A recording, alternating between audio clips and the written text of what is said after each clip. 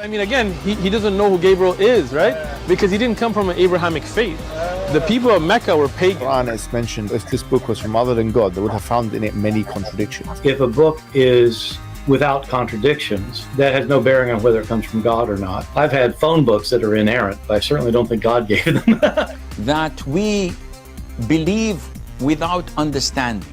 The brother asked a very important question, that most of the scholars say that listening to music, watching movies, and most of the television programs, they're haram. So how can we have fun? Let me tell you, brother, at the outset, that having fun is permitted in Islam as long as the fun is halal fun.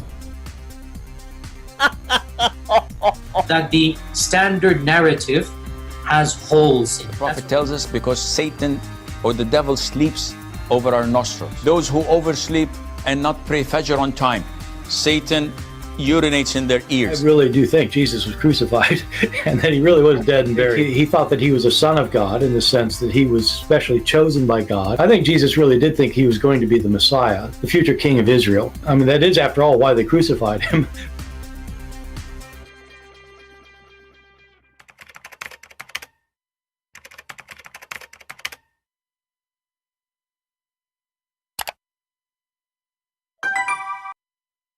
Hello everyone, and peace of Christ to all of you. As you notice in our intro, we have a collection of idiots.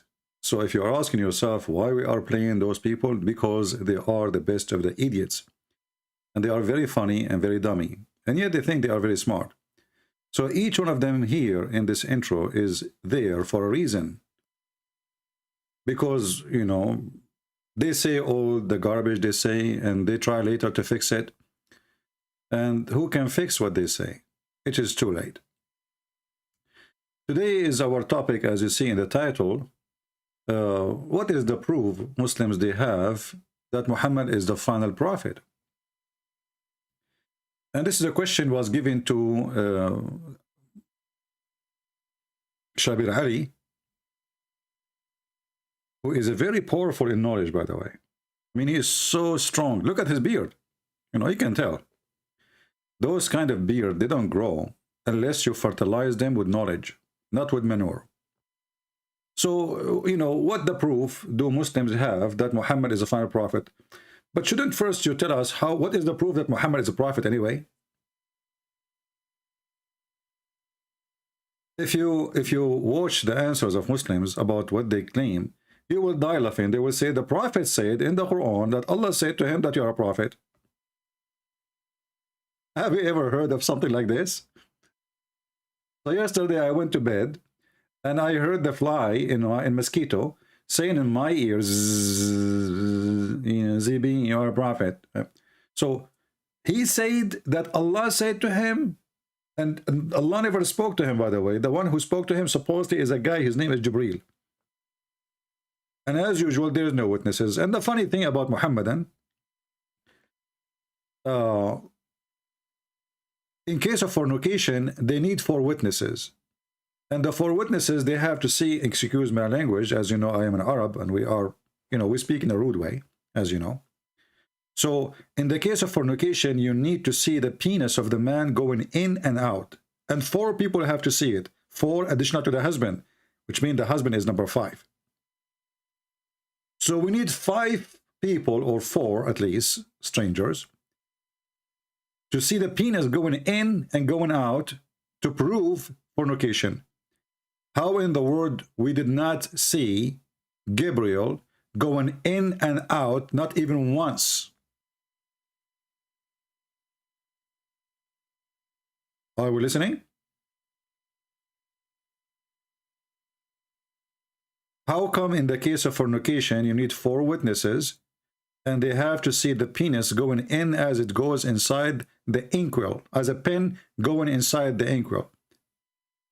And not to mention that this is impossible. Imagine you go to the bedroom, you find your wife with the neighbor, you know, and now you like, hey, let me, hold on, don't move, okay? I'm going to call 4 friends.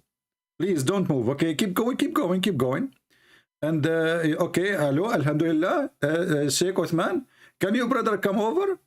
What, you are doing child molestation now? Okay, let me call someone else. How in the world you can do that? So for a person who millions follow his religion, there's no witnesses. And for fornication, we need 4 witnesses, and they have to see the penis in and out. This is why the easiest one to cheat with is a Muslim woman, because it's impossible for the husband to prove that she's cheating, because simply he cannot prove it. He have to have 4 witnesses. There's a story, we posted the link before, if you remember. I don't know if the admins, they have it. When witnesses, they came to the caliphate and they saw, the first one, he asked him, did you see the penis going in and out? He said yes. Okay. The second one, did you see the penis in and out? He said yes. The third one, he said, no, I did not see the penis going in and out, but I saw her legs around his neck and they were shaking like the ears of a donkey. I mean, the guy in the top of her, and her legs is around his neck, and they are naked. And then the caliphate, he started beating the hell of them because they were not able to prove or provide 4 witnesses who saw the penis going in and out.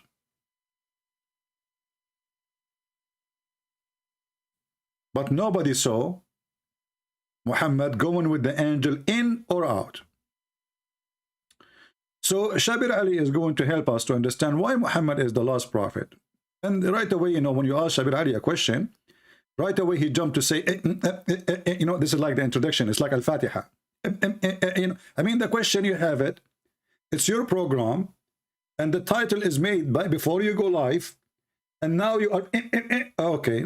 It looked like this is the ignition. You know, like you have to do the ignition thing. What proof do Muslims have that Muhammad was the final prophet? So it's an important question, because the natural assumption among Muslims, and this has been so for centuries, is that the Prophet Muhammad, peace be upon him, Until now, he did not say anything.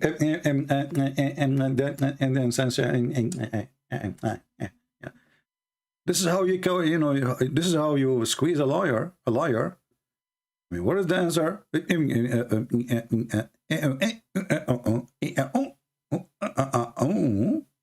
That's a lot of and then if you watch the video, you will see he said nothing. You know, the prophet, he said he is the last prophet. The prophet said. The question is, what is the proof that Muhammad is the last prophet? The answer is, the prophet said.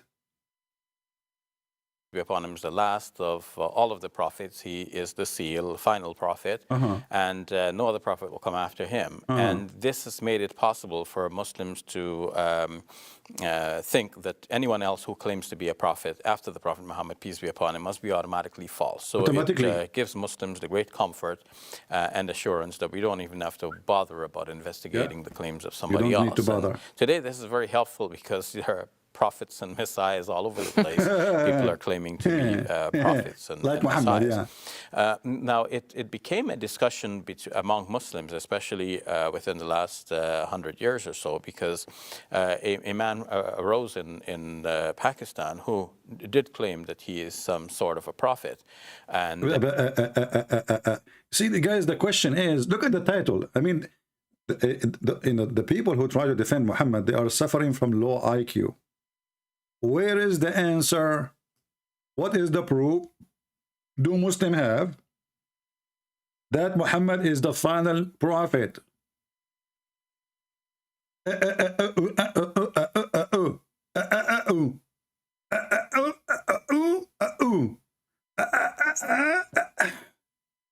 is what you like. What you do when you go in the bathroom. You know, if you're a Middle Eastern, you have a child, you have a son or a daughter, you want to teach them how to do poo-poo, you say to them, I mean, the title is so long, and we are waiting for the answer. And after he speaks for, you know, the whole video, he never say anything. Where's the answer? And then we don't want to skip anything because he said nothing anyway. So let us move like a minute in advance. You missed nothing, by the way. You can watch the video later. Peace be upon him is the last of all of the prophets. And hence the question arises, well, how do you know that he's the last of all of the prophets? How do you know? Well, the proof from the Quran is... Have you ever heard the proof? Oh, the proof come from where? From the Quran.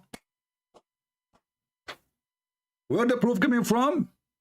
from the Quran. Christian Prince, he wrote a book, and he claimed in his book that he is a prophet. Hey, Christian Prince, what is the proof that you are a prophet? It's in my book.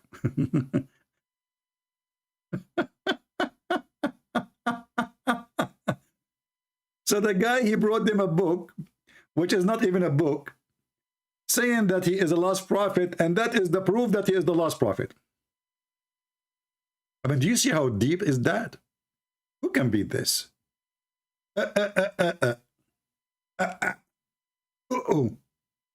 How do you know that he's the last of all of the prophets? Well, the proof from the Quran is not absolutely certain, though for Muslim. And look at this, it's not even certain. It's not certain. Did you hear this? The proof from the Quran, it's not certain. So why you call it proof?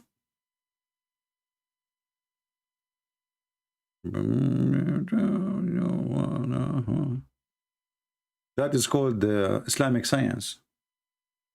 Like when the Muslim, they say, you know, you remember Harun Yahya, the guy who have a lot of girls dancing around him, not like me. I mean, look who attend my program, a bunch of dudes, you know, and the women who attend my program, they have guns.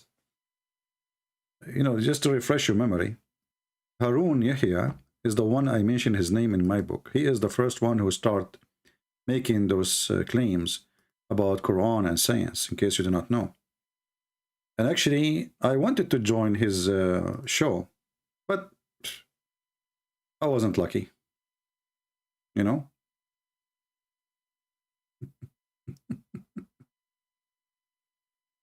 I just opened YouTube. I don't want to mention it anyway. Just wait. Okay. Honestly, people are mental.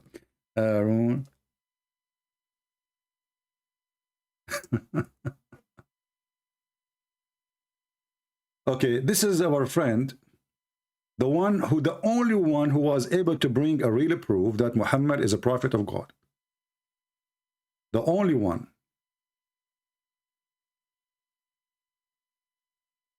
Let us see.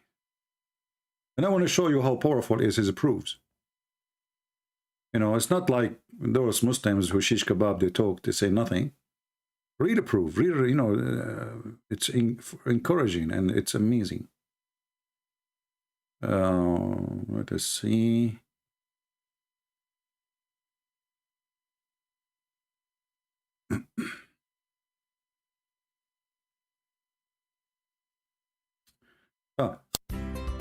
This is the guy. His name is Yusuf Estate. He said, once I was going to do a lecturer, and I saw the book of this guy Harun Yahya. Encountered the works of Harun Yahya. It was by a strange coincidence. A very strange thing had happened.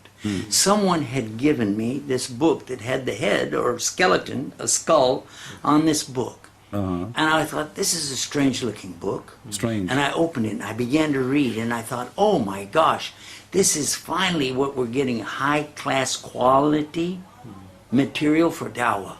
Something I've been dreaming about ever since I made Shahada. And now I'm going to show you the high class quality to do dawah, which you will love, and many of you might convert to Islam immediately.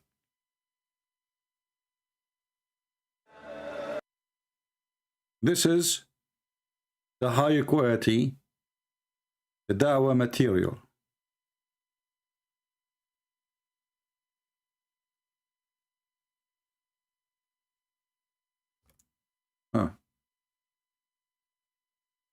This one is too much. That will destroy your morality, so I'm not going to play it.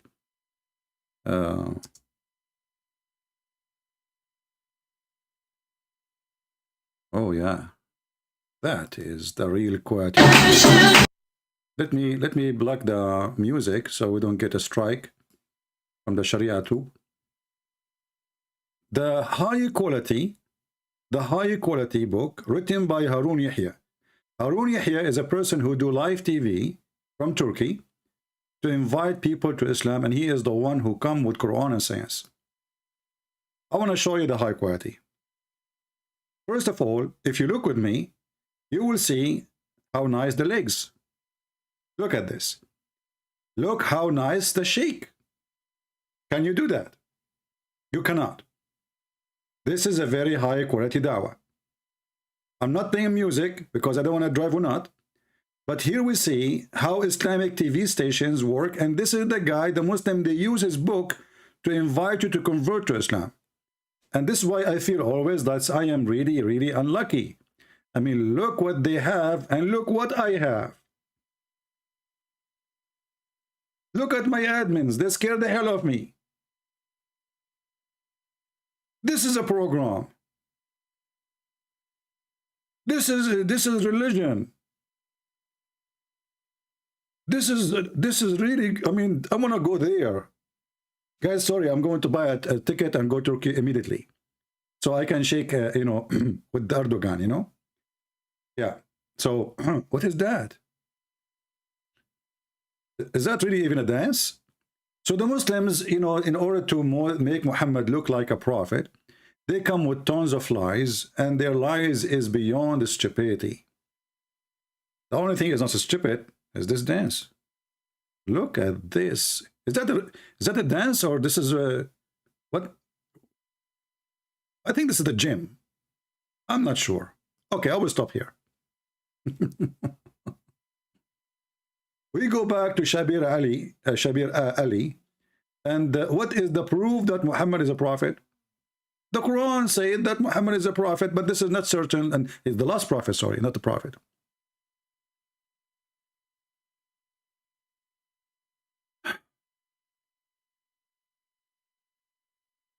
Do we have any Muslim have any proof for us that Muhammad is a prophet?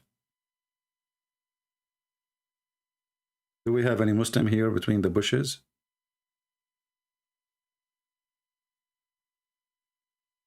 I mean, Islamic TV stations is really weird. One, you will see his TV, you know, his program is about killing hamster and killing, you know, lizard, and killing dogs. And if a woman, she can put lipstick, you know, around their nipples. And the other one is doing different. Every one of them have different way to invite you to Islam. Every one of them. And, you know, like killing the lizard as an example is a must, because lizard is an insect first, according to Islam. And lizard is the enemy of Allah who was trying to burn Abraham. And, you know, look at this lizard. I mean, this guy, you find him everywhere. And this is telling you, like, that Allah is not everywhere, but the lizard is everywhere. Which means lizard is more powerful than Allah. You ask the Muslim, is Allah in the bathroom? They will say, no. No. What would happen to Allah if he's he would get dirty? So the lizard, this is a different dawah show. Shabir Ali have a dawah show. This one here is a dawah show.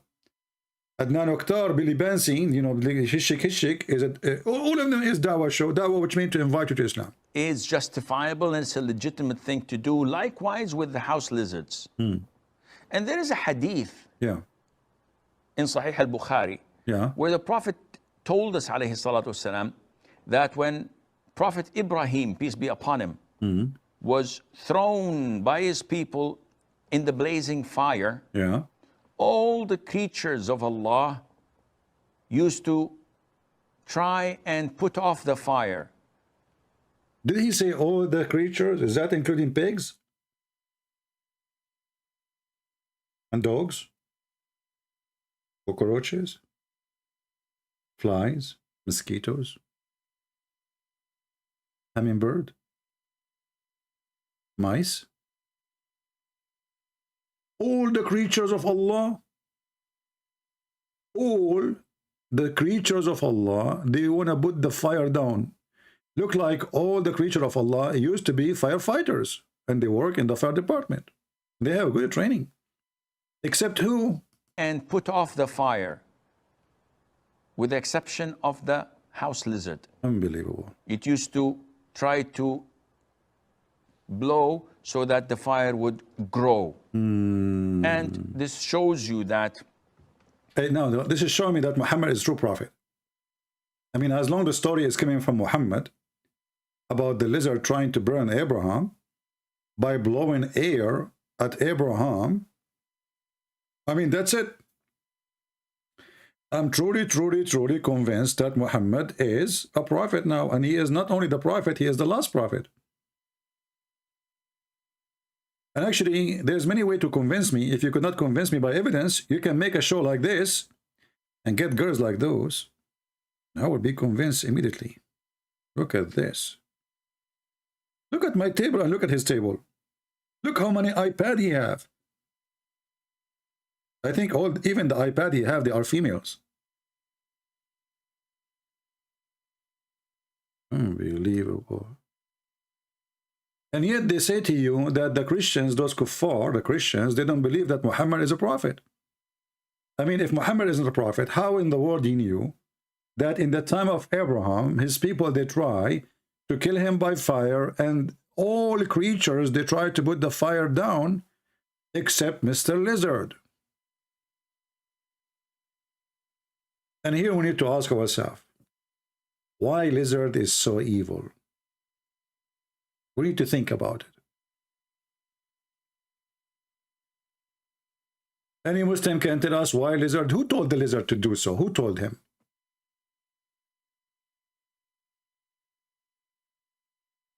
The spin, his name is a spin. He is saying Christian is a lie. My friend, a spin is, as long Christian is a lie. Why you restrict a prophet saying you are not? I mean, what's wrong with you Muslims? You oppose your prophet. You are so good in breakdancing, but your words is very silly and not convincing. Do you want to call me?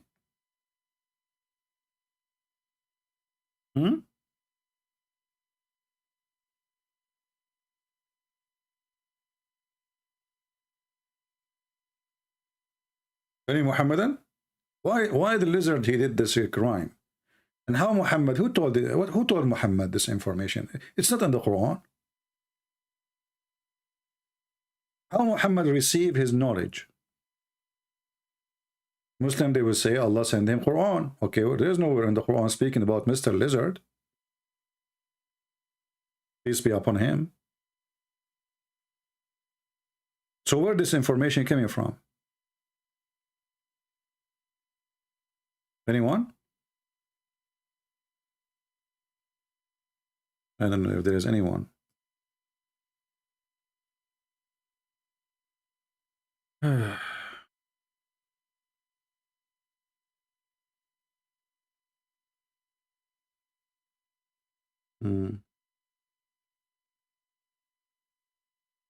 Do we have any Abdul?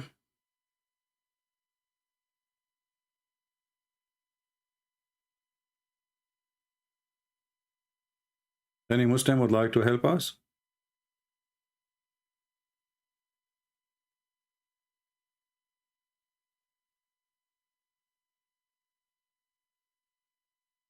Any Muhammadan? Ramadan is coming, my friend. Do you know how much blessing you will get if you call me? Think about the virgins are waiting for you. I assure you that those women who are dancing with Harun Yahya, none of them is virgins, for sure. But in the heaven, brother, the one they are waiting for you, they are way, way better. First, their breast is so big. According to Prophet Muhammad, peace be upon him, each one of them, her ass is 1 mile. And you know, think about it. All of us, we like big screen TV.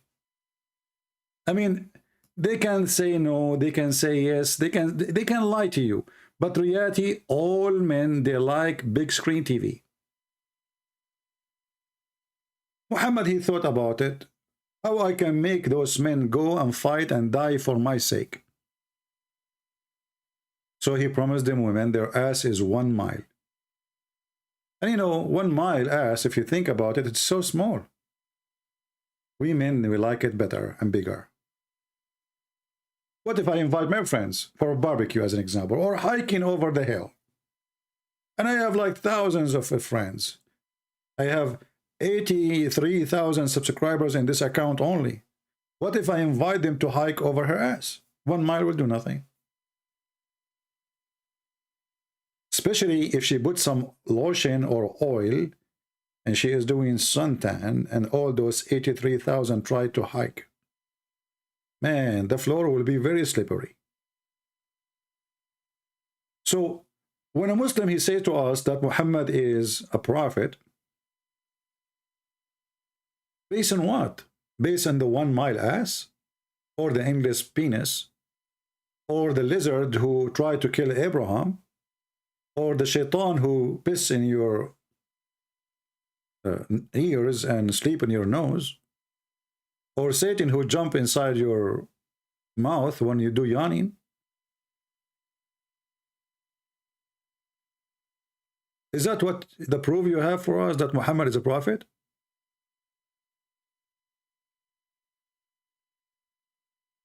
Anyone? People of Indonesia, wake up, wake up. You see, it's morning for you, right?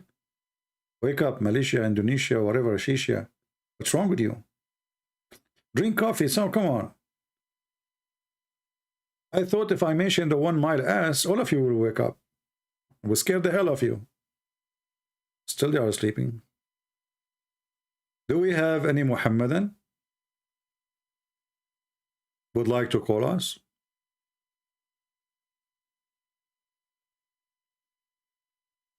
Anyone?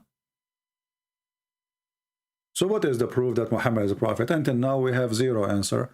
All what the Muslim they do, funny, silly speeches, meaningless talk, and the title is more strange than the answer. It is. It says that the Prophet Muhammad is Khatam al-Nabiyyin. He is the seal of the prophets.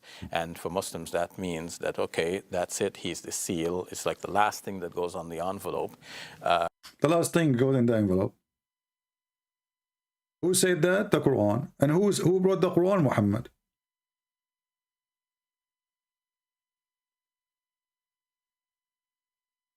Have you ever heard of somebody provide evidence made by his hand? This is the proof that Muhammad is Allah's prophet? Muhammad said? Any Muhammadan?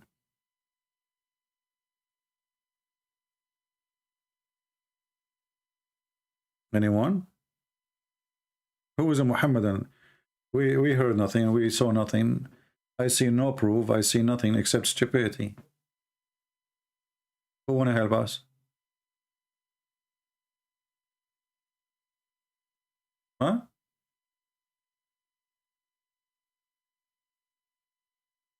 We can help you to convert to Islam if you wish.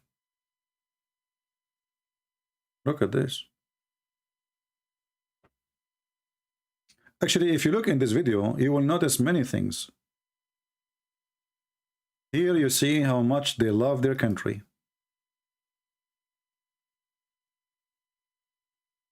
See the flag? Turkish flag, Alhamdulillah. Here you see the eyes going down to her ass. Look at the eyes. Here, he loved the flag and he loved her ass, mashallah. Here, the iPad is full of Quran. Alhamdulillah. This iPad here is full of hadith. MashaAllah. This girl here, she have 10 plastic surgery to make her boobs big. Allahu Akbar. And all of this program is to make us believe that Islam is from God and Muhammad is a prophet and he is the last prophet. And who in the world can refuse such a proof and reference? Just think about it.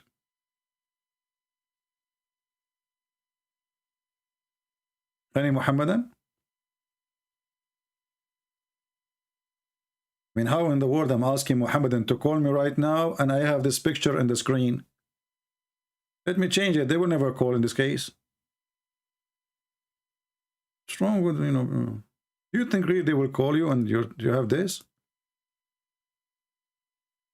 They are searching for the video right now. Do we have any Muhammadan who would like to call us and tell us how Muhammad became a prophet? Anyone? Muhammad, he was a pagan. He was from Quraysh. And Quraysh, they are pagan people. And you do not know who is Jibreel. So how Jibreel come to Muhammad and how Muhammad was, how they met. I mean, what the coincidence happened here?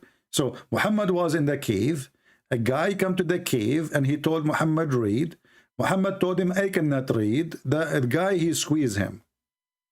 Anybody can at least explain to us the stupidity of the story? Why he squeezed him?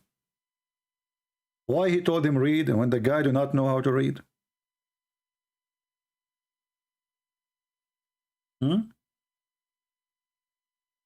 Anyone?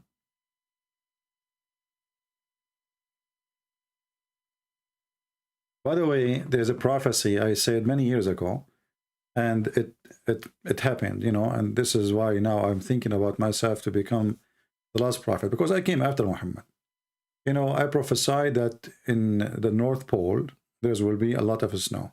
And believe it or not, people went there and they found snow.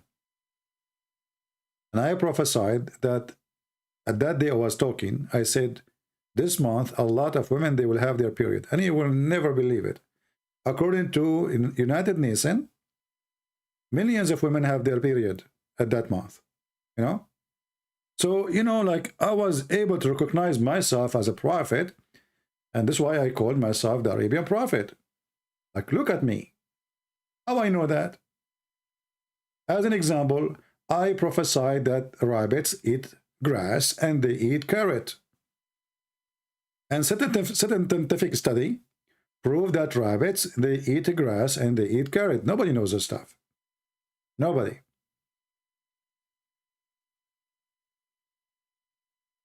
Here we notice there's a lot of similarity between me and the Prophet Muhammad. The difference is Muhammad's imagination is so big that the penis is 1 mile. For me, I will make it 6 foot. I mean, come on, 1 mile is too much. But 1 mile, hey, come on. You know, aren't you afraid of the ants of the Amazon? Aren't you afraid of this Bariana fish in Amazon? They will eat it. They will think it's a sausages. What if your penis go inside this murky water there? By accident. So Prophet Muhammad, he did beat everybody. He is the only one. You know, he discovered that women have testicles in their ribs. We cannot beat that. Oh, do we have any Muhammadan who would like to call us?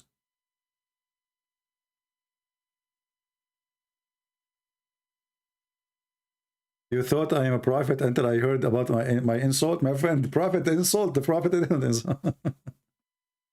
Anyway, so do we have any Muhammadan who would like to call us and show us anything that Muhammad is a prophet? You know the guy who called me yesterday. You remember this guy, Potato? Look what he sent me messages. This is from today, maybe today. I don't know. Yesterday, I'm not sure. Stop cutting off. What? Are you scared?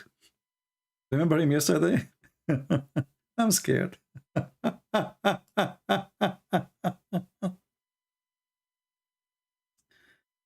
Oh boy. Any Abdul? Do we have any Abdul? Anyone?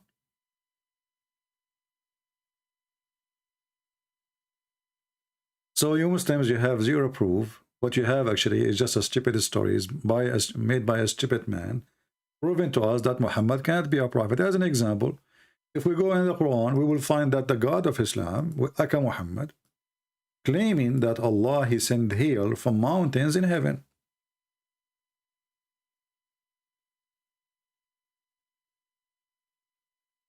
Now you tell me, what kind of a stupid prophet he received such an prophecy from a stupid God? Any Abdul? Prophet spoke to God, God spoke to his prophet, and the result of this, you know, there is hail in the sky, and Allah, he sent it from the sky, and you know, he hit it with it. He hit us with it. Okay, maybe we have a Muslim. Let us see. Okay. This guy from Karachi. Okay, Karachi.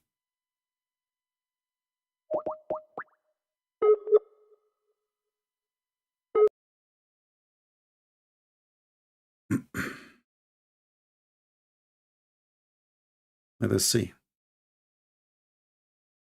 Hey, don't call me the guy from Karachi. I will call you. Don't call, I will call you. If you try to call me, it doesn't work.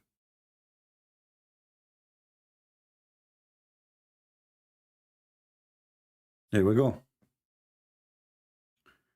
We have a customer from Karachi, Pakistan. Hello? Hello? Hello? Are you there?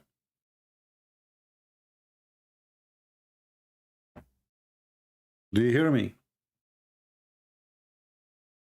All right, well, he is not answering. We will give him one more time call.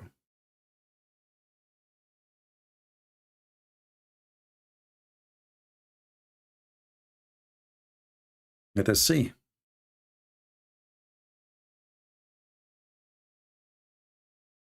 See how amazing the internet. We will speak to Karachi now, to the land of civilization.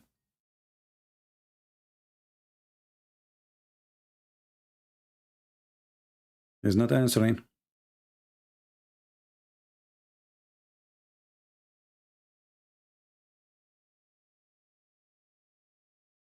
Okay, look, maybe he's playing games. I don't know. Do we have any Abdul from Karachi, from Bakachi? Who care? Any Abdul can provide us with anything to prove that Muhammad have anything to do with the prophethood. Allah, he sent hail from mountains, and the Muslims, they try to cover it up, try to fix their lies and the lie of Muhammad.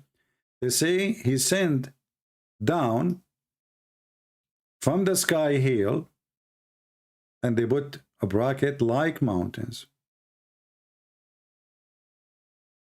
The fact the Arabic says there's mountains in heaven where Allah, he sent hail from it.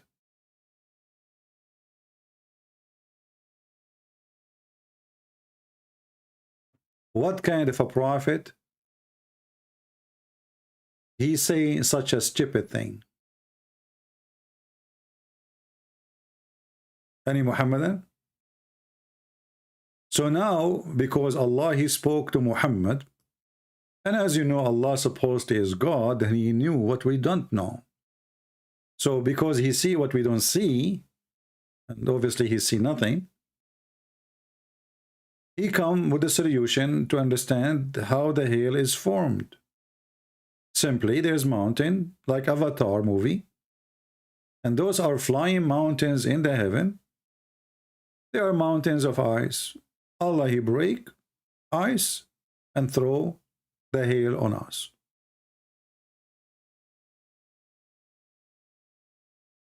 Any Muhammadan have a comment? So I am surprised really why Shabir Ali was like, I mean, come on, just quote this verse for us and we'll prove to us that Muhammad is a false prophet. I mean, the last prophet. If Muhammad is not the last prophet, how he knew this? You tell me. Anyone?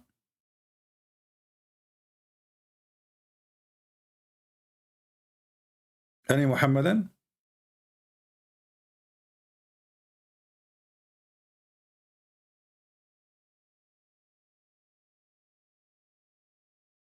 Anybody?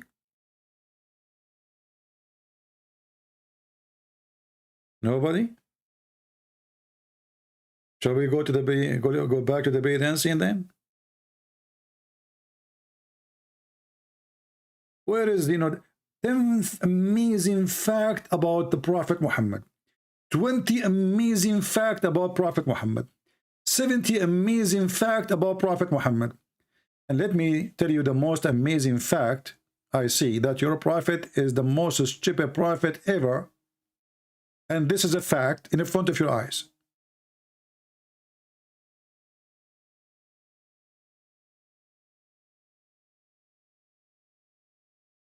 Rob X saying to the Muslim in Arabic, hey, defend by science and understanding, not by weapon and violence. My friend, even in weapon and violence, they do not know how to use it. They fail. They decide to create an Islamic state and became a fart state. Do we have any Abdul?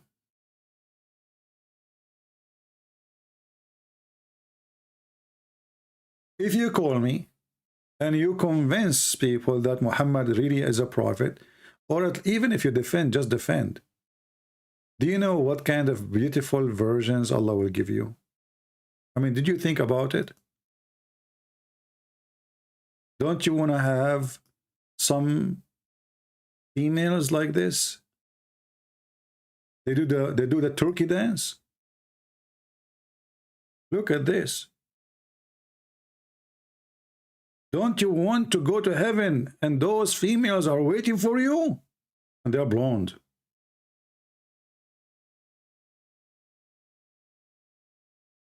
And if you don't defend too, do you know what will happen?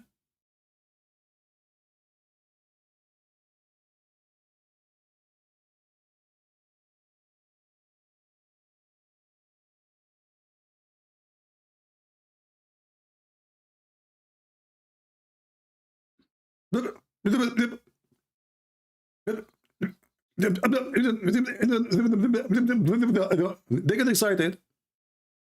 Your child is going to become apostate. My friend, your child is apostate already because of your stupidity. He will become. What do you think about the Chechenian Muslim soldiers? First of all, those are Chechenian. They are chicken of Putin. They are not men. If they are men, they will fight for their country. They became his puppies, you know. I mean, this guy just in 1999 he destroyed their city, Putin, Grozny. Coward, you know. They have no dignity. Potatoes. Those Chechenian people, whoever, like what his name, Kadyrov. This is the kind of a man, whoever marry my mom, he is my daddy. So do we have any Muhammadan, your son will become apostate? Anyone? If you don't call and you defend the stupidity of your prophet, your son will become apostate. I'm not the one saying that. Look, this, you know, the guy who stripped in the front of the Chinese embassy. And by the way, I heard that after he took off his t-shirt and he showed his nipples, and I saw how he shaved his chest. I mean, have you ever heard of a man he shaved? Why you are shaving your chest, buddy? It's personal. It's personal. It's a short time.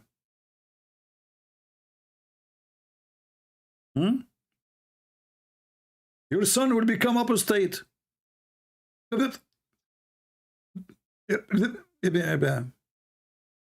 24%. Guys, I have no sound. Are you sure? No, I think my voice is coming fine. In the video you mean, the video. Oh, sorry. The video you don't have a sound. Oh, okay. Yeah, your son will... Your child is about to become apostate. Okay, okay. In America, this is the last thing. 23% are becoming apostates. Guys, the other guy, he said 24. Mimi Hijab, he said 23. Every Muslim, he have different percentage. I mean, they agree in everything. They agree in everything. 23, 24, 25, 27, 28. Why the percentages? Oh, they agree in everything. Here, this guy, he said 20%. 24%. 24%. The news went to Mimi Hijab, become 23%.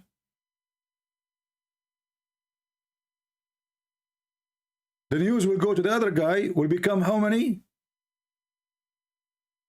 13 to 18, who have openly declared their apostasy to me. Do you know how many Muslims became atheists today? How many? Polls conducted in the Muslim world reveal that up to 5% of 5%.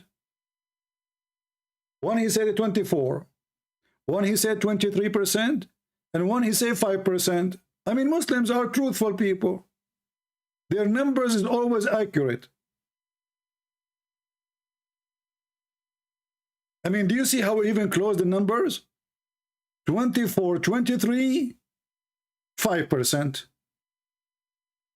Yeah, I don't know what this guy he said. Did he say any percentage, this guy?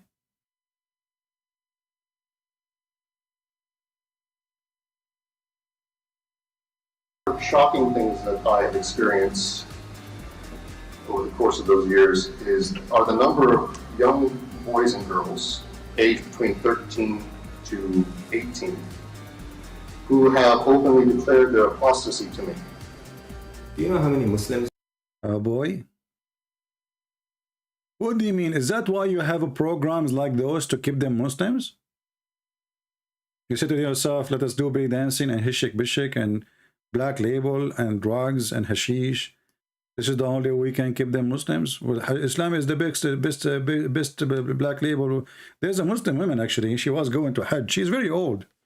So, you know, when she arrived to the airport in Jeddah, the police there, the customs, they check her bag and they found a big ball of black label. She's very old.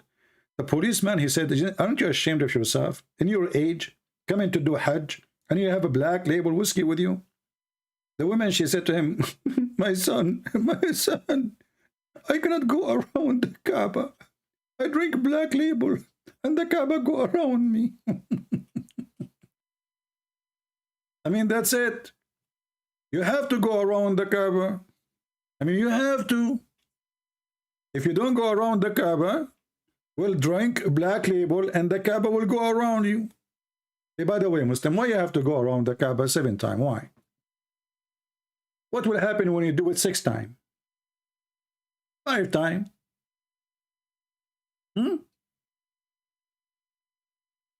Anyone? Like, do you have any answer? I mean, what this religion is about? Yeah. And there's a black stone. If you kiss it, it erases your sin.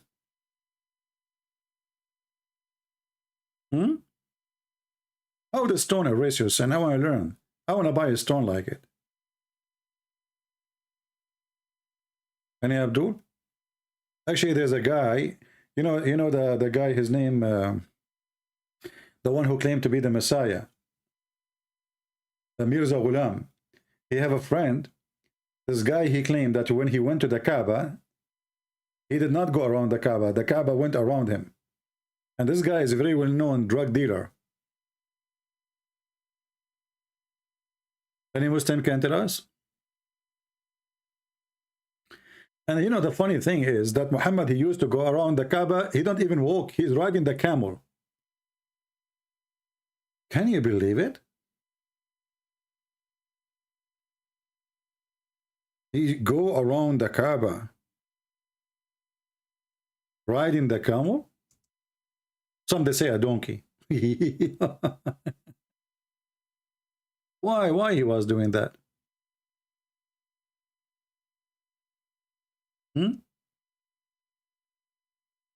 Any Muslim can tell us?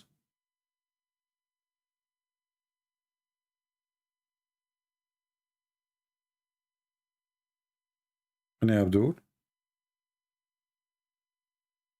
And what make it more funny that the Muslims, they claim that the Hindus are pagan, the Christians are pagans, everybody is a pagan, and they are not pagans.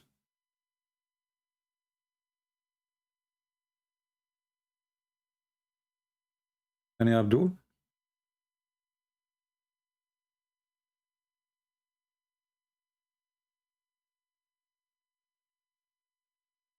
Nobody? What happened to the guy from Karachi?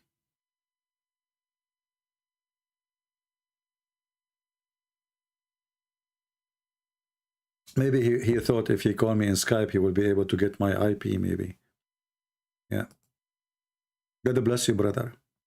May Allah help you on your mission. Watching from Korea. You are from Korea and you are watching. As I know, Korean people now busy eat your rice. Korean people, I love them by the way.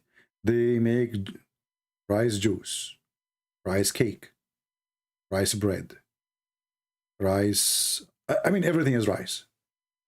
This is why when the American, they used to have a foreign minister, her name is Condoleezza Rice, they loved her to death.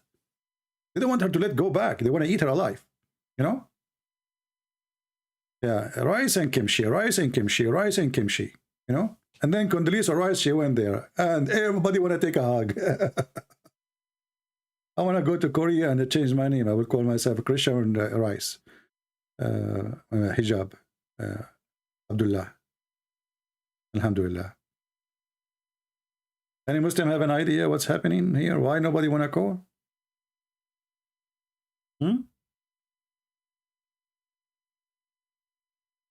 Government tracing Christians? Who care? They can trace me as much as they want.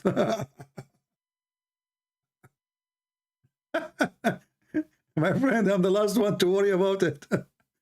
No, I tell you, this is a true story, by the way. One, the mafia, alhamdulillah, brother, they kidnapped me, brother.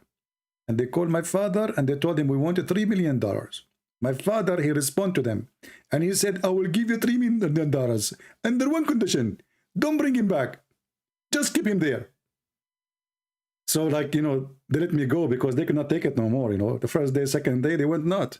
You know, they went crazy. What government would trace me? Who cares? Trace me. You trace me, I trace you. What you can do about it? My videos is all over the internet and people would die laughing at you anyway.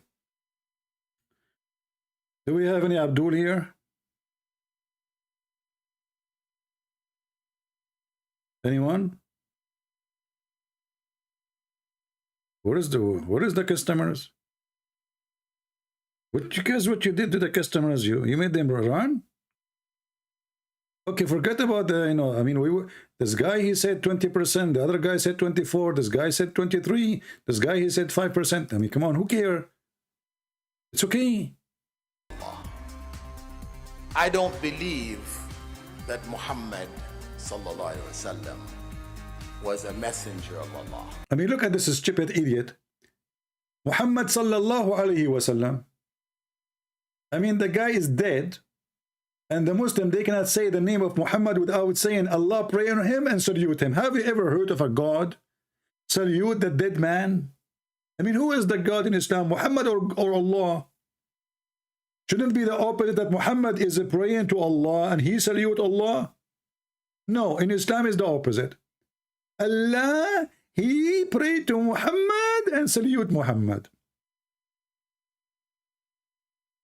Sure, Muhammad is more important.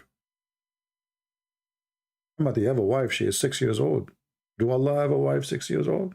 There's no way she will like you. You have to be, you know, in order to make a girl, she is 6 years old, like you, you know, because, by the way, Aisha was in love. According to Muslims, Aisha was crazy about Muhammad. She used to ride him all the time. You know? I can show you the hadith. She used to ride him in the top of his shoulders so they can watch the kids playing in the yard. Have you ever heard of a wife sitting in the top of the shoulder of the husband? Because she's a kid. The wife is a kid.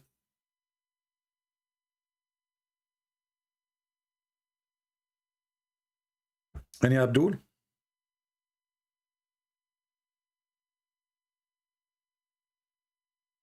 Julius is dying, guys. Somebody called the Federal Center.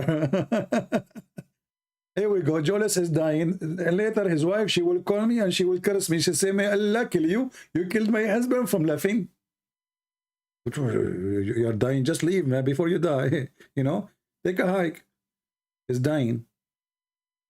Anyway, do we have any Muhammadan here? I'm really, really convinced that Muhammad is a prophet. I mean, you see those Christians, They try to lie about Prophet of Allah, but Prophet of Allah is the smartest. As an example here, the hadith in front of us, Muhammad, he was watching a bunch of rats. And he noticed that rats are not drinking the she camel milk. Muhammad is a person of deep thinking. He's a deep thinker, you know. He's not like those generation today, you know, genes and, you know. No, he's a deep thinker. So he hold his pen, he put his pen, he have a pencil, by the way. He put it behind his ear. Yeah, the right ear, because this is where the Jibreel piss, you know. So he put the pencil behind his ear and he start thinking, the rat is not drinking the camel milk. Why? So Prophet Muhammad, the first thing he did, because he always does things in scientific way. So he put a question mark. Okay? Like boing, you know? Like, what? Boing, boing. So he was looking like, you know, he's observing. You know, not all of us we can observe. He observed differently, you know. He observed like there was a woman once was walking in front of him and he was observing her ass. And then he left his friends and he jumped to his wife in the kitchen. She was tanning leather and boom, boom. He observed a lot. You know, Prophet Muhammad is very well known in observation. So Prophet of Allah, he was looking at the rats, you know, and he said, look what he said. A group of Israeli. Who? Israeli. We have to put the Israeli everywhere. We are lost. Jews, and they are lost? You must be kidding me. I mean, if you lost him, you will find him in the bank. Anyway, so an Israeli were lost. Nobody knows what they did. Look at this. He do not know what they did. Prophet, how come you do not know? I thought you know everything. Isn't you Muslim? You keep saying Allah knows best, and Allah and the Prophet knows best. So Muhammad, you know, he is being humble. Now he do not know what they did. So, but I do not see them except they were cursed and changed into rats. Look at this genius. Okay, how Muhammad he come to this conclusion? I mean, think about it. This is a very deep thought conclusion. They become rats. They become rats. Why Muhammad is thinking this way? Look at this. 4. Look at the 4. This is the 4, not like Mimi Hijab 4. Mimi Hijab says this is why the hadith says 4, not 2. Translator, he said that. 4, here you connect the dot together, brother. Okay? Here, the deep thought. 4, if you put the milk of a she camel in front of a rat, it will not drink it. But if a milk of a sheep in front of it, it will drink it. And this is how Prophet of Allah, he was able to confirm that those rats are a nation of Israel, and Allah, he cursed them. Why? Because they are observing the Torah. They are rats who believe in the Torah and practicing the law of Moses. True story. And you are telling me that you need to prove that Muhammad is a prophet. All of this in front of you is not enough? Look at this genius. Imagine if we have Muhammad. You see, yesterday there was a movie in YouTube, like, you know, those for free, and it's a garbage movie. They try to make us, you know, Islam is a nice religion. There's a guy from Turkey. They want to arrest him, and he was a good guy. And the Prophet don't teach violence, and the terrorists don't present, you know, this garbage. But true story. The movies of Hollywood who try to make Islam look nice, they are full of shame.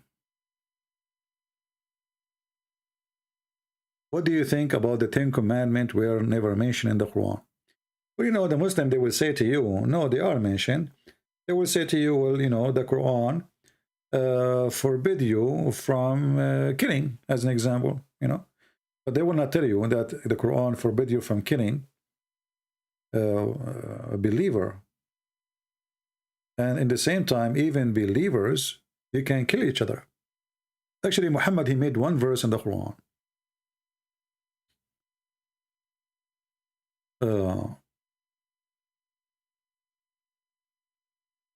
Destroy all of Islam. You see all the problem now Muslims they are suffering from, additional to the stupidity of Muhammad.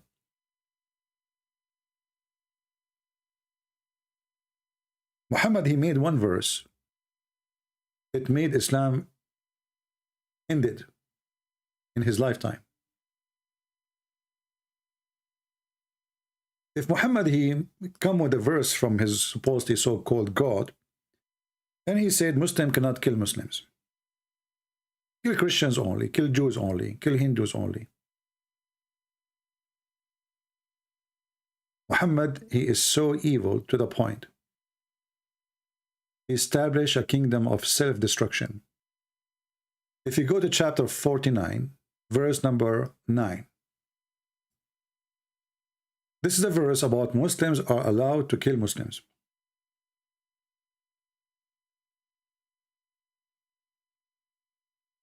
If two parties or a group among the believers, so the verse is so clear, among the believers, fail to fighting, then make peace between them.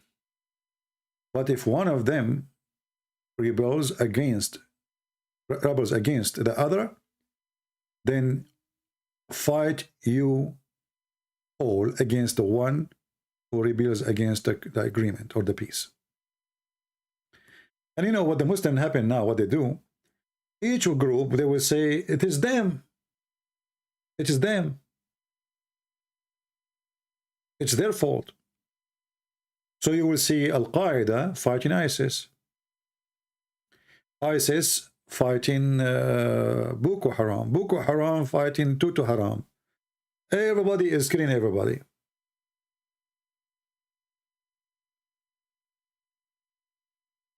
And by the way, translation here, it's not really accurate,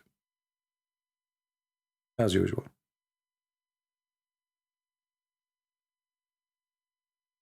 And this kind of killing is justified.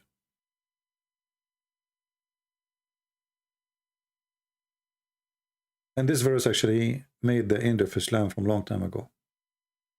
This is why from the time of Muhammad until now, Muslims killing Muslims. If you go check right now, who killed the caliphate after Muhammad? Muslims. Who killed Uthman? Muslims. Who killed Ali? Muslims. Who killed the grandsons of Muhammad? Muslims.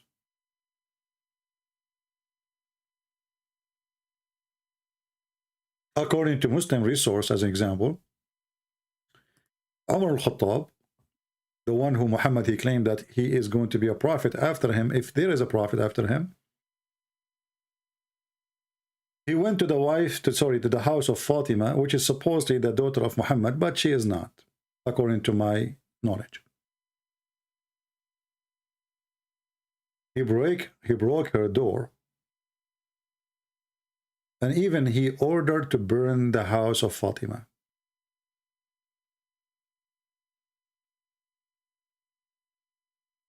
Actually, I can find the reference, you know. Let me find it, hold on.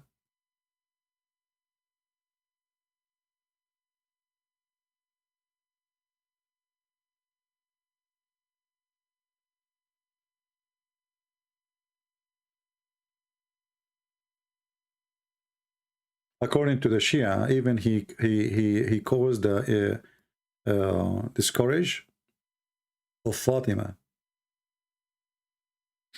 This is the book, it's called Al-Asrar al-Fatimiyya. This is one of many books. Made by Sheikh, or written by Sheikh Muhammad Fadil al-Mas'udi, page number 123.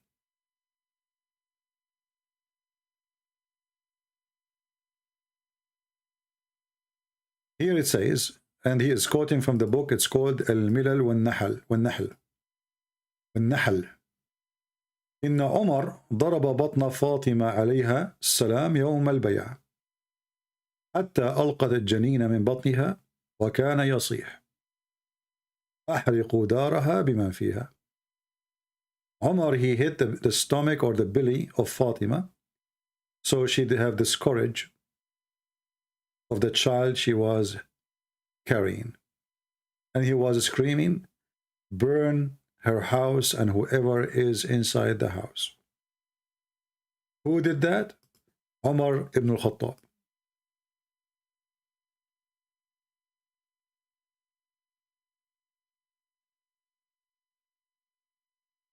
Omar hit Fatima on the stomach. The translation is not really, you know. So the fetus came out of her womb, you know, she had this courage. And then he was shouting, burn her house and with whoever is in it. This is Islam. Imagine what kind of companion Muhammad he have. They are gang. You know, you see those gangs in the TV? This is who they are.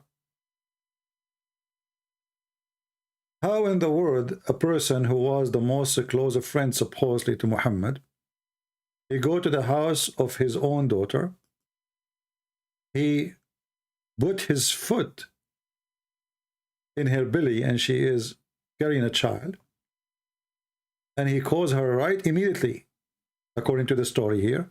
She have this courage. Obviously that would mean that the blood was coming all over. And he was screaming, burn the house and whoever is in the house. And actually Muslim Shia, they believe that Umar is the one who caused her death. Let me shorten the link so I can post it for you for later reference in case you need it.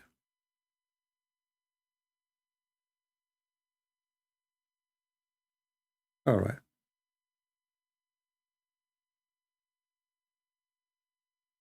This is the link.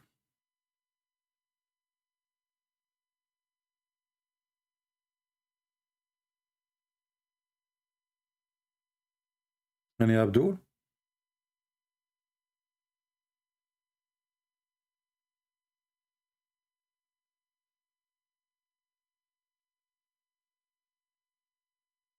Any Muhammadan? This is telling you the quality of Muhammad and his friends. You know, tell me who is your friends, I will tell you who you are. Sorry, miscourage, sorry, it's my, I apologize, I used the wrong word. Yeah, miscourage, not discourage. As you know, my English is so good, by the way. Do you know I used to teach in the University of Taliban? You know, I used to teach English. Erdogan is the coming caliphate. My friend, I can tell, and the proof in front of my eyes. Turkey is the #1 nightclub and belly dancing and drugs in the world. Look, Erdogan, look what Erdogan doing. Erdogan is the coming caliphate. I can tell, I can tell. Yeah. Did you go to Turkey? Go to Turkey and see what is there, you idiot.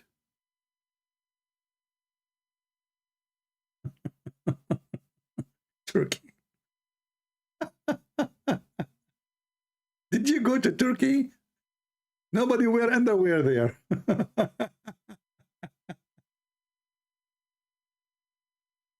Oh boy. Yeah, Abdul, focus with me, focus. How, Harun, you always here, always you come here, but you never give us any proof that Muhammad is a prophet. Why you don't help us?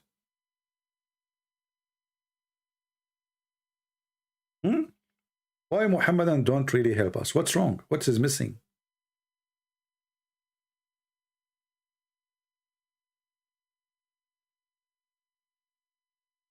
Anyone? Who is a Muslim who would like to debate me in Turkey? I want to go to Turkey and we want to have a debate in those nightclubs, like in the same exact Islamic show. I will lose the debate, by the way, because I will not be able to focus in any topic. Unbelievable. My head will be like a spinning machine.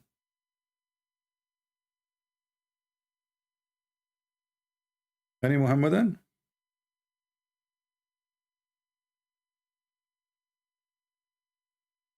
Anyone?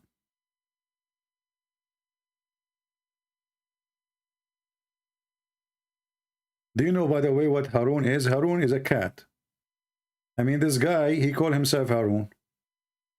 He didn't know that he's a cat. You know, one of the funny thing about those Muslims who they are not Arab, they have names for themselves. They don't know what those names mean, but those names are really disgusting.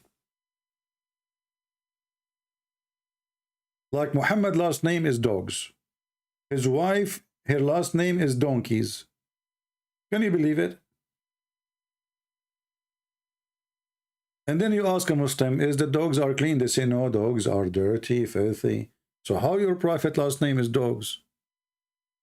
And the funny is, his last name is not even dog, dogs with S.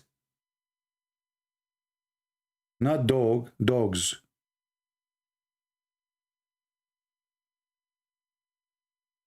And Abdul, and look at this chapter in front of us. This is the chapter I call it hummus. What is the proof that Muhammad is a prophet? Because he predicted that Abu Lahab, he will not convert to Islam. But this chapter, all of it is about people of Quraysh, and later all of them become Muslims. So he was right about one guy, he did not convert to Islam, and then he was wrong about all the rest of Quraysh. He told them, you will not believe in what I believe. Do you see it? But if you read this chapter here, you will see how stupid this. Okay, say kuffar, okay? You kuffar, okay? Qul ya ayyuhal kafirun. Allah saying to him, say. Muhammad did not know what to say. Allah told him what to say. We have Abdul. His name is Muslim boxer. That's deep. Okay, what happened to you? Get us called Muslim boxer. He said he will bust me too. Sound good? We are calling him. And he is not answering.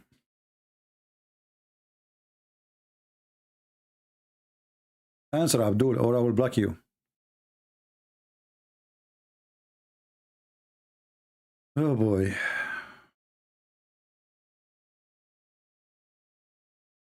Okay, you don't want to answer, I will block you. So I will call you one more time. If you don't answer, I will block you. Okay, Potato? Be a man. Let us see.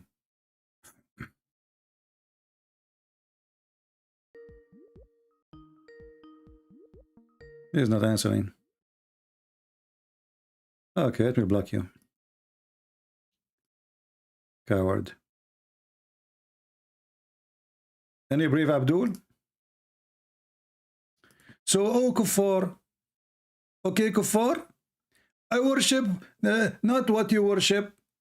And nor you worship what I worship. And I will not worship which you have been want to worship.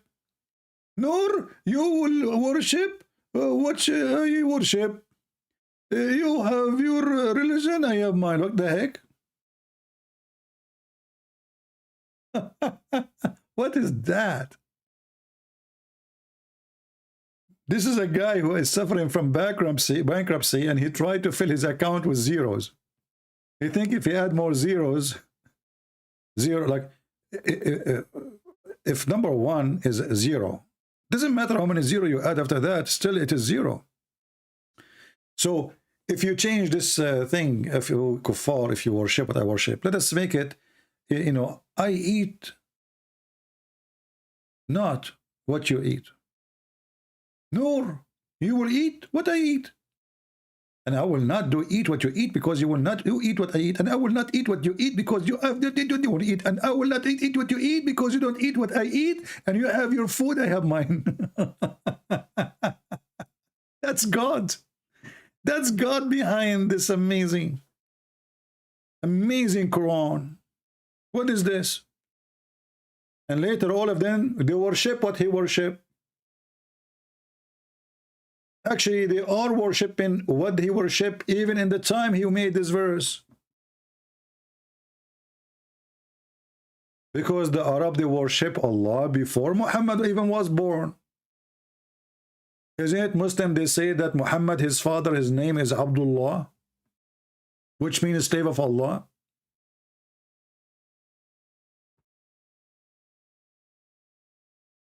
تنبأ محمد بسقوط القسطنطينية. Hey, Harun, why you don't type that in English so people can see it, so we can laugh at you?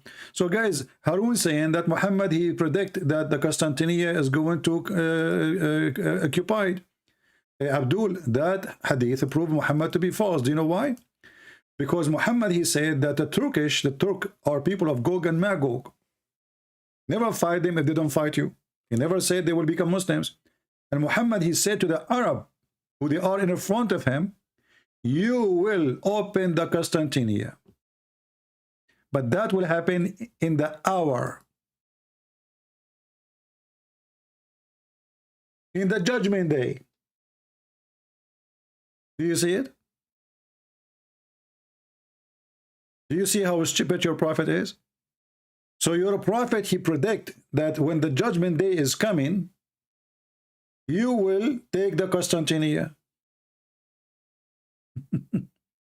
And then the one who took it, it was not the Arab, it was the Turkish, who Muhammad, he claimed that they are the people of Gog and Magog, and he made fun of how they look like.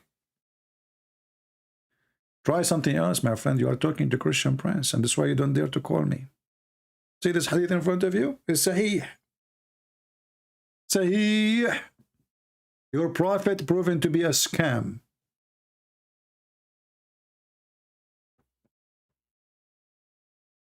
People, Turkish, according to Muhammad, they are people of Gog and Magog. And they are the only tribe who they are not behind the dam, which supposedly Allah, he ordered Alexander the Great to build. Potatoes. When is going to be the judgment day? Well, I don't know. But if you see, like, I will give you a sign. If you see a beautiful woman accept to marry me, that is a judgment day. That's the end of the time. Things is messed up. Unbelievable. True story, by the way. You're asking me about when the judgment day is going to happen. Who am I to tell you? Who are you? Somebody told you I am additional a false prophet like Muhammad.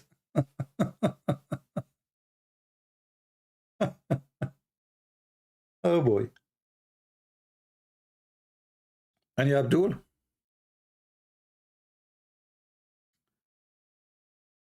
Huh? Anyone? Why people are laughing? Why people, you know, when somebody share with you the truth, you laugh, huh? Crazy people. I'm sorry, you people speak to the mirror when you go in the bathroom, don't you? Like you are the kind who goes in the bathroom and you look at the mirror and you start talking to yourself. Hold on, I got a phone call. You will lose debate. I mean, Muslim keep texting me, I will bust you. You will lose a debate. And when we call them, they don't answer. Okay, let's call this Abdul.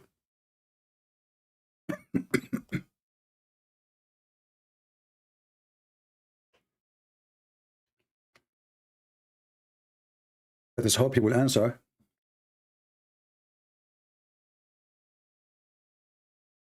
He's not answering.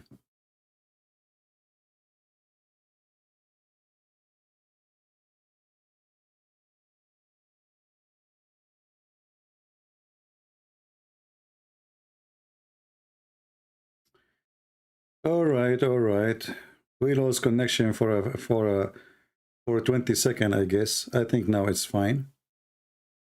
It's all right.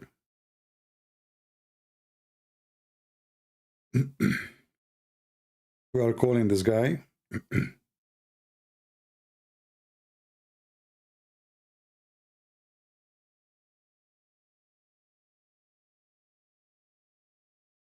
Okay, he's not answering.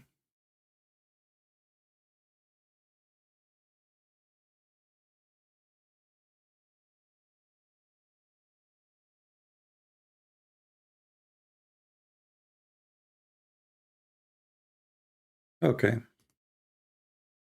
Well, this guy is playing games, obviously. Do we have any Muhammadan?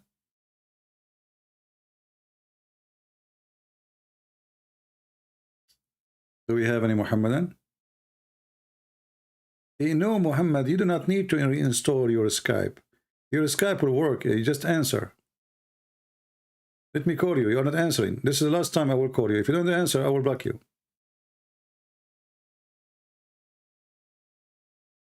Let us see.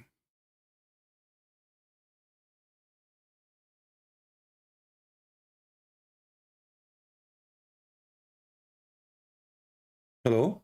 Yes. Are you there? Yeah, Ultimate Fort?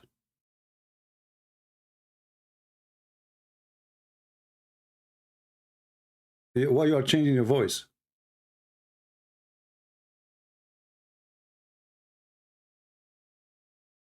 Why you are changing your voice?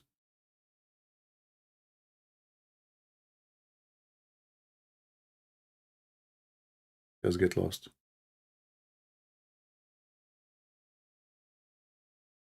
All right. Ultimate Fort.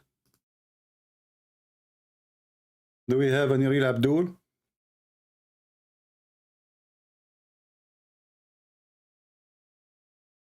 Anyone?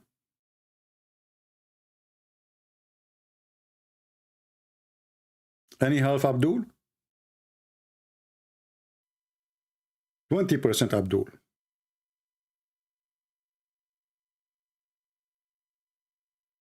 Hello?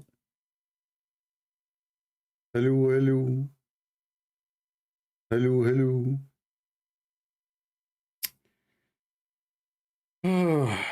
You see how much the prophet is a prophet? I mean, look at this prophecy.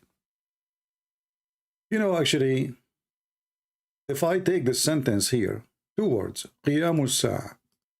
If I take it and I post it in the search engine of the hadith, you will die laughing about how many prophecy Muhammad he gave. All of them come to be false prophecy.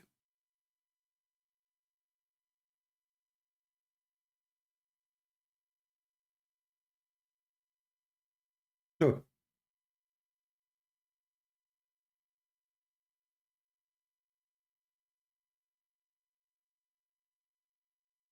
And by the way, when the Muslims they translate the hadith, they fabricate. They lie. You see, in Arabic, look how long in Arabic it is, and look how short it is in English. Here it says, القسطنطينية تفتح عند خروج الدجال.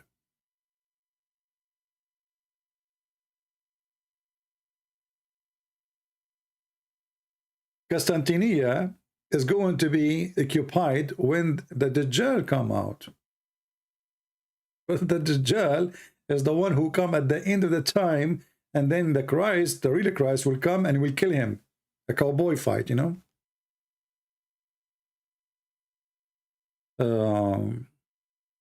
Muslims are claiming that Muhammad, he knew that the body had 306 bones. They are saying how they knew that. You know, if you have my books, you will see answer for those silly stories. Secondly, the bones, the body does not have such a number. That is a fabrication. Go search it out and you will find that this is stupid.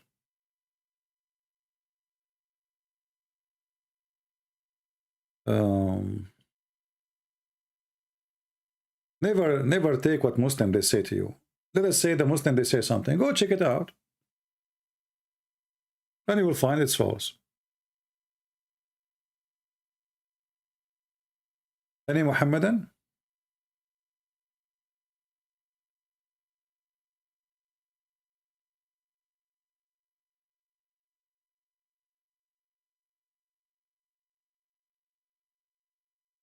Adam is the first Muslim? Well, you know, if you search in the Quran, you will find that the Quran mentioned this one, the first Muslim, many times. And this is how stupid the Quran is. Let me show you.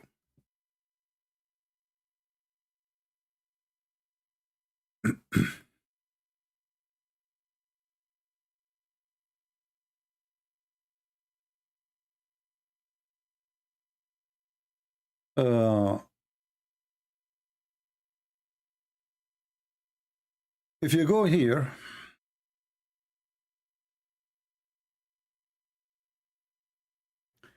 it says, and of this I have been commanded, and I am the first Muslim.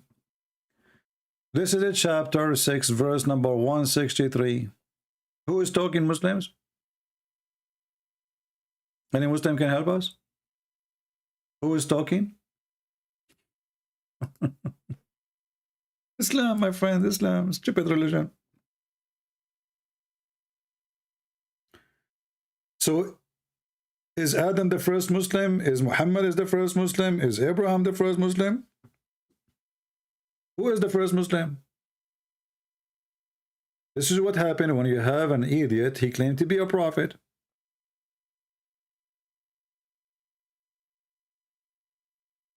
Anyone? And then the Muslim, they try to fix it. They say to you, well, I am the first Muslim from this nation. But that will be more stupid, because don't Muslims claim that Muhammad is from Abraham and he's from Ishmael? So he is the first Muslim.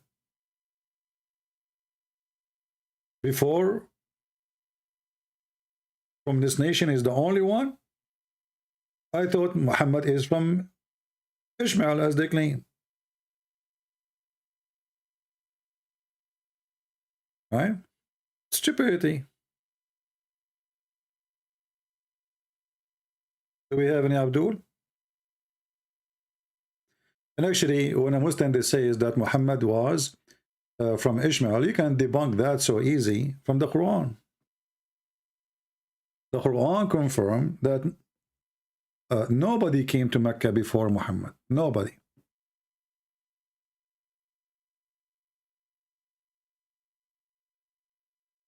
Let us see. Somebody try.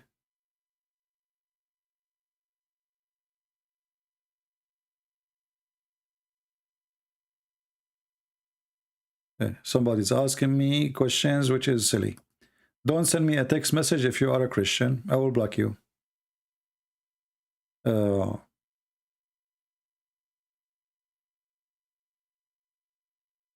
Was Muhammad the only prophet sent to Mecca Muslims?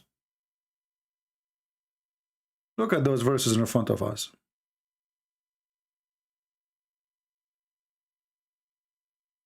Chapter 34, verse number 44.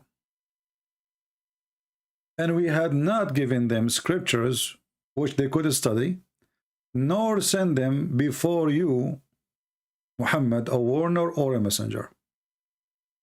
Do you see it? So how the Muslim they claim that Abraham was there, Ishmael, he is the father of the Arab, all the garbage, when they never have those Arab, they never have neither a warner, neither scriptures. This is why we say always use the Quran. The Quran will show you that Muhammad is a stupid idiot. You know, in the Middle East, when somebody is naive or stupid or uneducated, and you know, like they have tradition, like when you want to get married, your parents will go and they will, your father, if he's alive, he is the one who will ask for the hand of the girl. You don't talk, you know. And if you are stupid specifically, your parents will warn you not to open your mouth when you go there. Muhammad is the person who cannot stop talking. Hey Harun, when you answer this stupid thing in front of me, we can go to the universe expanding. Secondly, I challenge you to show me where in the Quran it says the universe expanding. This is only expanding in your head. You Muslims are a bunch of liars. When you say things, it's not in the Quran. In front of everybody, we have 1,000 people watching. Harun, can you show me the verse in the Quran saying that the universe is expanding? Can you? If you don't know where is this verse, I can show you where it is, because I know what the Muslim they say, but the verse doesn't say what you Muslim claim. Secondly, you idiot, this is mentioned in the Bible thousands of years before Muhammad, where it says that God, he spread the heaven like a curtain. But it doesn't say even that in your Quran. And you know what? I know you are a donkey. It's going to take you forever to search in Google to find the verse. So I'm going to find it by myself.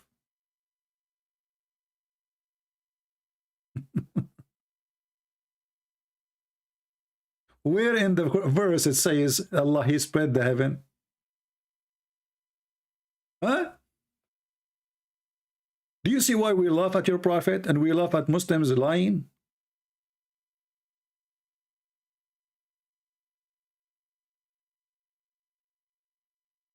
Where in the Quran it says Allah, He spread the heaven?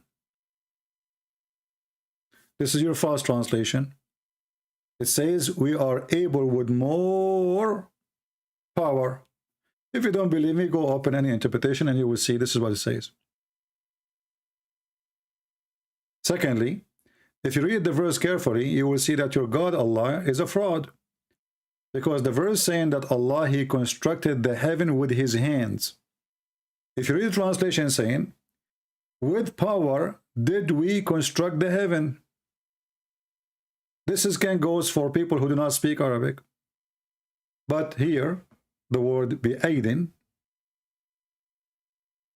is mean hands. We constructed the heaven by our hands. And here you ask yourself, Allah is God, but He cannot build heaven except by using His hands. How?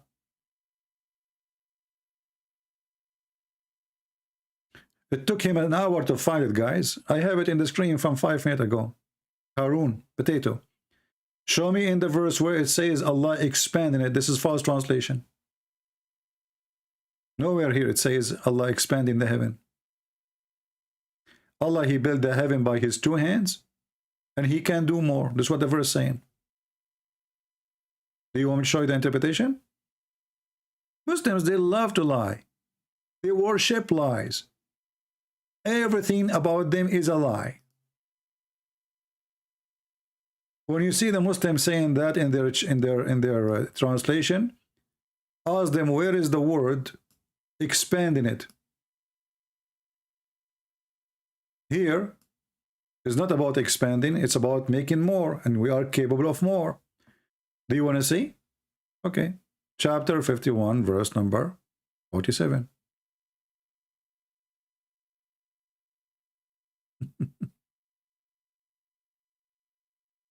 Liars, liars will end in fire.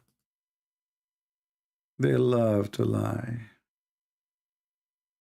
They love to lie. They worship lying. Here we go. Do you see it? وَإِنَّا لِمُوَسِّعُونَ mean, and we are powerful. We are capable. This is your Islamic interpretation, and this is Tafsir al-Jalalain. Do you see it, potato? Why you lie, Muslims? Give me a reason why you lie. Why the scholars through centuries, they did not come to conclusion that Allah is speaking about Allah extending the universe? Why? Those are the scholars. Those are your top. Only people in YouTube, they come with this. Harun. Harun wa ma adraka ma Harun.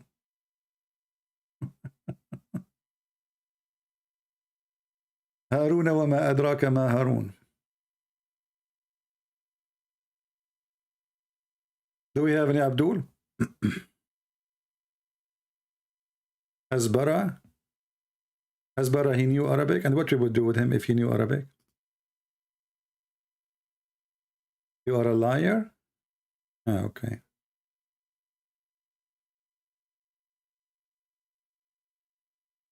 You lie so many things, the Dajjal is coming too. Okay, the Dajjal is coming through. Let us call this guy. I think this is the same guy. He changed his voice, but we will not give him a chance to play games.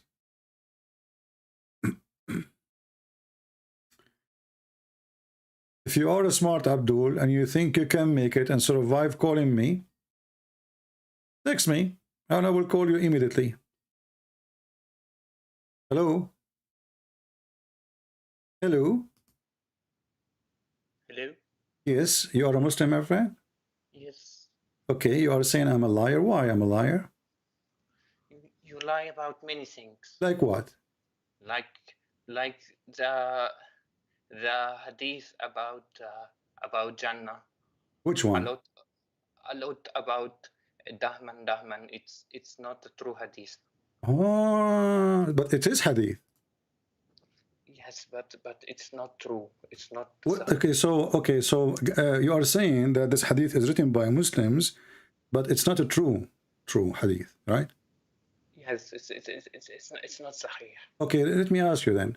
How I am lying if I'm reading what you are saying in your books? That's mean you are the liar, not me.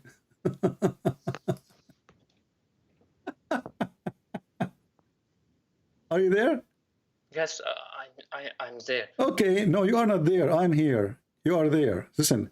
So how I am lying if this is a hadith written by you Muslims? You just agreed that the hadiths exist. But in Skype you said to me you are lying, and I call you and I ask you how I'm lying. You said the hadith about Dahman, which means you F her so hard, you push so hard. So how I'm lying, and you Muslims are the one who wrote the hadith, you are the one who preserved the hadith, and you are the one who put it in a book. Because it's a weak hadith. It's okay, hold on. But you are accusing me of lying, but it is you who wrote it. And if it's weak, what weak mean? A weak, it's accepted. It's accepted in limited circumstances. Like so I'm not lying and you are lying then, because weak is accepted. So weak is fine. So you're a prophet. He said the hadith that when you see a woman in the heaven, you will push so hard, and he, he gave you the sound, Dahman, which means you will be, excuse my language, extremely hard non-stop. So what kind of a prophet he speak and say such a language? No, it can be used to help people, encourage to join heaven. It's not used, but it's not sahih. Okay, so you encourage people to join heaven because you are going to F the women there so hard. No, but there will be virgins in heaven. Okay, but you are the one who said this hadith exists, and you are the one who mentioned that this is da'if, correct? Yes. Okay, but according to At-Tabarani, he said this is sahih. What? No, I don't think he said so, because all scholars say it's not sahih.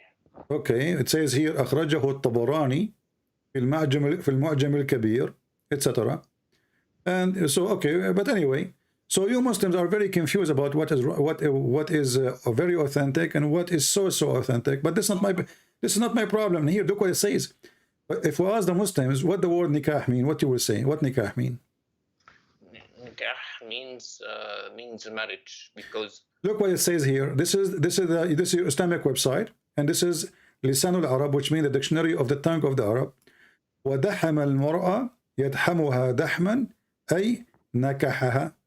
So when he F the women, he pushed so hard, that mean nakaha. So why you lie to Muslim to lie to us and you say the word nakaha mean marriage? CP, if we commit zina, that there would be so much zina in our countries. But so if nikah means zina, then why zina is not popular in our countries? As I know that your zina is very popular in your country. Which country is yours? Like in Saudi Arabia. Well, this is here in front of me. This is Islamic TV station in Turkey. And in Saudi Arabia, I don't know if you've been in Saudi Arabia or not, drugs and prostitution is #1 flourishing business there. Just order a limousine and you will see what will happen. This is your Islamic TV station from Turkey, my friend. So what do you mean zina is not, just go right now, search in YouTube, if I go now right now and type just 2 words in Arabic in YouTube, you will go crazy. You want me to show you? We will go. Let me show you on the screen. Look on the screen with me. But you know there. My friend, I don't care. I don't care what people do. People do crazy stuff everywhere. So don't claim that in your country you don't have zina.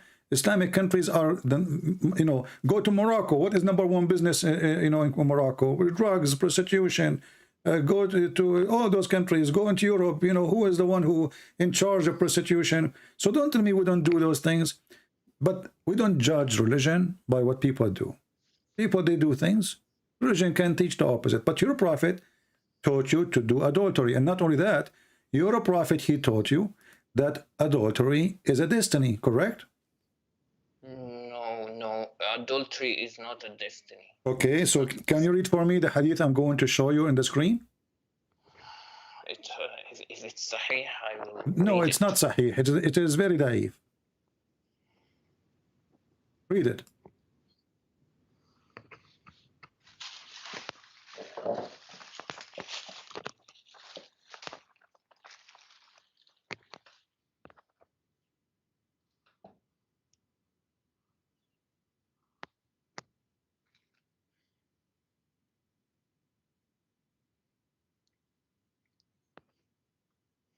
And you read it. Let me answer this guy here. It's saying there is a Christian expert opinion, proof part Di Rahman. You see how stupid you are, Mr. Rain. First of all, part Rahman is not a Christian and you are a donkey. Secondly, how come your stupid Quran approve our Bible, you idiot? And not only that, you're a prophet, he put his hand on it and he took an oath in it. This is how Muslims, they lie. Muslim without lies, they die. Suddenly, part Rahman is a Christian now.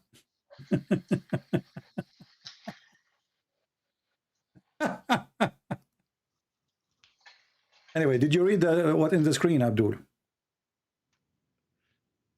Yeah, Okay. I can see. Okay, read it. Okay. Okay, read it.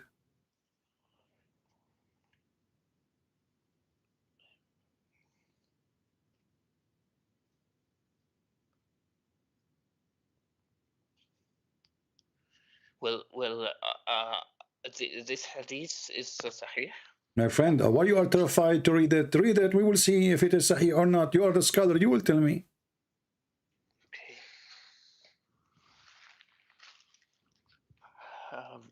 Verily, Allah has fixed the very portion of zina. So it basically means that we have sins that are destined to us to commit, because. But a second ago, I asked you. You said no. I said to you, adultery in Islam is a destiny. You said no. I mean that Allah does not want us to commit adultery. How he don't want you to commit adultery, and you just told me that means destiny. A second ago you said that. What's wrong with you? You just said, after reading this, you said, well, adultery is a destiny. You said that. You forgot? Okay, I mean, I didn't mean that. I meant it's not correct. It's not. What you mean you don't meant, I meant, you meant, you don't mean. I did not mean what you meant, I meant. Listen carefully, it says, verily Allah has fixed the very portion of adultery which a man will indulge in. So you like it, you don't like it, you want to do it, you don't want to do it. Allah wants you to do it, and Allah forces you to do it, actually. It's not a choice. It says the fixed portion of adultery which a man will indulge in, which of necessity he must commit. It's not up to you. So when Abdul, he says to us, Islam is against adultery, I laugh, because Allah is the one is forcing you to commit adultery. Allah is the adulteress, and the one who make you, force you to adultery is a pimp. Your God is a pimp, my friend. Okay. Let me explain. Adultery does not mean that you look, that you commit adultery. Adultery by looks. So no, everyone. No, adultery. Your prophet, he count for you how you do adultery. He said adultery by look, adultery by touch, adultery by effing. Read it. All of them is a destiny. The adultery of the eyes, lust of a look. It says. It says here, my friend, he count for you adultery of an eye, which mean by look, adultery of a lustful, and this is what Muhammad did when a woman she walked by looking at her ass. Adultery of a tongue, adultery of a speech, adultery in the heart, and then adultery of the private part. Okay. All of this is a fixed portion. So let me ask you, CP, like in Christianity, there is also destiny. No, we don't believe in destiny. Destiny, the only destiny we can talk about in Christianity, it's a penalty as an example, or like you are born to die. That is something you cannot change and you don't have a choice to reject. But we don't believe that God, he made me commit adultery and he decide for me I'm going to sleep with somebody. As an example, a Muslim woman, she called the sheikh in the TV and she said to him, I am over 30 years old and I'm afraid that I'm getting old, nobody will marry me. So the sheikh, he said to her, don't worry. The prophet, he said in his hadith, it's written in every vagina the name of the one who will if it. So he is telling the women, it's a destiny. If somebody written in your vagina to if you, his name is written there. It's your religion. It's not my belief. So you don't have like Jesus, your God doesn't know where when like if there is Abdul, you are very confused between what God knows and destiny. Destiny is he decides for you what to do, not about knowing what you will do. Destiny, I make a destiny for you how you will end and what you will do in your life. But knowing what you will do, this is not my not a destiny. This is the power of God. So you are very confused. What is destiny and what God knowledge is? Destiny, I decide for you before I created you what you will do. Is it true that your God decide for you before he created you what you will be, what you will do? Yes or no? Well, this is the same in our religion, like the same, like Allah destined, like he knows in the Lawh. No, this is not about he knows. You know, focus with me, Abdul. This is not about knowing. I'm showing you in front of you. Allah, he made a destiny, fixed portion of how much adultery you must do. It's not about he knew. You must do. Well, I think you understood incorrectly, but okay. But the thing is, like Islam, if you see, you'll see Islam spoke of the future. Okay, if Islam is false, why did it say like Arabs will be higher in buildings? It said in Hadith. Okay, my friend, if I read the hadith for you, you will die laughing. Do you want me to show you the hadith? Do you want me to give you the hadith and you will die laughing? No, I'm not gonna die laughing. You will die laughing because, okay, because my friend, when you say, yeah, you are the one who sent me a text and you will bust me. You just agree with this one. This one is enough alone to prove Muhammad is a fraud and Allah is a Satan. Because he is forcing you to commit adultery. It's not forcing you, but okay, let's just say he's forcing us. Like if you consider this okay, then okay. So but you see, then Islam says a powerful hadith that says that Arabs will be higher in buildings. Okay. So this is not avoidable. The hadith is true. The thing happened. We see Arabs getting high buildings. But the Arab, they have high building before Muhammad was exist. Go to check the buildings of Yemen. No, I don't think. No, what do you think? Secondly, if we read the hadith, people will die laughing. You know, because your prophet, he said, there's things will happen, and when those things will happen, the judgment day will come.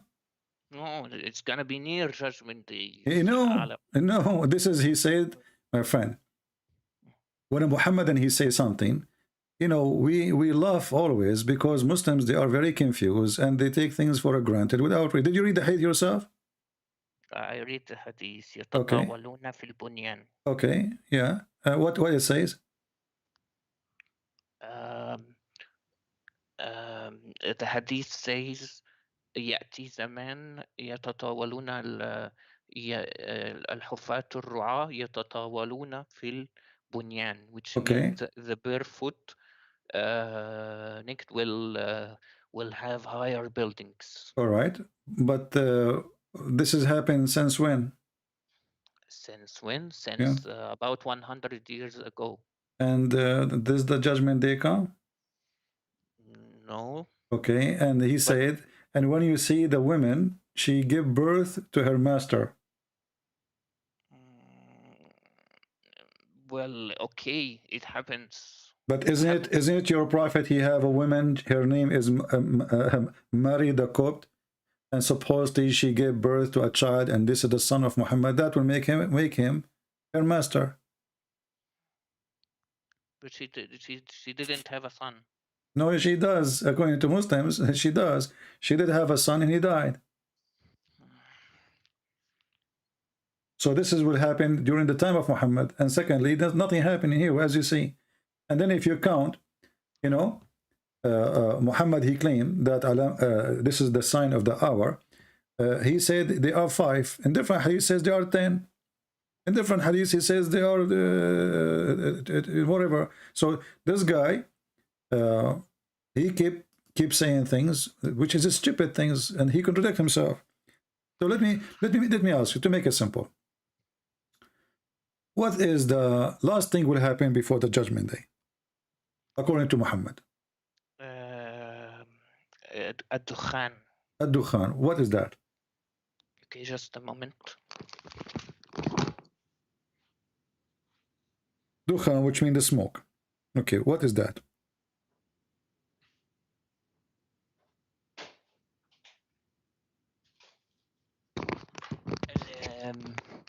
The Dukhan means that there will be a smoke that will take every kafir, every non-Muslim soul. So this is what, before the judgment day? Yes, before the judgment day, it will take every soul after all Muslims die. No, sorry. It's the Dukhan is gonna take all Muslim souls and it will keep the kuffars, which will happen when that happens. There will be an earthquake and it will take all non-Muslims. So Muslims will be taken by smoke. Okay. And the smoke, so that they don't witness the start of the hour. Okay, let us see how Muhammad is truthful. I will take what you said. You said to me that the last thing will happen is the smoke, correct? The Dukhan. Okay, what is the before it? Do you have like do you have like order for things? Before it, Yeah. okay, the order of things, the Dajjal, the Antichrist will Okay. come. Okay, and by the way, he has one eye, and you see it in the dollar bill. Okay, if you Okay, in the dollar bill. Okay, yeah. Okay, okay. and then there will be after the Dajjal comes, the Mahdi will come. And then Jesus, son of Mary, he will come and he will kill the Dajjal. Okay. And then he will rule earth. And after that, Jesus will die. And then smoke will take all the Muslims. And there will be judgment day. All right. Okay. So the smoke is the last thing. The Dajjal is before the smoke, correct? Yeah. Is it a step before? One step before? Yeah. No. The Dajjal, the Dajjal is before. Yeah, before the smoke, right? Yes. But it's one step before the smoke. Is it? No, it's 2 steps, because Dajjal will come, then Jesus will come, then the smoke comes. Okay. Dajjal, So the Jesus, Dajjal will come. Okay, the Dajjal will come, and then Jesus will come, and then the smoke will come. Yes. Are you sure? Yes, I'm pretty sure. So if your prophet says something opposed to this, then Muhammad obviously is a prophet, correct? I mean, false prophet. How is that? He's the one that said so. Okay, but I'm saying now, if he say things opposing what you are saying, it's mean he is a false prophet, because he should not say things in the opposite. Well, he doesn't say opposite things. Okay, yeah. I'm saying, but if he does, then he is a false prophet, correct? Yes. Okay. Let us go one by one. I'm showing you now a list of hadith in the screen. I don't know if you can see it.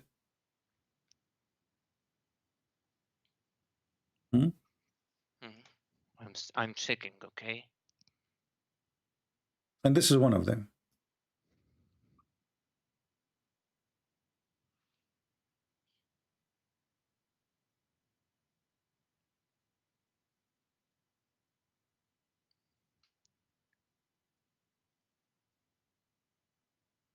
Do you see the hadith?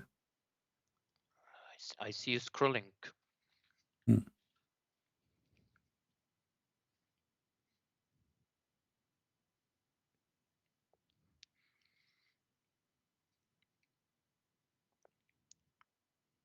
What about now? Still you don't see it?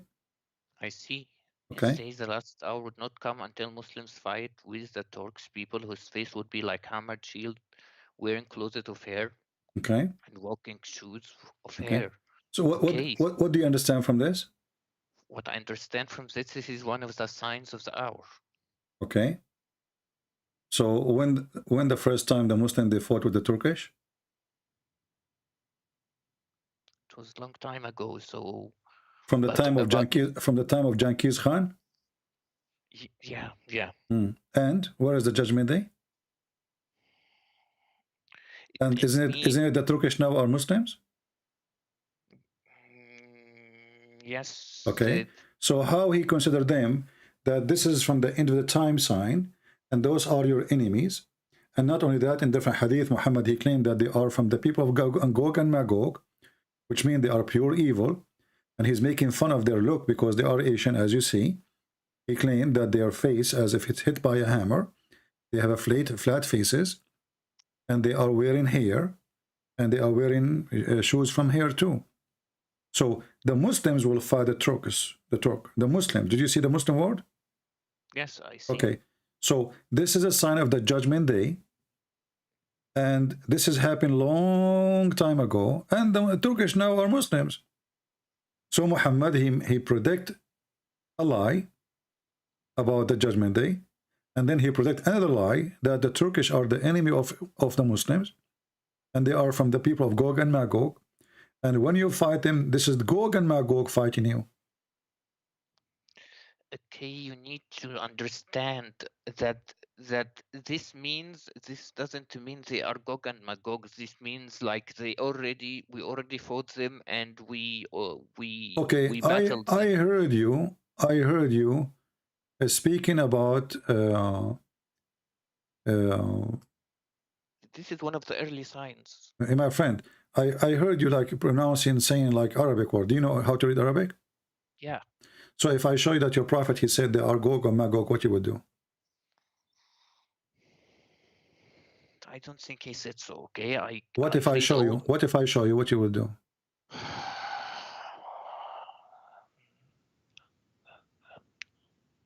Then I'm not reading well. Then I could be considered. I will admit that I don't read well. Let me show you the hadith. Give me a second.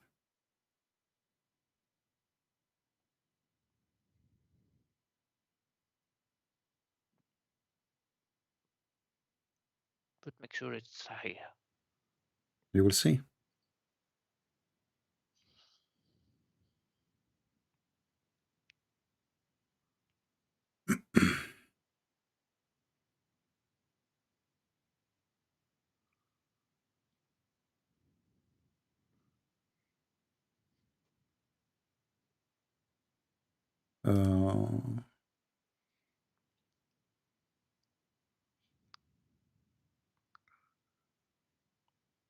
What I see from this hadith, this is one of the early signs. It's not the last signs. We will see. I mean, my friend, all of them, they are going to connect each other. And then people will see that Muhammad is really a fraud. Because Muhammad, he made it so clear. Okay, let's see.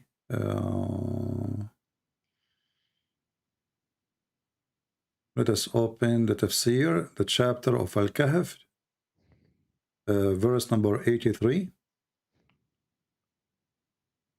And then we will see here.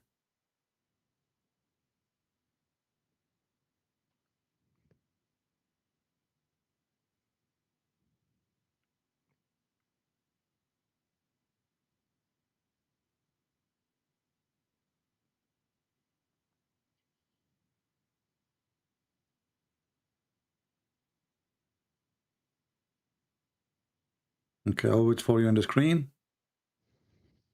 And then we will see what you will read for us.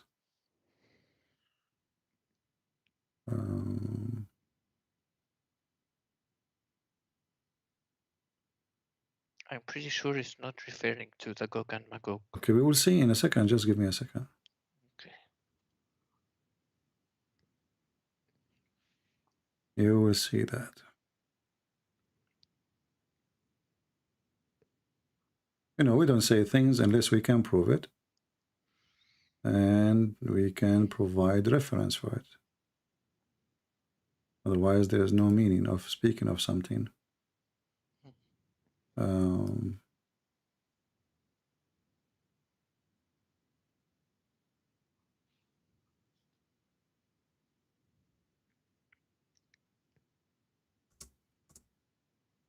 have the reference in front of me actually, but I'm trying just to find like a trustworthy website, so you don't say to me, okay, this is not accepted, whatever, you know. Okay.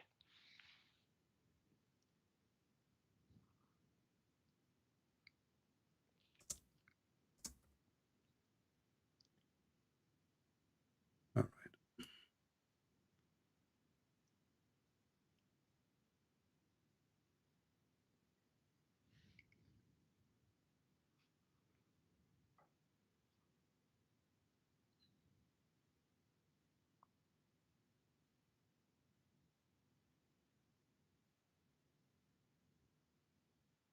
Okay, read this hadith for me, and then I will find the other one. Okay. Oops.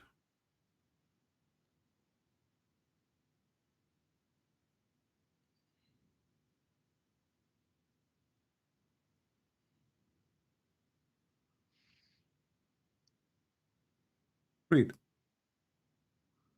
It's, which hadith? I don't see anything on the screen, but Okay, it's going to come to you now.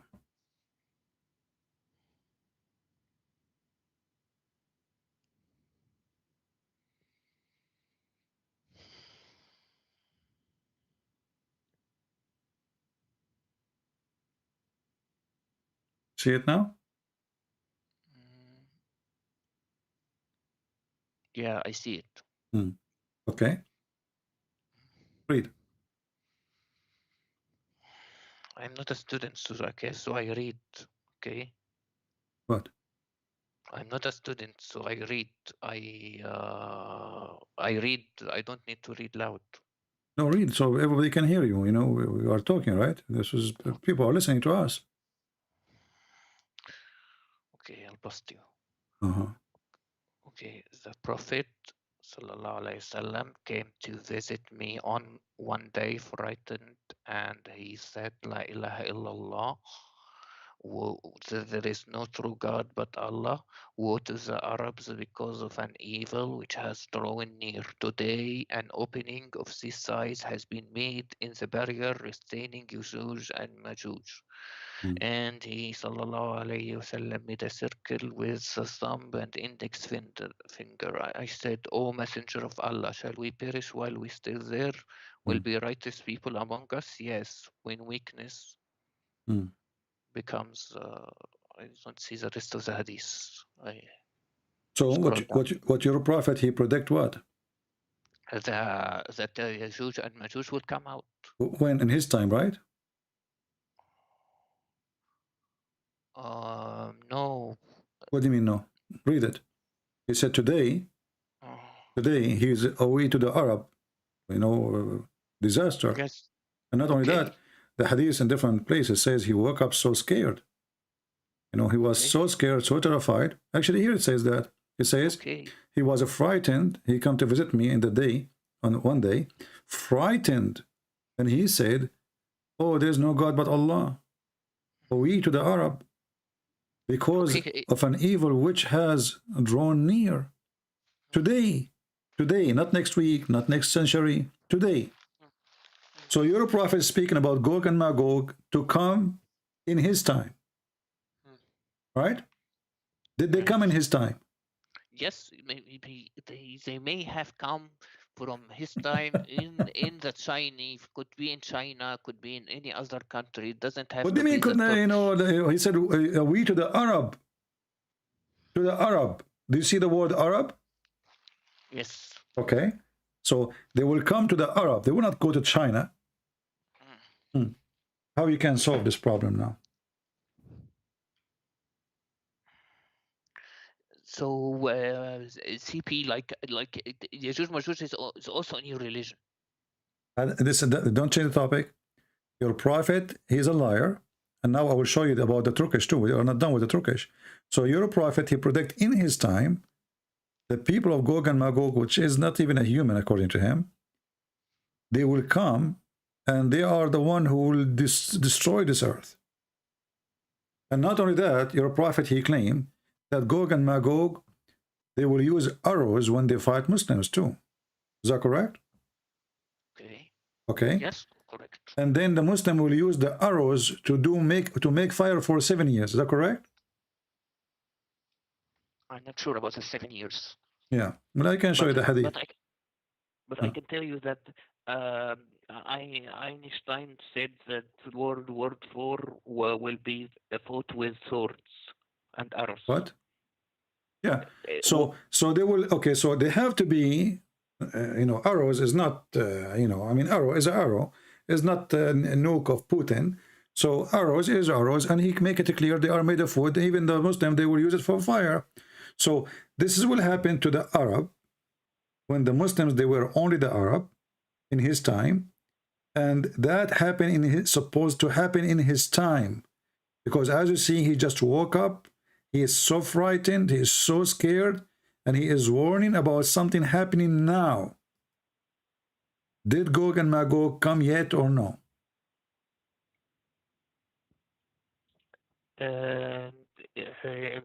I need just to explain to you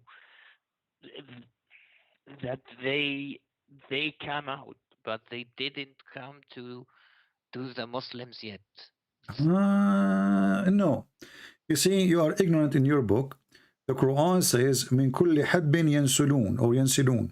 So they are coming from every direction. So they will come everywhere. They will spread the whole earth. And they are coming in one direction, which is coming to the Medina and to Mecca. So when you say something, you are the one who texts me, says you will get me busted. What's wrong with you? Because the thing is, that's the thing. You did not. Yeah. So when the Quran says that those Gog and Magog, they are going to come from every direction, coming to Mecca and Al-Medina. They are not going to go to China. They are coming from every direction. And they will rush to where? Okay. To the city of Muhammad, the city of Allah. Okay? So now, Muhammad, he predicted that they are coming in his time. And he is the one who made the signs of the judgment day. And he made the people of Gog and Magog, and they are one of the signs of the judgment day. Is that correct? Yes, they are one of the signs. Okay, but this is supposedly one of the judgment day signs in his time. And until now, we are waiting for Gog and Magog. So they will eventually come out, basically. But how they come out and they did not come out?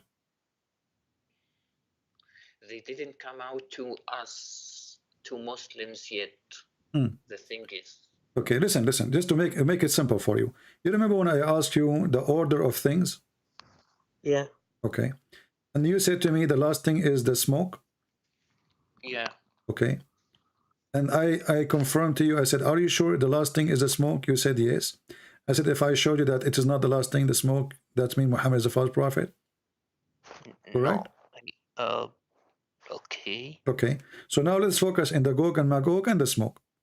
This is a hadith in the front of your eyes. Allah Messenger came to us. All of a sudden, we were busy. Okay. He said, what do you discuss about? The companion, they said, we are discussing about the last hour.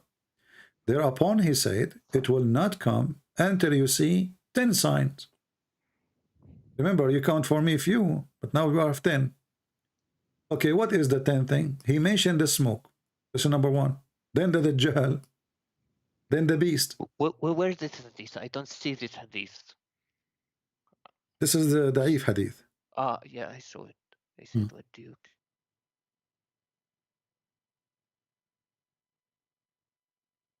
So according to the hadith here, are you there? Hello? I hope we did not lose him. Are you there?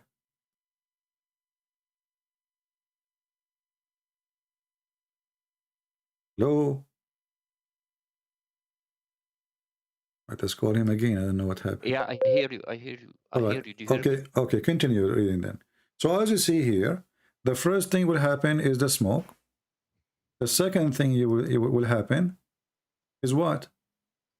Okay, it doesn't say in order. No, it says. No, it says, because you have to say it in order, otherwise things is messed up. And you are the one who mentioned to me the last thing is the smoke. So why the last thing become the first now? If it's the last, he should make it the last. That doesn't make sense. So he said the smoke. And then he says, they will not come until you see the 10 signs before. And he mentioned the smoke, the Dajjal, the rise in the sun of the west, the descent of Jesus, the son of Mary. Remember I asked you when Jesus will come? You said after the Dajjal, right? Yeah. Okay, read it with me. So the Dajjal come, here we go, before Jesus. And then here's Jesus is coming. But this is after rising sun from the west. And then Jesus will come down. All right. And then Gog and Magog. So the last thing will happen is Gog and Magog. And then the landslide in 3 places. One in the east, one in the west, and one in Arabia. And at the end, which is the fire, would burn forth from Yemen and would drive the people to the place of from the place of their assembly. So you're a prophet. In every hadith he give different signs and the order is different, and it's funny. But focus with me here with the Gog and Magog. Muhammad in his time, he claimed that Gog and Magog are coming out from the behind the wall. And Muhammad, in different hadith, he mentioned the Dajjal. When the Dajjal is going to come? The Dajjal will come before all the signs. Like, he will come first. Was the Dajjal exist in the time of your prophet? He exists even before the prophet. Okay, but he was coming out soon. No, he didn't come out in that time. Okay, where did the Dajjal live? In an island. In an island.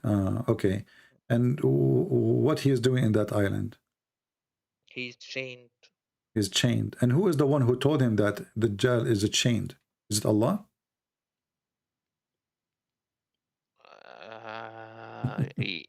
Yeah. What? Yeah. Who told him that? Okay, there were sailors who told him that they saw him chained.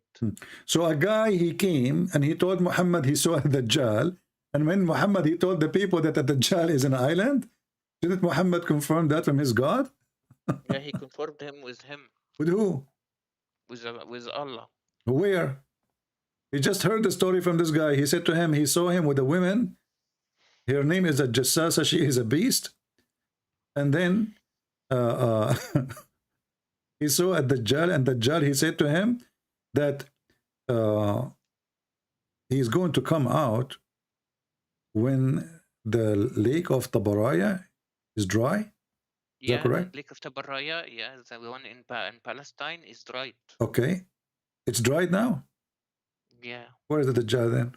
It's near drying. What so he's coming soon. So that's what we. Okay. But look what happened now. As long as the Dajjal will come after Gog and Magog.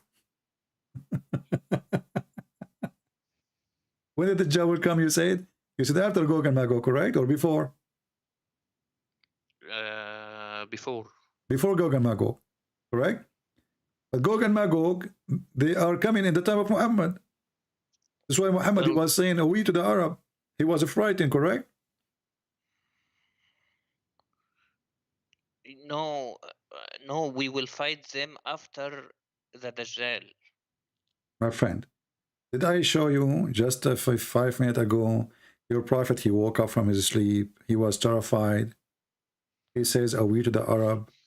The Gog and Magog, they open a hole in the wall. Yes or no? Yes. Okay. If Muhammad is terrified from something will happen 2,000 years after, that will make Muhammad stupid. Do you agree? I refuse to say that my prophet is stupid. I don't care what you're saying, but why is he afraid because something will happen 2,000-3,000 years after, or something will happen tomorrow? He's worried about us. Okay, but he was frightened.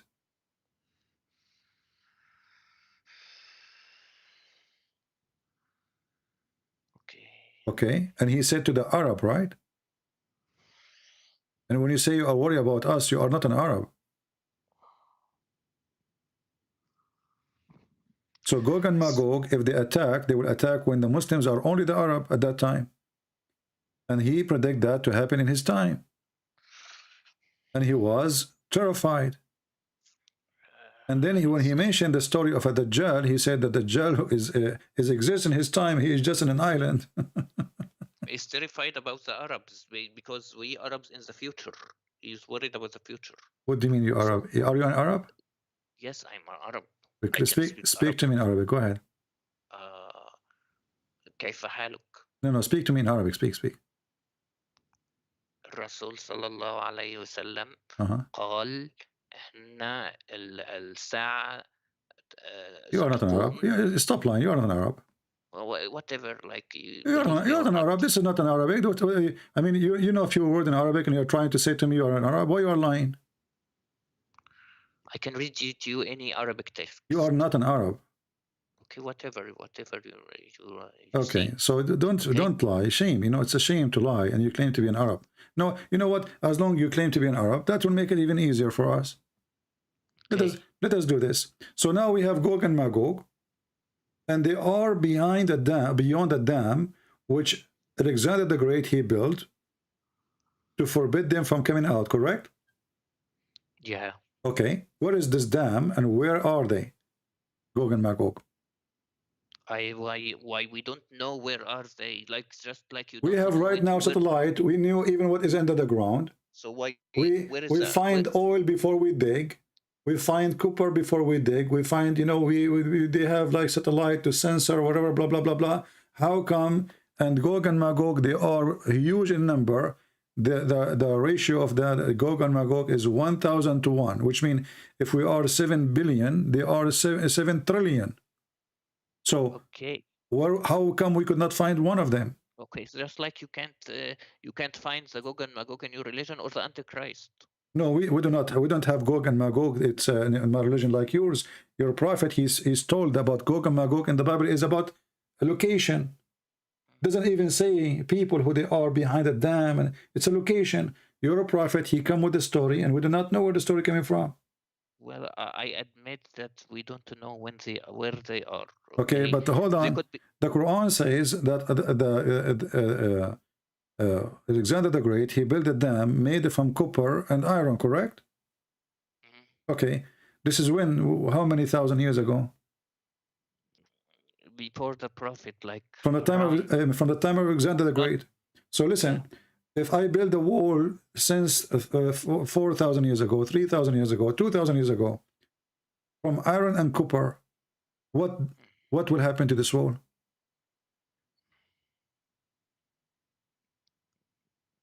Okay, I admit we don't know where the location. No, forget about the location now. We have a wall somewhere. Let's say there's a wall. There was a wall. But don't you know that the iron will rust? Yes. Okay. Now, if you go to the Quran, where the Quran speak about Gog and Magog, you will see that they are behind the wall. But is the earth is flat to put them behind the wall?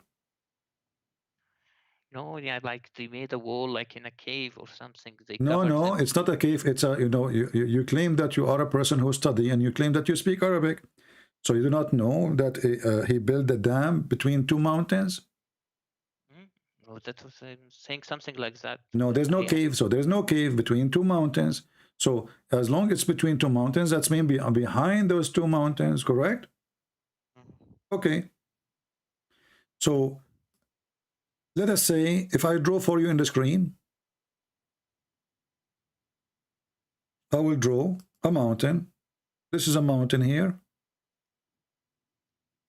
And this is a mountain here. And now we build a wall between those two mountains. All what those people need to do is just to go from the other side.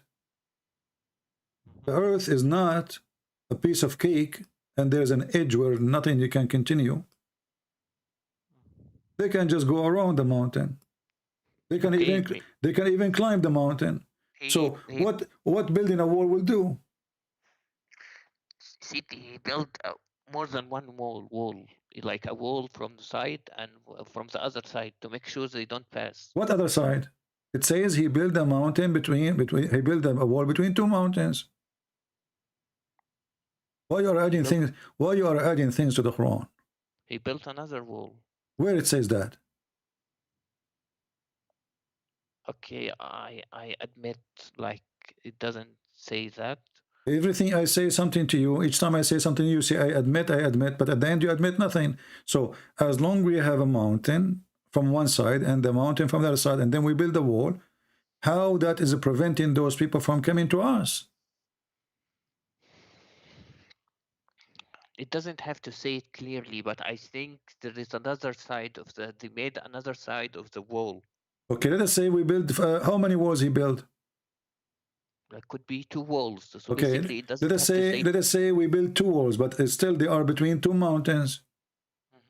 Correct? Yeah. Okay. So as long as they are mountains, we can climb the mountains. Especially those Gog and Magog, they are not like us. They are like a genie. They can, they are monkeys, So supposedly they can do what we cannot do. And they are very evil. So you build a wall, that's it. They cannot come, and there are billions of them. No one knows what, because the dam is it's very strong. He made a very strong dam, so I don't think they could climb. How it's very strong and it's open in the time of your prophet? Because it eventually fell. So it's not strong then. Look, CP, like. And as long as you just said it's failed, so now they should be coming out because they made a hole already. Did your prophet says today they made a hole? Look, CP, like there are small things we don't need to think about it. Oh, you not need, because if you think a second, the story doesn't make any sense. So here now we have a fiction story about people who they are not a human like us, and they are supposedly Turkish, and they are they look different, and they are Asian, because your prophet is racist, and those people, Allah, he sent Alexander the Great in a mission, and Alexander the Great is a bisexual. And then he arrived to an area where he found the sunset. And then next to it, he found people. And those people, they told, after he changed the direction, those people don't understand anything, correct? Those people didn't understand anything. I think they are maybe the Chinese. It could be anything else. Oh, they are the Chinese. Okay, they don't understand anything. Chinese don't understand anything. I thought the Chinese are one of the oldest civilization in the world. And they are very smart. They are the first one who have the, like to make a firework, and they are the one who make ink. And they are, suddenly the Chinese, they don't understand anything. That's funny. But look what happened here. When the Quran says that this guy is under the Great, he keep going until he found where the sun rise, and next to it he found people who they understand nothing. They are stupid. Right? But then those stupid people, they are the one who say to him, build a dam for us. Build dam for us. They were not the Magog. They were the other people. They didn't. No, this is Gog. This is for Gog and Magog. Yes, I know. The countrymen told them, please build a dam because we don't want the Gog and Magog to come to us. Okay, but how they are people who they are stupid, they can't understand the word, and they are the one who told him a very smart idea like this. Who doesn't stand? Then those people, no, not Gog and Magog, the people who he found them. He found the sitting place of the sun, which is stupid. Where does it say they don't understand the things? Those countrymen. Chapter 18, verse number 93. Show me, I'll bust you. Bust me, it's in front of you.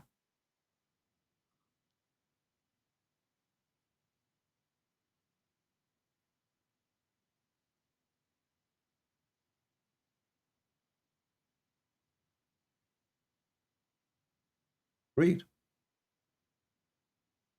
It says,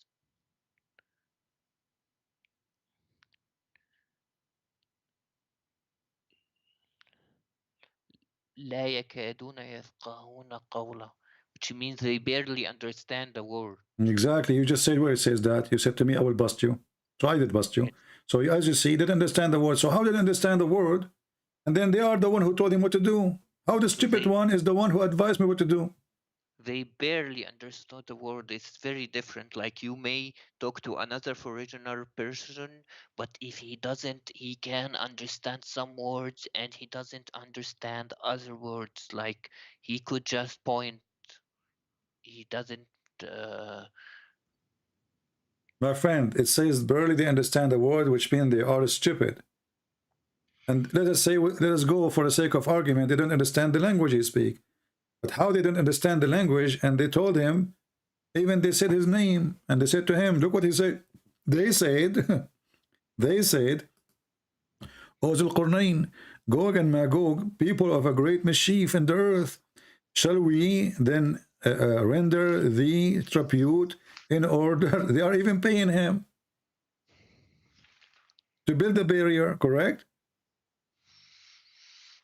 So how they are stupid people, and now they are convincing the one who come to occupy them, we will pay you. But didn't he occupy them anyway? And which means he have their money? Who care? I mean, if I am the king who came to your town and I took all the town, so what you will pay me? I took you, all of you together. This is a stupid story. And they are the one who don't understand the word, saying all those things to him. And then on the top of that, he said, Zulqarnain, he responded to them. He said to them, okay, well, you know what? Bring me a block of iron and, and copper, and let us build. Correct? All right. Does it say to build between us and them a dam? Between us and them, a dam? Yeah. Okay. Where is the dam located? First of all, he built a dam, okay? He could have pointed it by, it doesn't have to say, he doesn't have to say it by word. They don't understand his language. They may not understand his language, but they may have pointed like by words, like before language existed. So the Quran line when the Quran says they say this because they were using their fingers.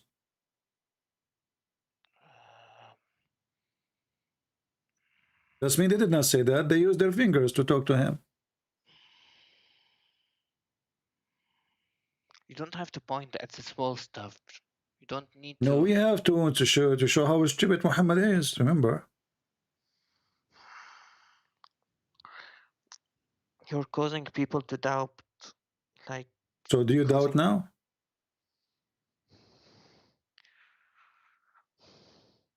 Like, you don't need to just point these ideas into our minds. I'm not pointing an idea, at your mind. I'm just, trying to help you to see what I see. Like this small stuff, like you look at. This is not the small stuff, my friend. This is not small stuff. This is very stupid. He found where the sun set, the location of the dam. I asked you, where is the dam? You said, we don't know where it is, but it says there. He kept going until he found the rising place of the sun. I mean, have you ever heard of the rising place of the sun? Where is that? The sun rises everywhere. Where does it say the rising place of the sun? Here we go. It says, حتى إذا بلغ, you claim that you speak Arabic, بلغ مطلع الشمس وجدها تطلع على قوم, until he arrived to the location where the sun rises. He found it appear on a people, and they have no cover over them. Does it say that?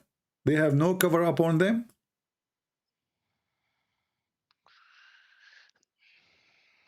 Like it says that it doesn't, like the sun came to them because he lived far away from them. What do you mean the sun came to them? The sun come to them? The sun come to them? Rises to them. No. What rises to them? حتى إذا بلغ, until he arrived to مطلع الشمس. He arrived where the sun rise. If you go a few verses before, you will see until he reached the sitting place of the sun. So your stupid Quran is saying it clearly that there is a sitting place for the sun and there is a rising place for the sun. Who in the world want to believe in such a garbage? Do you? There is a rising place for the sun according to your intelligence. First of all, you're pointing about small details and causing. This is not small details. This is proof that Muhammad is a fraud. Look, this guy, he keep going until when he came to the rising place of the sun. Where is that? He found it. He found it rising in a people.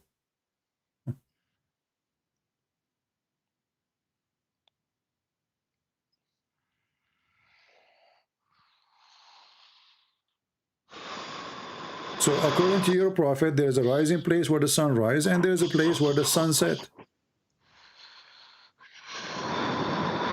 Why you are blowing your nose? What happened now? Are you okay? No. So why you are like making this noise? Because I'm angry because you're pointing about the. So if you are angry, you make a noise like this. Are you a cow?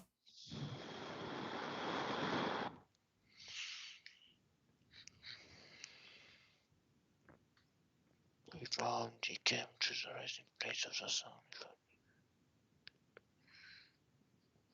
Rising on, not in. Okay, so does it make a difference? The pray for, not to.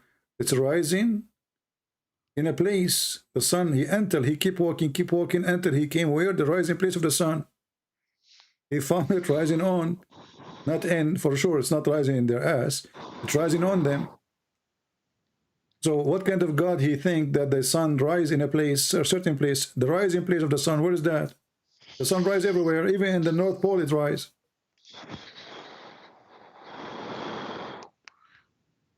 I told you, like, you don't need to find any small stuff and try to cause doubt. No, it's not the small stuff. This is stupid, my friend. And not only that, your prophet, he found where the sun set. He found it that sitting in some murky water. If you go to a few verses before, and when he reached the sitting place of the sun, he found it sitting in a spring of black, muddy water or hot water. In a place of the rising of the sun, which means the place that is rising. The place. You're genius, guys. The place where the sun is rising, it's mean the place where the sun is rising. Are you okay? Our friend, he kept going, until he arrived where the sun, the place where the sun is rising. This is the place where the sun rises. He found it, discovery. He found it rising in that place on people whom they have no cover over them. What is that? The thing is like this is a bit about like nitpicking. You're looking for mistakes. I'm not looking for a mistake. The whole Quran is a mistake. What are you talking? Look at this. This is a garbage. So a few verses before we just showed you that your God, he found where the sun set in a hot water. Does it say here he keep walking until? Who is talking? Allah. It's not even the guy talking. Until when he reached the sitting place of the sun. Until what? He reached the sitting place of the sun. So there's a place where the sun set. He reached to that place. But as you know, I can stay in my place here without moving. And then after 12 hours from now, the sun will set. He went to a place where the geographic location, the sun was rising. And he went to geographic location where it was setting. So okay, it's exactly. There is a geographic location, but this is where the sun place set. The sitting place of the sun. Can you read? The sitting place of the sun, not just the sun was rising. He came where the sun place sitting is, and then he found it what? He found it sitting in a spring of a black hot water. And near to it, near to what? Near to that spring where the sun set, he found people. Black, muddy, hot water. He found it sitting like it's showing in a muddy black water, showing the sunrise. So it is showing, but it's not true. It's showing. This is appearance, right?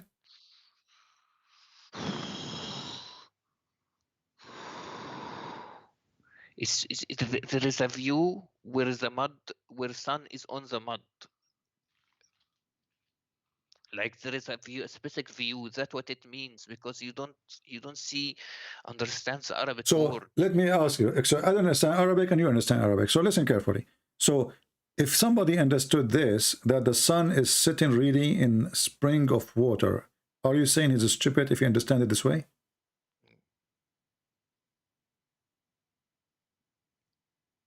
No, he's not saying that.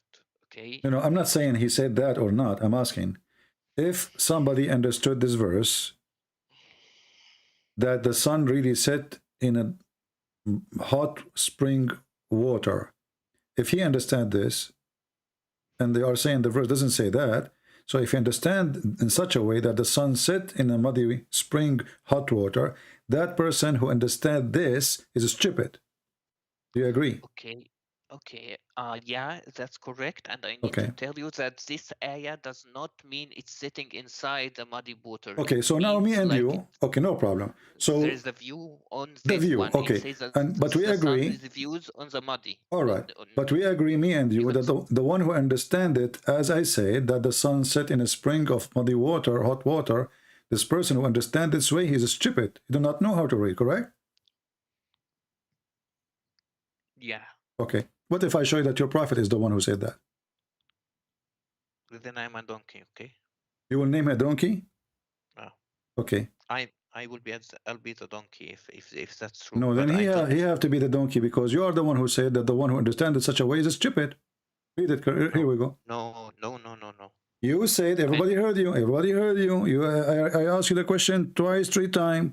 If somebody understands it in such a way, he is stupid. You said, I agree. I said, we agree, me and you now, that if somebody understands the verse that the sun really set in a black, muddy, hot water, this person who understands it in such a way is stupid. You said yes. Read the hadith.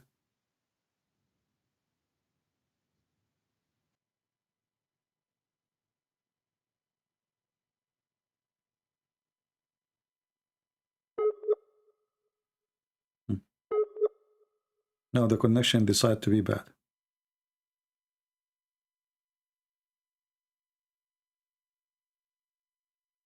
They are waiting for it. Do you hear me? This hadith. Yeah, I hear you. Okay, we lost you. So can you say again what you were saying? No, I think this hadith is not completely correct. So could you please check if it's authentic or not? Yeah, it says here. Read it. Where does it? It says it sets in a spring of water. Read. So the game of da'if and weak doesn't work. Where you scroll down, I don't see sahih or weak. It says sahih in chain. Al-Albani. Sunan Abi Dawood 4002.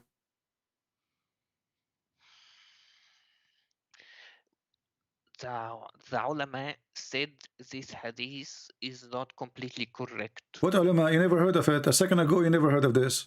Otherwise, you would never say, yes, the one who understands this way is stupid. I'm not saying that I'm not saying he's incorrect, but this been answered by many people. You never heard this before. You just heard it from me. Where you got this from? That the ulama believe, the scholar, they believe it's not correct. And if the scholar don't believe it's not correct, isn't it this is the scholar saying it's correct? Okay, if you search in Islam QA. My friend, I do not need to search. You speak Arabic, right? Read carefully. You claim to speak Arabic. It says Sahih or Isnad. You'll find refutations for this. You are going to refute your prophet in your Quran then, because the Quran confirmed the hadith and the hadith confirmed the Quran. So how in the world the Muslim will come with a meaning against what your prophet said and what the Quran said?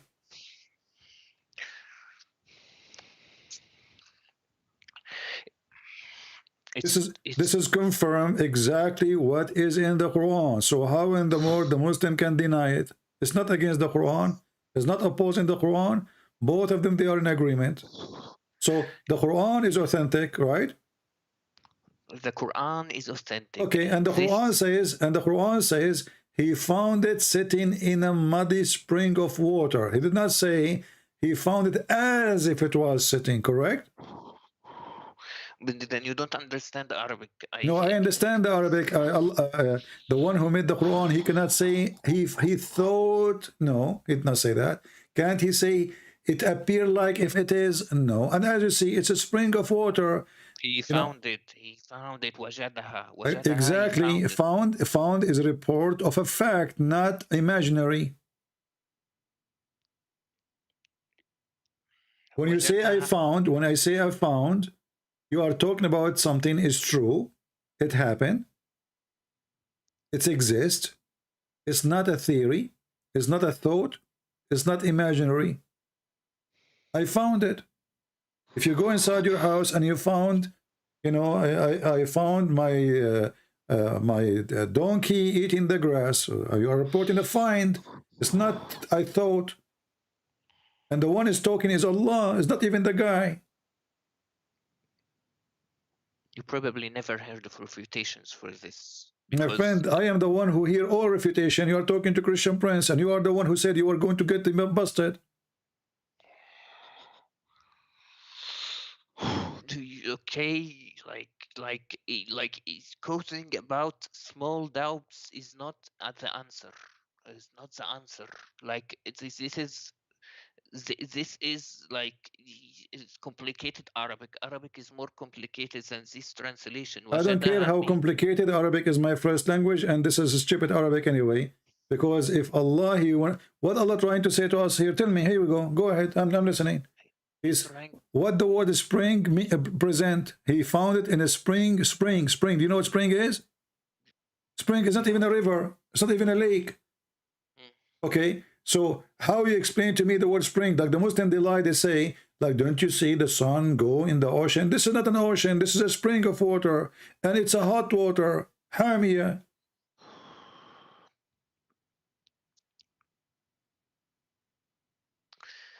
The thing is, CP, you're picking and choosing which to cause doubt. You're picking your you know, you are being funny now. You are being funny because the whole program is about your prophet is stupid, and you are telling me I'm choosing the whole. What choosing? The whole chapter we are reading is a joke.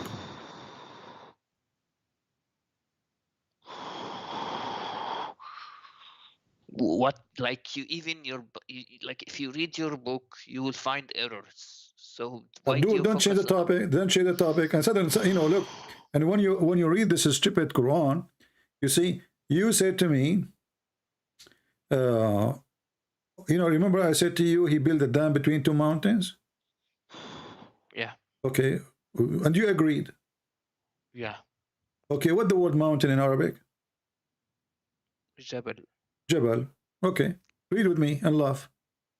What kind of God he says this?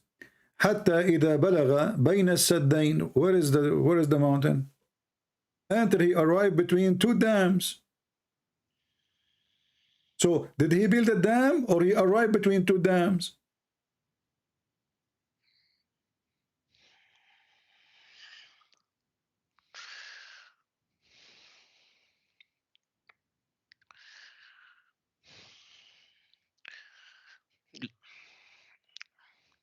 Look at the errors of your own religion. Why he would go, okay, if you are saying in my religion there is error, again your prophet is stupid because the Quran says Allah, he confirmed what is between our hands. So how our book have error and then your stupid God, he confirmed what we have between our hands? It confirms that it's in your hands, that it's sent by God. No, not it was. It is what is with them. You claim you speak Arabic again, so you cannot lie. It says here, مُصَدِّقًا لِمَا مَعَهُمْ. Do you see it? لِمَا مَعَهُمْ, which is with them. Chapter 2, verse number 89. Is not confirming something we used to have. He is confirming what is with us. What is with us. So when Abdul says to us, your book have errors, we laugh because that again will make your prophet look like a joke because he confirmed what is with us. So wherever you go, your prophet is getting busted. But it also says, woe to those who write the book with their hand. Exactly. That means Muslims because it is you Muslim who write the book in your hand. Isn't it you Muslims? You write the Quran with your hand. Did Allah wrote it for you? No. What do you mean no? Isn't it the Quran says, Inna alayna jam'uhu wa Qur'anahu? It is on us to recite and to collect the Quran, Allah saying? It says like it says that to jama'hu in our minds. What our mind? No, no, don't lie. It is on us to collect it and to proclaim it. This is chapter 75, verse number 17. So the one who will collect the Quran is Allah, and the one who will proclaim the Quran is Allah. It's not you Muslims. And this is why when Muhammad he died, there was no Quran. Because of this verse. No, the Prophet wrote the Quran in the Sahaba wrote the Quran as well. Okay, and then Uthman, he burned all the Quran, correct? He didn't burn any Qurans. He burned the Quran. You know, do you want to show you the reference? Show me the reference. Okay, but before we go to Uthman, the Quran you are reading today is Quran of who? Quran of Uthman. I thought you are following the Quran of Allah. Yeah, Quran of Allah collected by Uthman. Okay, but the verse here saying that the one who collected is Allah. It is on us to collect it. Uthman is Allah.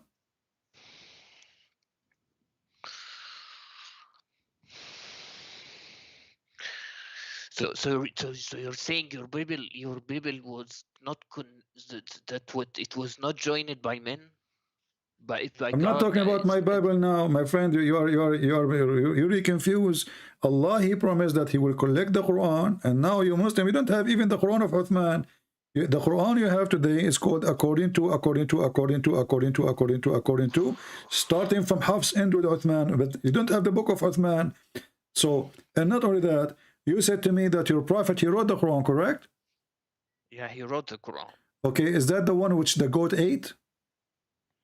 The goat ate nothing. This hadith is weak. Is weak? No, it says Hassan. Is it Hassan is the name of your prophet grandson? What Hassan mean? Hassan mean good. Mean good. So how it is good and you say it is weak? Who said it was Hassan? A lot of this is you Muslim. This is you Muslim. Here we go. This is your Muslim website. It says Hassan.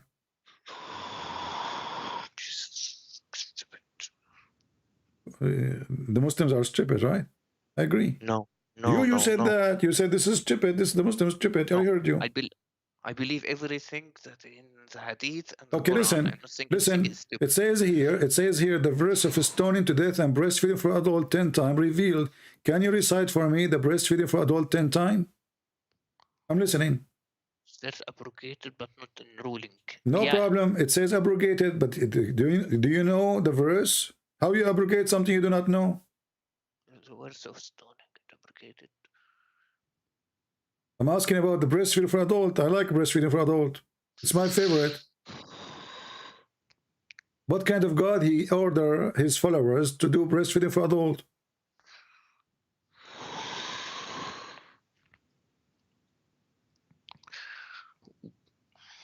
Where does it say that's been ate by sheep? What sheep? It says the verse of stoning and breastfeeding for adult 10 times. Allah, he ordered 10 times. You have to, And then the paper was with me under my pillow. This is Aisha talking. When the Messenger of Allah died, we were preoccupied with his death, and a tam sheep, the Arabic doesn't say tam sheep, by the way. It says dajin. Dajin can be a camel, can be a goat, anything. Came and ate it. And as long as you claim you speak Arabic, here we go. It says in front of you. Okay, but it says it's abrogated anyway. So if the goat ate it, it's abrogated. My friend, how it's abrogated and the Prophet is dead already? It's abrogated after the Prophet died? No, it's abrogated before, but if it's abrogated, then why it's in the paper? Yeah, because sometimes you write something that you don't. Okay, so that's mean the Prophet wanted to be preserved, correct? No, he might have wrote it before. What before? I mean, the guy is dead now. For sure he wrote it before. It's under his pillow. That means it's fresh. So it's under his pillow. And this is the verse of a 10-time breastfeed for adult. The goat ate the verse. We got it. But the goat did not eat your memory. Did the goat eat your memory too, Muslims? Don't you have a paper like from 20 years Don't ago? you Muslim, you claim that all of you memorized the Quran, so the goat ate the paper, we get that. But obviously, as long the verse is in the paper, that's mean the prophet, he wanted to preserve. He don't want it to be destroyed, otherwise he will not write it in the paper. So the goat ate the paper, which have the 10-time breastfeeding for adult. But the goat did not eat the Muslim memory. Where is the verse? The thing is, the verse has been abrogated. Why should we My memorize something friend, that's been abrogated? you keep repeating the same thing. If the verse is not, should not be written, why your prophet writing it in the paper? Because obviously you're a prophet, he wanted to be written in the paper. Are you saying somebody forced your prophet to write it? By that time, first of all, he didn't write anything. They wrote it for him. Okay, but is it under his pillow? Second of all, Is it under his pillow?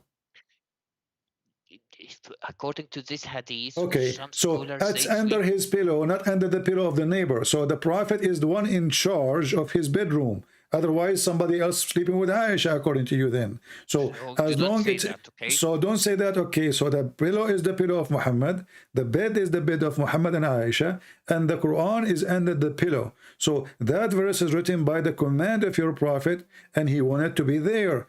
The goat came, meh, and she ate it. Wonderful. Allah could not protect the Quran from the goat. I'm asking you, where we can find the verse? You said to me it's abrogated. Show me where it says this verse is abrogated. Go ahead. I'm listening. Why does it matter if it's... It matters because we are discussing about your stupid prophet, your stupid religion. You just said it's abrogated. Can you show me the reference where this verse is abrogated? Right in the bottom, you see it's abrogated. But this is a guy saying that it's not your prophet. The prophet is dead already now. Because what cause? Show me where it says. Look, it says abrogated by 5 times. Can you show me the verse abrogating the verse of 10 times by 5 times? So now we have 2 problems. We don't have the 5 times and we don't have the 10 times. It says there. Aisha said, where? Okay, where is this coming from? Show me where is the abrogation, my friend? When we say it's abrogated, is it abrogated by Allah or abrogated by the neighbors? It says it was narrated that Aisha said, and said these verses were abrogated in recitation. My friend, my friend, nowhere it says what you are saying. Read with me Arabic. Read. After I ate it. This is a comment in English. This is not even in the hadith. Read it. The hadith in front of you. The hadith is as it is in Arabic. There's nowhere it says abrogated by 5 or 7 or 7. This is a comment. So read the hadith. Does it say that in Arabic? No. وَتَشَاغَلْنَا بِمَوْتِهِ دَخَلَ دَاجٍ فَأَكَلَهَا. That's it. This is the end of the hadith. There's no additional. Here we go. We go down. There's nothing, 0. The end of the page. This is a comment. However, if we have 10 times and then abrogated by 5 times, doesn't change anything. So now we should have 2 verses in the Quran. One of 10 times breastfeeding for adult and one of 5 times breastfeeding for adult. So now you have a problem now. Where is the second verse? Where is 5 times? It says only 10 times. It says here abrogated by 5. It's in front of your eyes.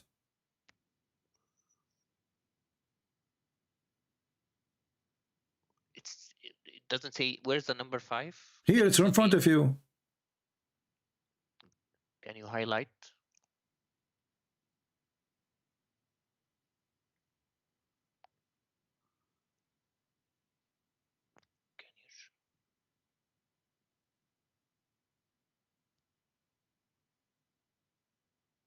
Are you blind?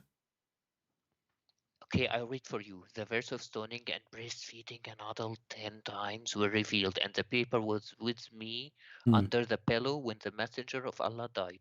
We were occupied with his death, and then she came in and ate it. These verses were abrogated recitation, but not ruling. Other hadith established the number for stairs to be 5.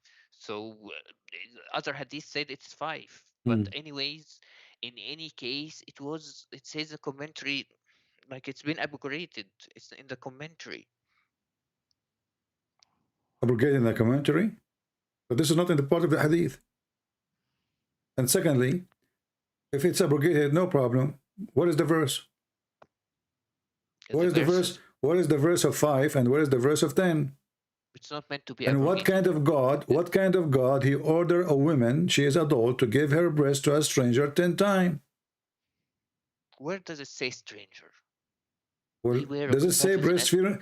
Does it say breastfeeding for adult? an adult, not Okay. Is this adult? Is this adult your son?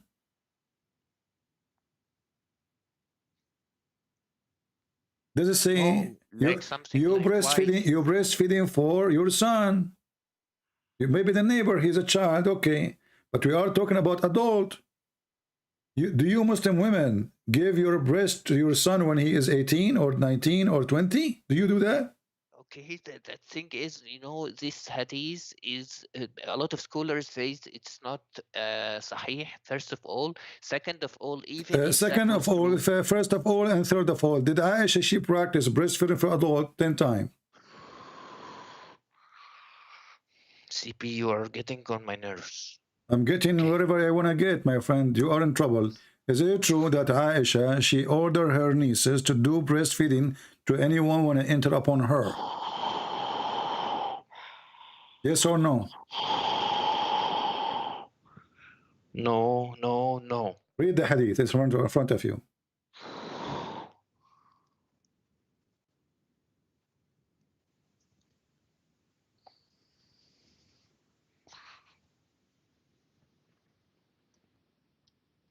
Even if the hadith is correct, it was abrogated. How it's abrogated and she is practicing that after Muhammad's death? The Quran is abrogated after Muhammad's death. The guy is dead. Where does it say that she did it in the time of after the Prophet? Well, because now they are entering upon her, because now she is the wife of the Prophet and she is in charge of the house of the Prophet. So now the guy is dead, and now anyone want to enter upon her, she order her sisters and her nieces to do breastfeeding for adult. So they become the secretary. You go in the secretary of a Trump, he have a bunch of sister of Aisha, their boobs is coming out and their nipples in the table. You lay down in their lap and you start suckling. It's in front of you. Nobody can enter upon her unless he suckled 10 times from the nieces or the sisters of Aisha. Now, I want to ask you, why in the world people want to enter upon Aisha? They have to suckle her nieces. What that will do? They may have suckled her when she was when they were small, like because. What do you mean her small? This is Aisha now. She is a prophet wife, and those are adult men. This is why it says breastfeeding for adult. Listen. Are you stupid or what? It says, does it say breastfeeding for adult? Whom her sister, the daughter of her brother, had nursed, and she did not admit those who were nursed by the wives of her brothers. Muslim women, they can see a child, no problem. But if it's a man, there's a problem. Because they are men, before they enter to Aisha, they have to suckle her sisters. It's obvious. Let's read the hadith, okay? Read the hadith, read it. Here related to me from Malik from Abdul Rahman ibn al-Qasim that his father told him that Aisha, the wife of the Prophet, may Allah bless him and grant him peace, admitted those whom her sister and the daughters of her brothers had nursed, and she did not admit those who were nursed by their wives of her brother. Can you give me the Arabic translation in the Arabic words? Read it. The Arabic part.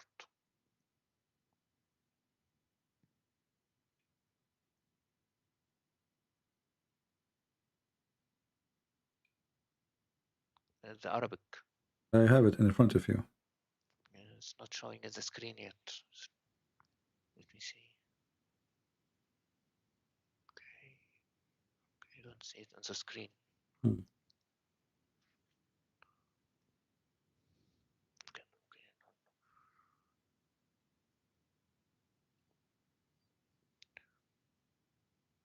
Okay.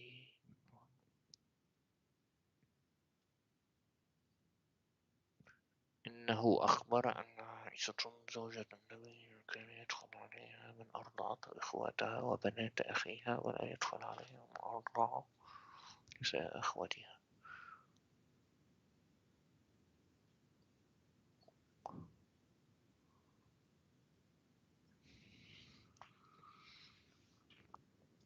It says like they enter her home. They enter her home, like they don't go and get breastfeed by her. They enter her home because she breastfeeds them when she was big, because we consider, because you know, CP, when you adopt someone, when a mother adopts someone, she breastfeed him. First of all, adoption is forbidden before the death of Muhammad, when he did decide to sleep with his own son. So don't play that game. This is not adoption. And according to Islam, a woman, she do breastfeeding for adult, still she can have sex with the man, still she can marry him. I can show you the fatwa. إرضاع الكبير لا يحرم. So don't play this game with me. You cannot.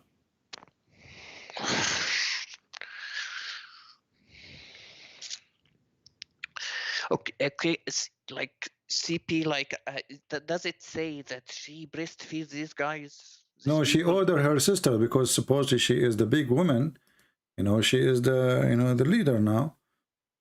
But she ordered her nieces. So now you Muslims, you have a new rule that if a woman, you know, she want to see the neighbor, either she can breastfeed him for herself or she can ask her sister. But what that would do, if the guy still can have sex with her, what the point?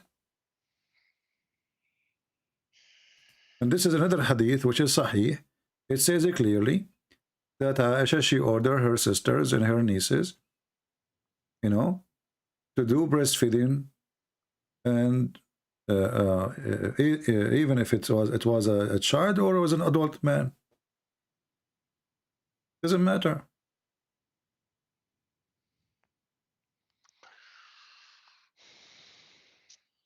When you speak Arabic, it says here وَإِن كَانَ كَبِيرًا. Does it say that even if he's old? She were called, her names her father, when his father has become like a foster son. She gave 5 years. His social, but Allah what you know, with your first it gave you a priest, she gave him 5 years and become like Salim was. Do you see? Do you see? It says وَإِن كَانَ كَبِيرًا. Well, and I don't see like it. I move it to you in Arabic.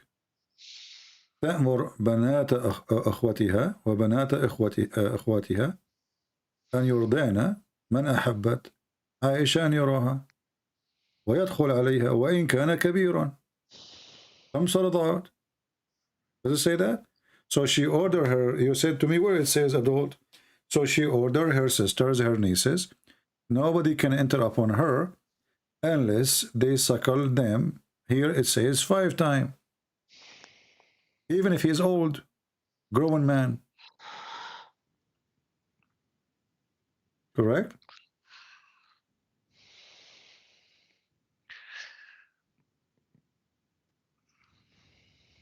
Is this hadith sahih? Yeah, this is sahih. Here we go.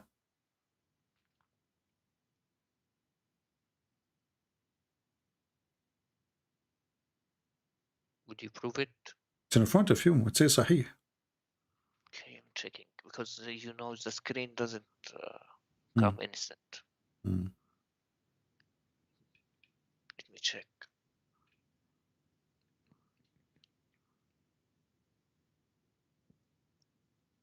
Because I don't see it in the screen. If you okay, okay, okay. Now, what a woman giving her breast to an adult man will do? What is the logic?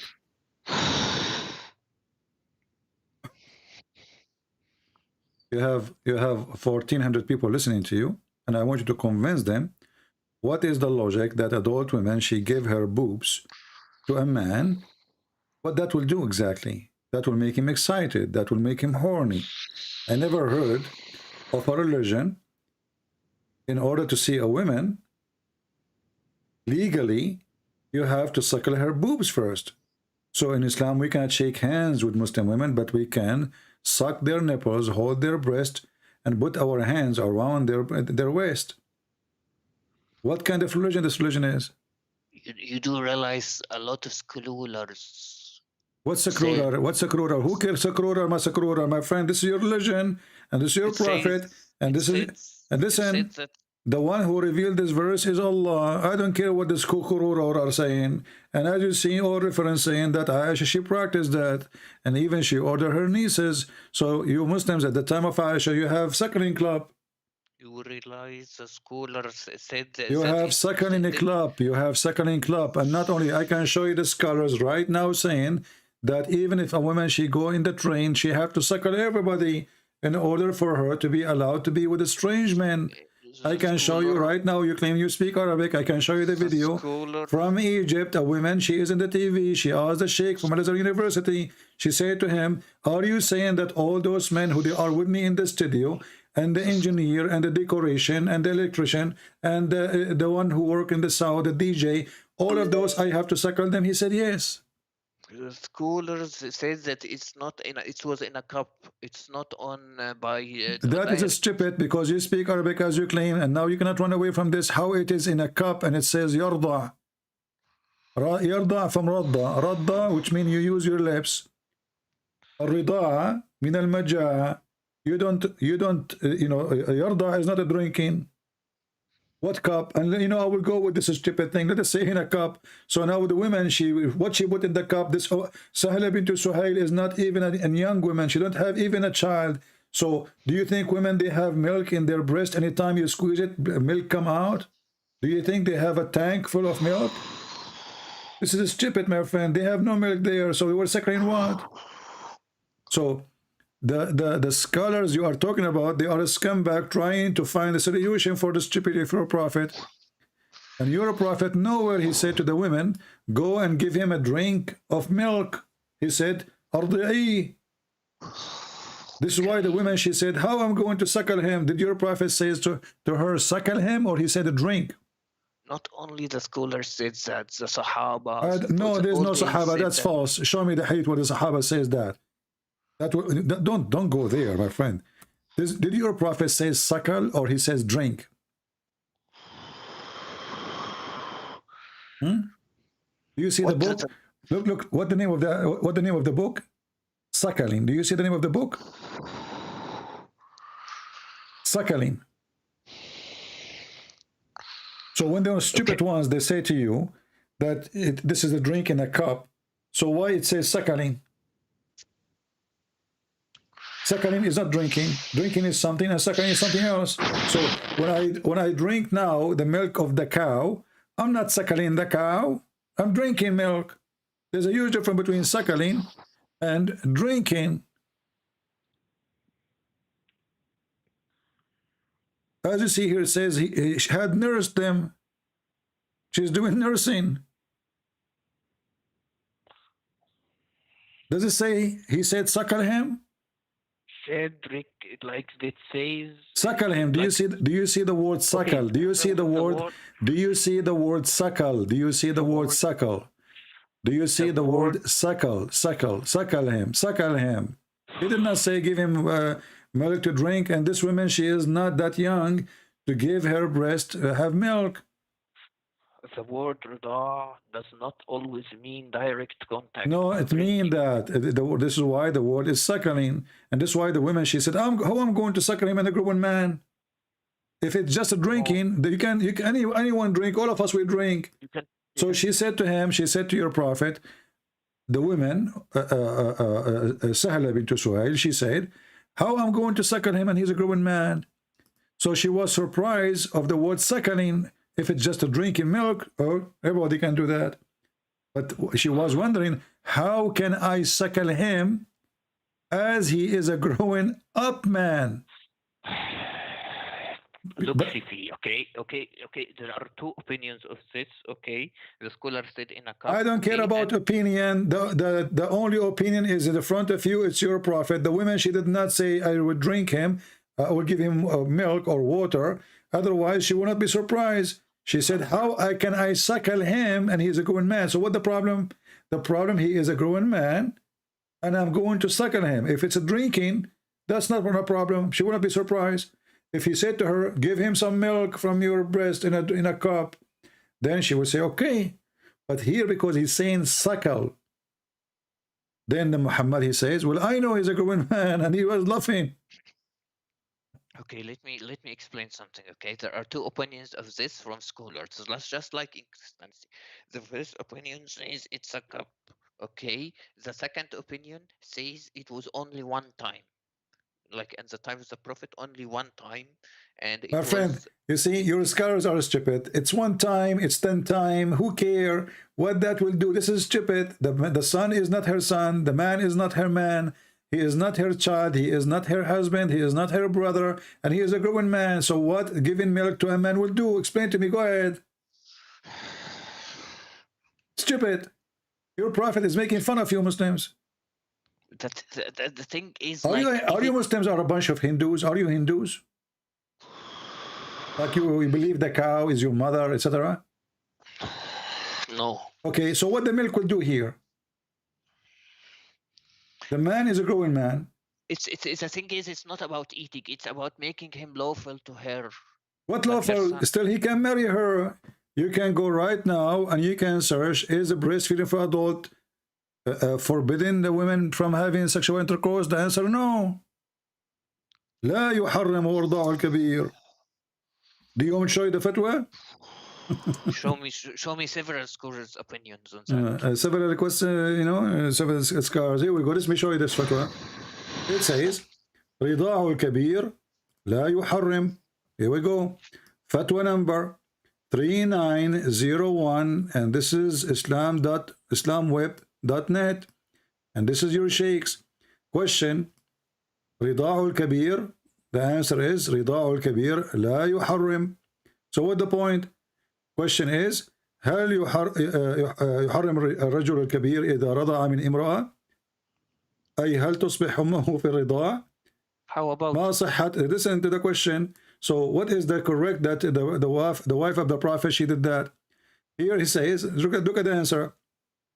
All the 4 sects of Islam, the 4 imams of the 4 sects of Islam agree that the adult breastfeeding for adult does not make anything unlawful, which means the man still, he can have sex with her. Do you see it? It's in front of you. It's in front of your eyes.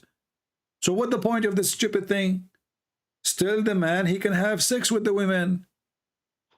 So what the point of breastfeeding for adult? She is not forbidden for him. She is lawful for him. So now the woman, she gave her breast to this person. Okay, still he can have sex with her. So what the point?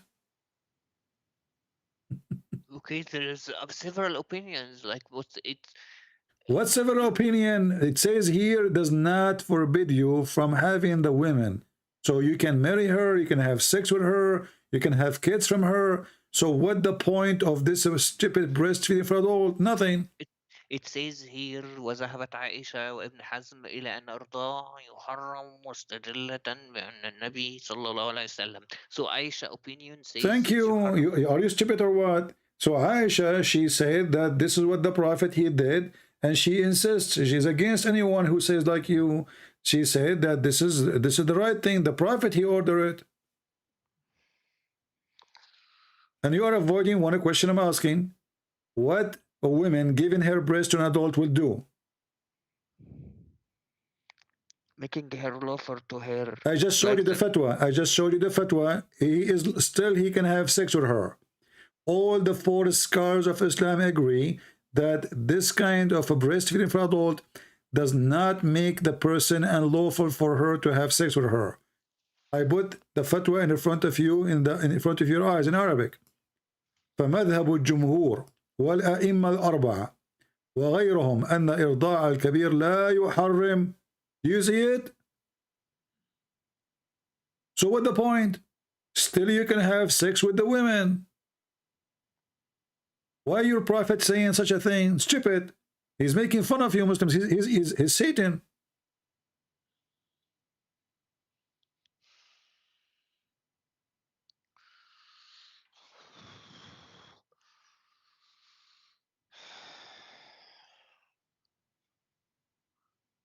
So look what happened now. Wherever we go, we find that your prophet is stupid. And each time I show you something stupid about our prophet, you breathe heavily and you are angry, but you cannot answer me. And you are the one who texts me saying, I'm going to get you busted. Isn't it your text said to me, I will get you busted? Okay, but you know, it says Ibn Hazm and Aisha, okay, because several scholars like Aisha and Ibn Hazm said you haram. That's the point. That's the point of breastfeeding, to make it lawful for her. Okay, so why the four scholars of Islam didn't agree with Aisha if this is the case?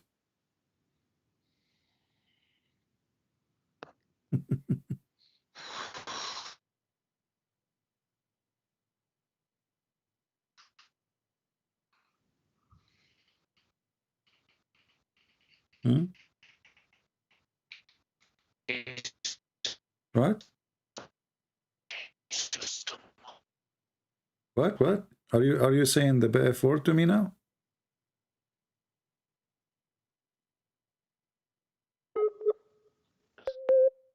Scroll down in the fatwa. It says in the fatwa, it's for وهذا هو إرضاع عامة الناس، وأما الأول فيجوز إذا احتيج إلى جعله ذا محرم، وقد يجوز للحاجة ما لا يجوز لغيرها. Which means in the fatwa, the imams that said it's lawful, they said it's lawful only on heavy circumstances, like Okay, what is the heavy circumstance? Hold on. You see, this is more stupid even. So now Allah, He revealed a verse from heaven for heavy circumstances, but still the man, he can have sex with this woman after suckle her. So what the point? What heavy? Okay, you know, the scholars that said that it's halal, they said it's only allowed it was only allowed under heavy circumstances, like What is heavy circumstance? You know, my friend, the woman, she came to Muhammad, she said, my husband, he's jealous from this guy, he is in our house, he's a grown adult. The prophet, he right away, he said, just suckle him, that's it. He did not say this is only for you. Listen. Are you saying that your God, he sent the verse only for one person? Not for one person, but okay, it was allowed. So listen, no. So this is for everybody. And this is why Aisha, she was ordering her nieces and her sisters to practice it. How come none of the Sahaba, they waged war in her to do that? Why nobody complained? Why nobody stopped her? As you see, nobody questioned that. I mean, what about her brother of Aisha? What about her father, Abu Bakr? So nobody is saying to her, stop, don't do that. She is ordering his daughters. She's ordering his granddaughters to Abu Bakr, saying, you have to suckle any man will enter upon me. How come Abu Bakr did not say, well, how in the world you do that? As you see, nobody complained. The other wives of Muhammad, they did not like to do so. But Aisha, she was doing so. And all of us, we knew that your prophet, he says, take your religion from this blondie. Did he say that?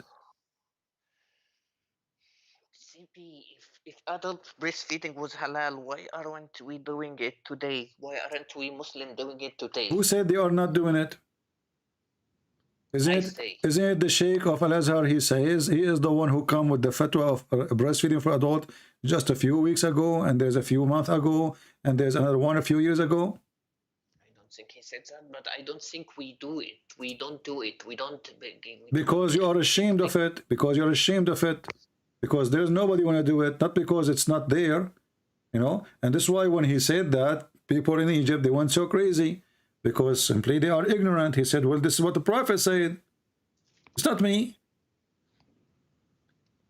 You know, a lot of things you say that are allowed in our religion, they are not committed in our Muslim countries. Like, it doesn't matter. You know, there's many things. Here we go.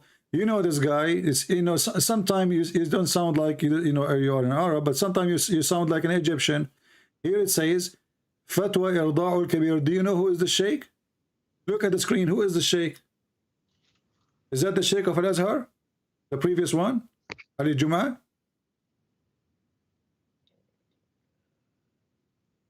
Is it bin Baz? Is that the Sheikh of Al-Azhar? Bin Baz. No, this is Ali Juma. Don't know. Okay. Don't trust. Okay. Well, here we go. This is the fatwa here.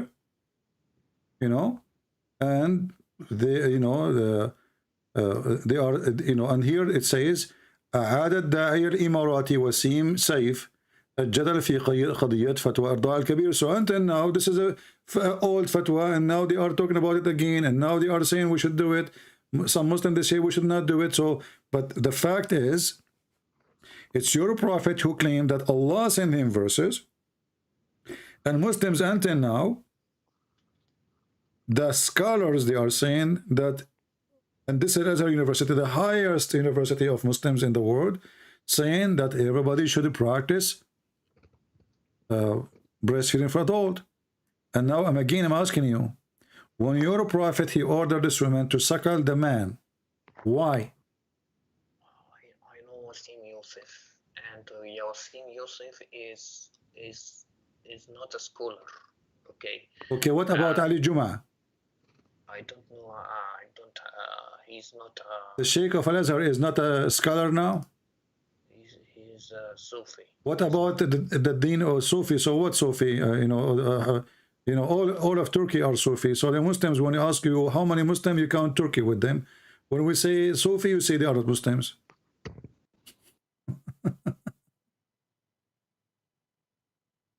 So listen carefully. Did you find where the sun set finally or not?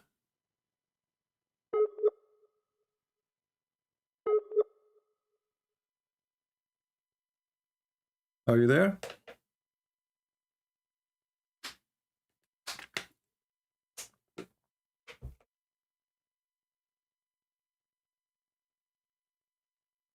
Hello? Guys, should we hit in the head and finish it, or play more? Are you bored? You can't hear me now. We have lost connection. Should we play with him more, or just hit in the head and destroy it?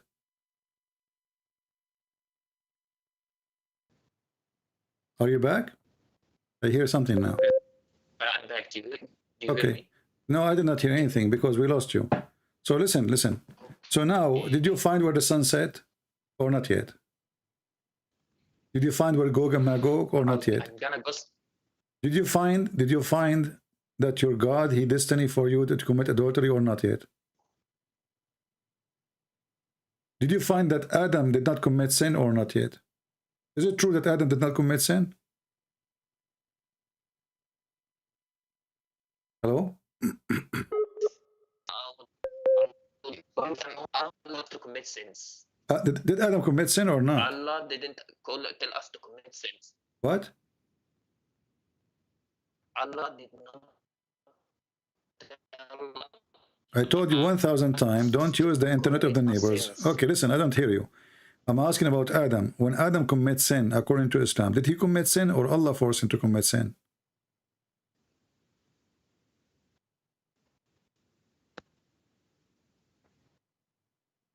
Hello?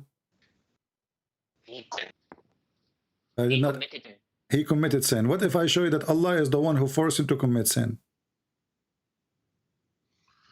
Do you promise me to leave Islam if I show you that?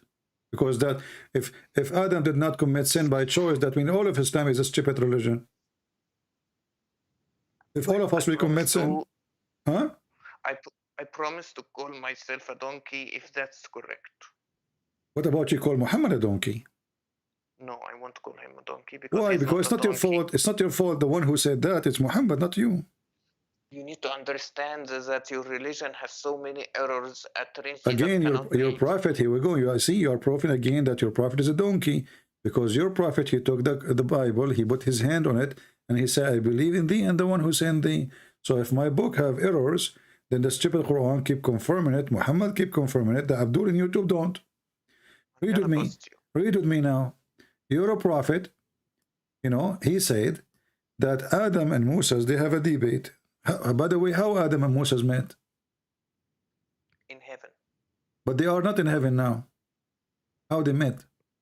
Isn't it your prophet, he said that he is the first one to be resurrected in the day of judgment? in barzakh, in No. in the heavens before, because there are 7 heavens. No, my friend, the first one to be resurrected is going to be in the day of judgment. So the barzakh you are talking about, this is after that day, not now. I understand sab'a samawat. This is not the question. You are first not going to heaven, 7 sanawat. What 7? The barzakh is not in the sky anyway. And the barzakh is not even an Arabic word. And Muhammad, his story. Listen carefully. Barzakh is a dry land. Is that correct? No. If I show you what you will call Muhammad? I won't call him anything wrong, okay? Okay. Why you will not call him wrong? You said barzakh is in heaven, but barzakh is a dry land. The thing is, barzakh, because the Prophet saw our prophets in the sky. What in the sky? Your prophet did not go to the sky. Did your prophet go to the sky, or your prophet he went to Ethiopia? In Isra Mi'raj. Okay, in Isra and Mi'raj, did your prophet go to the sky, or he went to Ethiopia?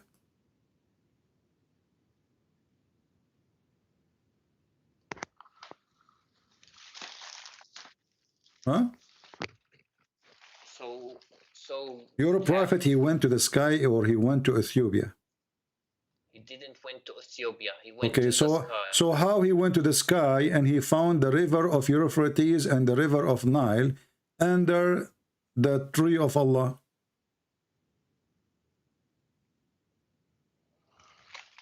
Where does it say that? Okay, be a man and explain. Be a man. Here we go. Read it. Your prophet says that. Your prophet did not go to heaven in the sky. The Christian, the Jews, they believe that Adam and Eve, they were in garden on earth, and there's rivers belong to this garden, this heaven. Okay, that makes sense. This is earth.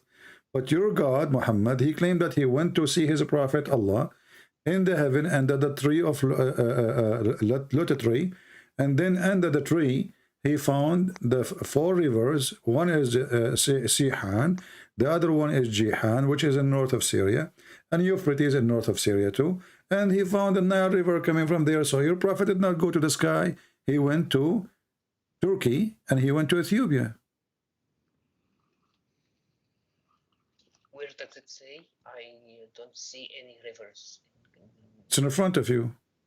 It says Abu Hurairah, the father of the cats, he said, Allah Messenger saying, Sihan wa Jihan and the Al-Furat, Euphrates, and the Nile are all among the rivers of paradise. Where they are coming from? They are coming from under the tree of Allah. There's 2. Huh? Because they will be part of paradise. They will be resurrected. What will be part? This is when he went there. What will be part? Resurrected? The river will be resurrected too. The river is dead. What's wrong with you? Focus with me, Abdul. He went up to the heaven, and he found, my friend, and he found the Euphrates, Sihan, Jihan. They are coming from under the tree of Allah. The tree of Allah is in the 7th heaven. It says here that the Prophet generally said that. He didn't say he saw them up there. Okay, what if I show you then he saw them up there? What you will do? You will call yourself a donkey? Go ahead. Call yourself a donkey. Read it.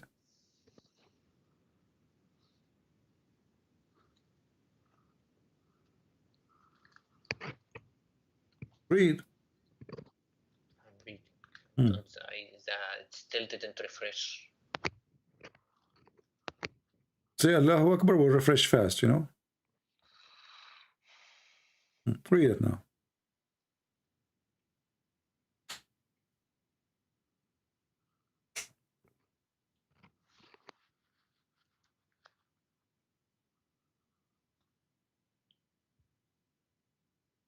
Says he didn't see that. He says that Sayhan, Shayhan, Al-Furat. I don't hear you. Keep it close to the from microphone. I don't hear you. It says Sayhan, Jayhan, Al-Furat, and An-Nile are all part of the rivers of Jannah. It doesn't say he saw them there. No, I'm showing a different hadith now. It should appear now in front of you. It says, I was raised to the lot of tree, and I saw 4 rivers, 2 which were coming out and 2 is going in.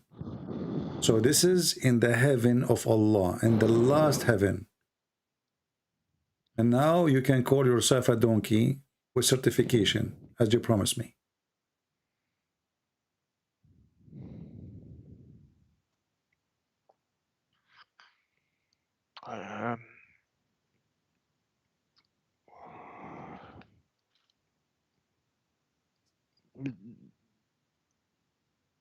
What? Come on. Does it say I was raised to the lottery tree? Where's the lottery tree? In the seventh heaven, right?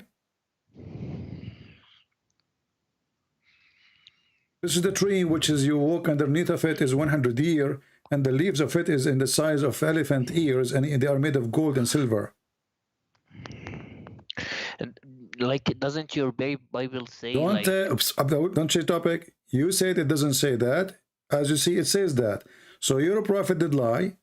He claimed that he went to heaven. He claimed that he have knowledge.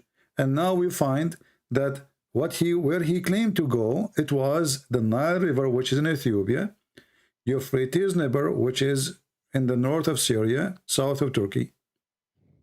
So when I said to you, no, he did not go to heaven, you said, no, he went to heaven. I said, well, he went to he saw the Nile River. He says, where it says that? I show you the hadith. He said, oh, well, he did not say this is in the, like when he went there up, he raised up. No, he did not say that. And now I showed you this one, and now still you can making games. I was raised to Lotus Tree, and I saw forever. Where is the Lotus Tree located?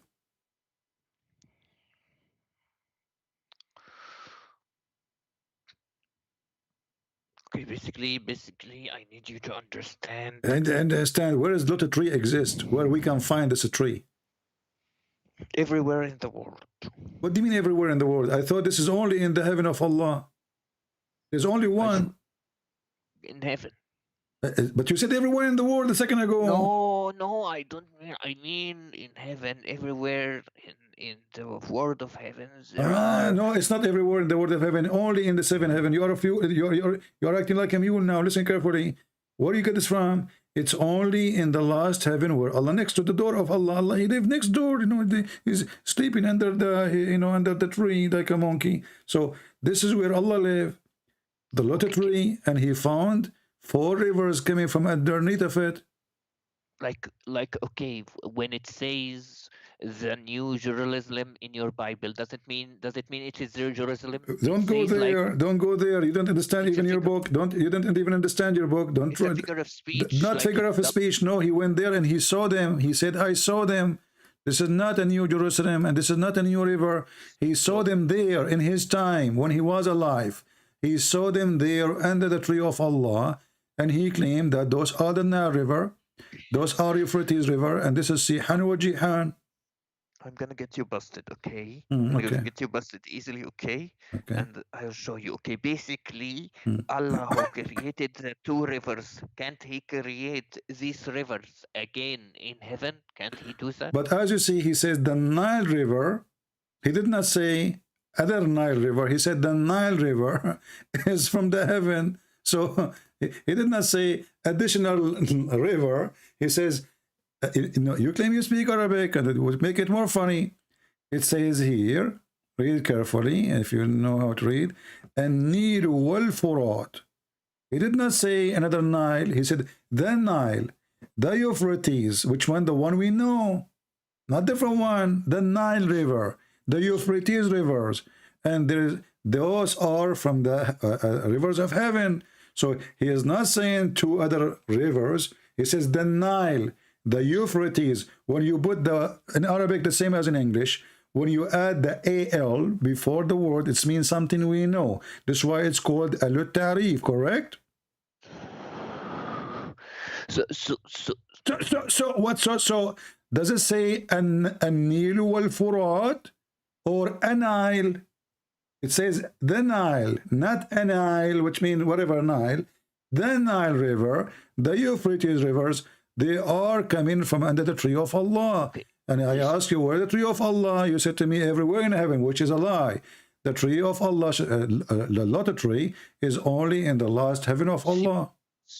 CP, I need to ask you something. Like Ask me maybe, something. Okay, ask me something. okay, if God resurrects you to life, okay, can't He create the river again, like in the hereafter, like He But created and hereafter, this is Muhammad going now when he was sleeping next to his wife to the seventh heaven in the top of a flying donkey. And hold on, let me ask you here. When your prophet, he says he is the first one to be resurrected. And then he go to heaven and he found Moses there, Adam there, Abraham there, everybody there. So why he's saying he is going to be the first to be resurrected between all the prophets? If all of them, they are there already. because they are alive with their like souls. What do you mean their souls? No, he saw them. He saw them. He saw even Adam crying, you know. And Moses, the Jewish guy, he said to him, when Allah gave him 50 prayer, correct? And then Moses came to him and he said to him, Habibi Muhammad, what Allah gave you, Muhammad? He said to him, 50 prayer. Moses, he said to him, Habibi Muhammad, go to Allah and ask him for discount. So Moses was there for real, not his soul. Stop lying. And this is contradiction, because if Muhammad is the first one to be resurrected, then how in the world Adam, Moses, Abraham, everybody is there, the holy club? They are there. What I understand, they are there with their souls. They saw them in their souls. Well, that's mean there is no need for resurrection, because simply already they are in heaven. Already, if you enter heaven, my friend, if you enter heaven, that's mean you are in heaven. You do not need to be kicked out again. So are you saying to me that Allah, he took Adam and Abraham and etc., and then when the judgment day, he will kick them out again? They are not in heaven. Currently, they are. Well, Muhammad, he saw them there. Did Muhammad see them there or not? In their souls, in their souls. No, he saw them with their body, because he saw a guy, he saw a man. He did not say a soul. Do you know the prophets are dead? Their bodies in the earth, but their souls are in the sky. Hold on. Did you say their body is in the earth? Yes. Isn't it your prophet? He says that our body, the earth cannot consume it. It's not consumed. It's there, but not consumed. Okay. So why the hadith says that the prophet of Allah, when he die, he stink?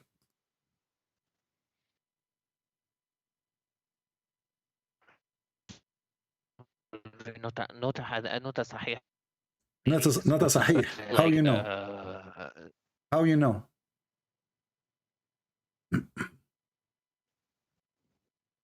Hello?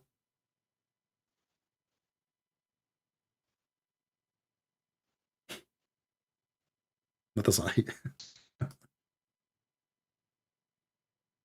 Is it true that Al-Abbas, he said, Barry, your friend, is losing connection? Not hear me? Yeah, I hear you now. Now I hear you. Go ahead. Hello? Hello?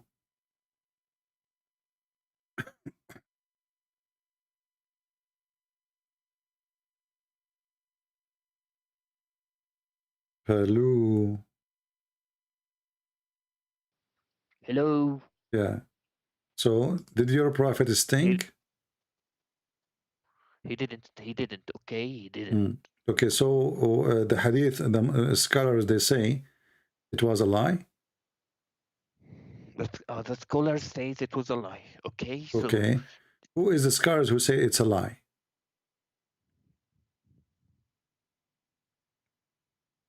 A lot of scholars. Okay, let me get you busted. Here we go.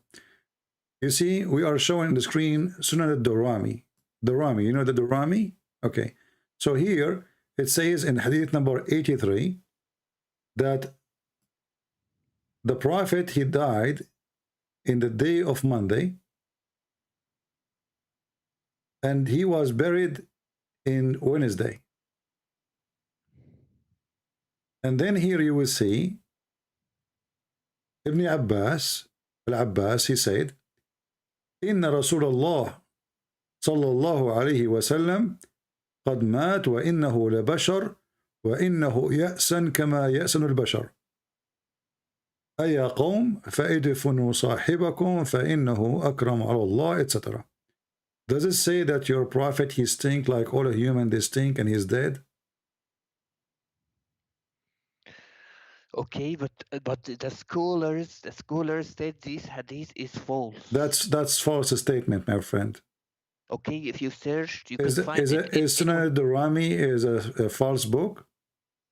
No, but it's someone who types reports. He doesn't say. He doesn't say it's correct because a lot of scholars say it's false. Okay. So why you buried him? If he is not going, if he doesn't stink, why you bury him? Because kuffars might try to destroy his body. Okay. What destroy your body? Your prophet, the Muslims at that time, they are flourishing everywhere. They are taken all the way to Damascus, all the way to Egypt. The guy now is dead. What will happen to him? Because someone of the Islam haters might try to burn. So what the difference is going to be if you put him under a few feet, or you put him on the top of a few feet? He can dig and take him out from the grave. What difference is going to make? Listen, Abdul. Listen, Abdul. Is it true that the hadith says too that his belly became full of fart? And he was farting? Hadith, okay, if you just, like, anyone can do a Google search and will find this hadith is not correct. Okay? Who is the one who says it's not correct? Okay, let me see.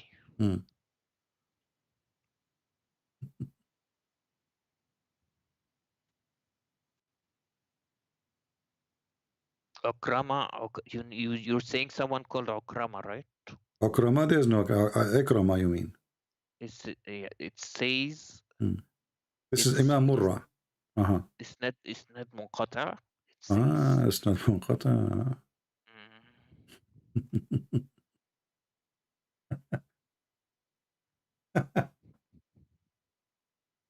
It's everything. Every hadith is false. Okay. Okay, hold on. So if it's false, why it is in your books? I mean, why you Muslims are so funny and so dummy? If those hadith is not true, why you Muslim, you write them in your book and you put them in a book, it's called authentic. So the book is authentic book, and then the hadith is not authentic, and now who says that? Okay, let me explain. Like you have Gnostic Bibles, you have other Bibles. Why are they still there? But you see, this is stupid of you to mention, because simply it is you Muslim who wrote those books, and you are the one who approve it.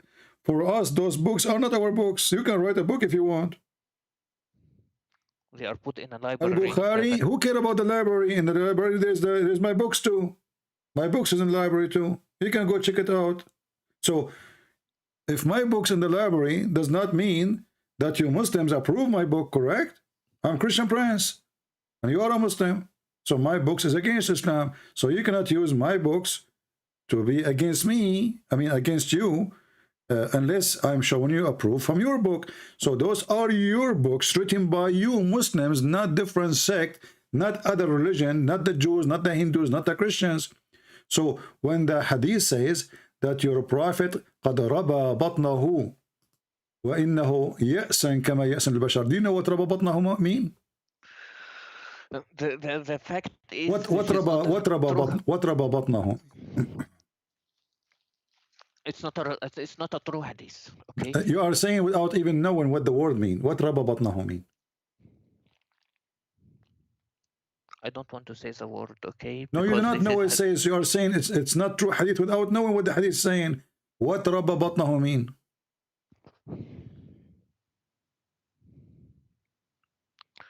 Okay, CB, I just need to explain to you that what رَبَى بَطْنَهُ? How you know the hadith is not correct if you do not even know what I'm saying? What رَبَى? What? No, because obviously you do not know what it's mean, and you are saying it's not true. So how you say it's not true if you do not know what I'm saying?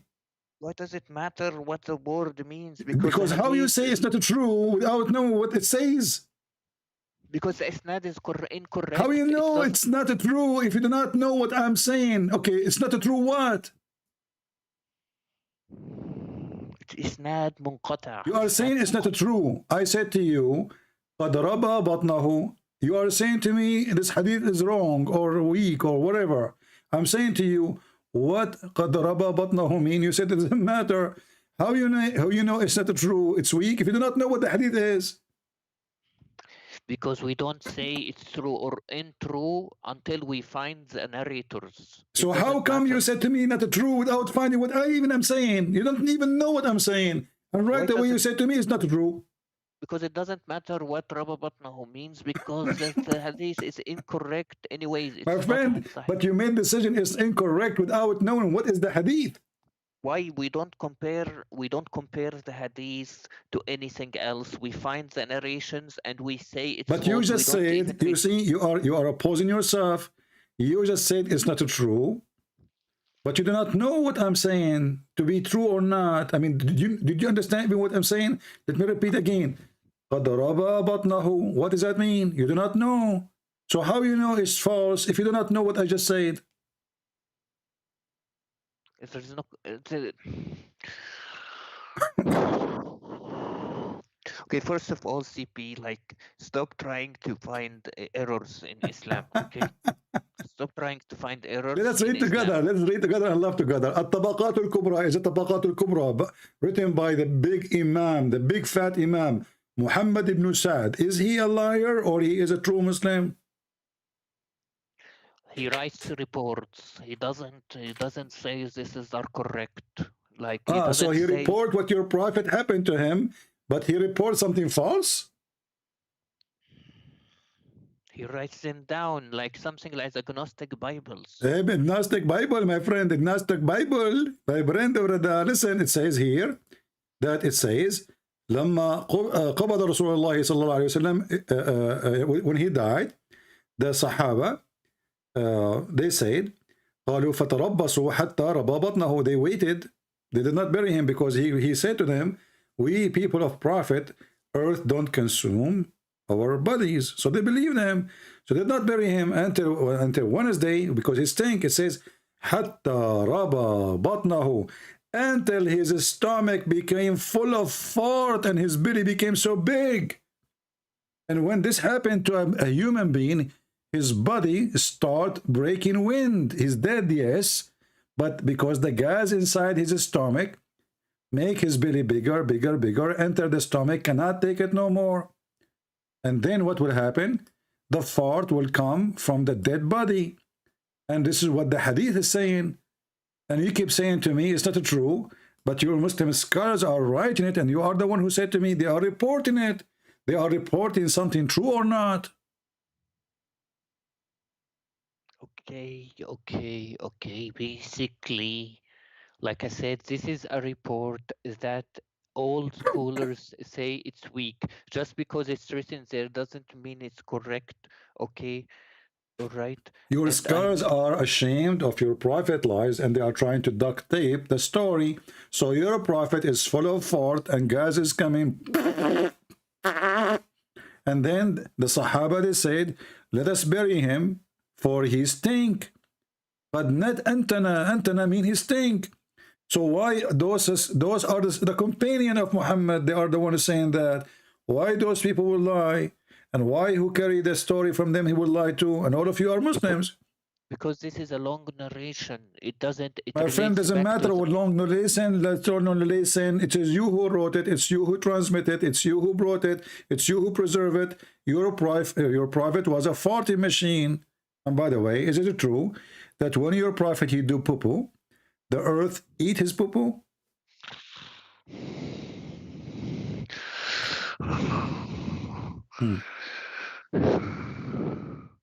I need you to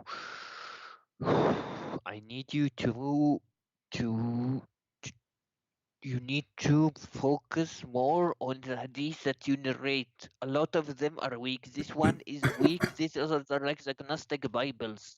Okay. What agnostic Bible? We don't have something, we don't have such a thing. This is a book anyone can write. We don't have such a thing. Okay. My friend, hold on. You're just being stupid now. You're a prophet. He took our Bible. He did not take the Gnostic Bible, and he put his hand on it, and he swear by it. So stop being stupid. We swear by it. That doesn't mean it's not corrupted or edited. So your prophet, he swear by something is corrupt?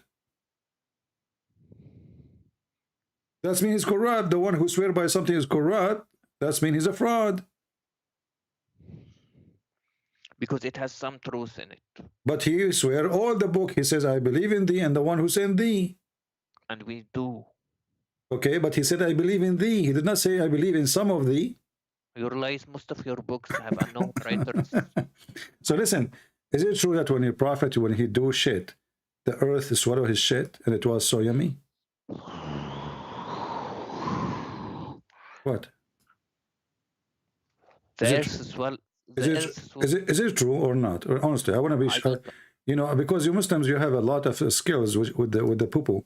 So when you Muslims in your hadith report that the prophet poo-poo smells so good, and when he do poo-poo, the earth swallow his poo-poo. Is that true or this fabrication too? Okay, let me ask you something. Okay, don't ask me something. Is that true or not? I don't know whether it's true or not, but I can ask you something like Jesus drank so listen. Hold on, listen. Jesus. Don't change the topic. Is it true or not? Are you saying God was breastfed by Mary? Is it true? Is it true or not? I don't know if it's true or not. Okay. Okay. Why you Muslims you write things about your prophet if you are not sure it's true or not? No, there is sometimes I'm not. I can read. We read. If it's authentic, it's authentic. If it's not authentic, okay. Not is authentic. it true that your prophet he received the chapter of Al-Fatiha when he was doing poo-poo? If the hadith is correct, but the hadith, I doubt the hadith is correct. It never says that. Well, here we go. This is the chapter of Al-Fatiha.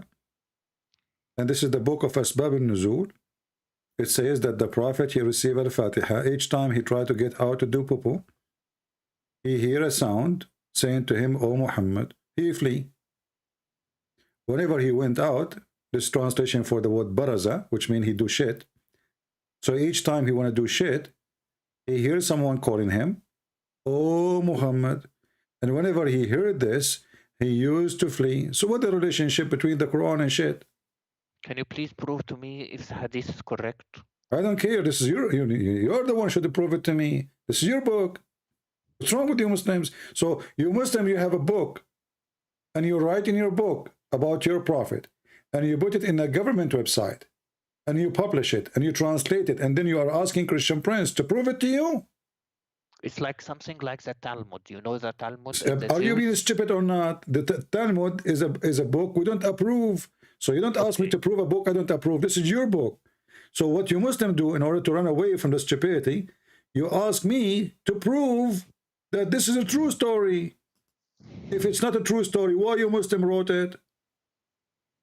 Because we write all reports and then we decide which one hold is on. authentic. Let me ask you, did your prophet order you to write all report? He told us not to write anything until okay, the Quran so look how stupid you are. You are saying to me the prophet, he ordered you not to write anything, and you just said, because you Muslim will write everything. So why you write everything if the prophet says don't write everything? After he dies, he told us not to write anything while the Quran is being written. He said to you, don't write everything after he died or before he died? Before he died, while the Quran was being written, because to make sure it not mixes with the. No, you're a prophet. He says anyone who write anything beside the Quran, he should erase it. Did he say that? Yeah, for the moment. He did not say for the moment. You are a liar. Show me where it says for the moment. Okay, let me see. There is a hadith that says, "Hadithu anni wala haraj." Okay, here we go. Speak about me. Okay. And no problem. The same hadith is in front of you. I'm showing it to you now. But this is the same hadith says, don't write anything about me. Okay, but it says, what does it say next? It says, Hadithu anni talk about me, no problem. Talk about Hadithu anni, which means tell the people about me. Yes. But he did not say to you to write anything about me. Correct? Yes. Okay. Yeah. As long as you're a prophet, he ordered you not to write anything about you. Why all those books written about him? I don't remember. There is another hadith that says that it's okay to write down. But anyways, he said that So you because are the saying to Quran me now, your prophet was stupid. In different place, he said it's okay to write down about me. In different place, he said don't. It's not okay to write about me. So your prophet is mentally ill. Once he say, okay, listen. Is it true that your prophet he bring verse from Allah in the morning, bringing command, and second day he changed his mind? Is it true? He permitted it later because you know there is. Listen to the question carefully. He says something in the morning today or afternoon. Second day in the morning, he said the opposite. Is that true or I'm making things up? Okay, because there's something called abrogation. Okay, so you are saying to me that you have a prophet, he have a God, he gave him command at 12 o'clock, he gave him the opposite command at 6 o'clock, after 6 hours. How about you understand something, okay? This is normal. This is normal. Why? Because how it's normal? If Allah, he said, as an example, in the case of murder, does the murder change? Murder is a murder. He said, the free for the free, slave for the slave, women for the women. What that?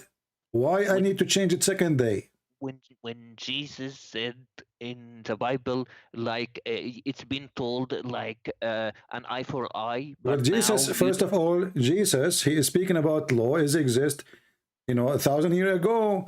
And this is not second day, this is not 6 hours after. And Jesus, he did not say, I came to destroy. He said, I came to complete.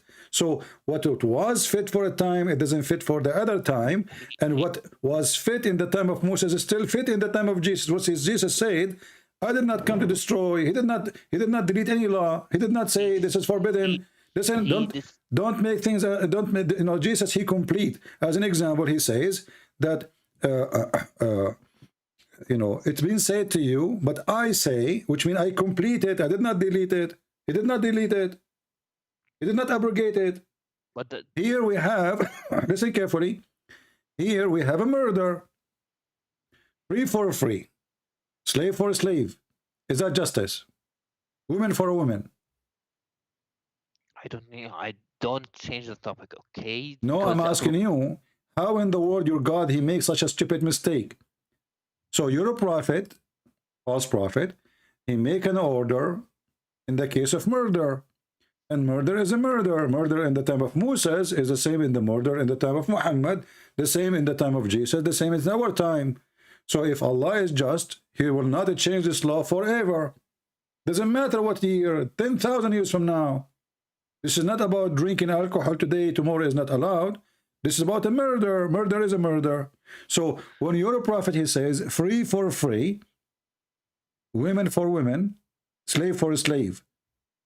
Is that a just from God? That if I kill your slave, you kill my slave? It was abrogated. It was abrogated. It's abrogated. It was abrogated second day, correct?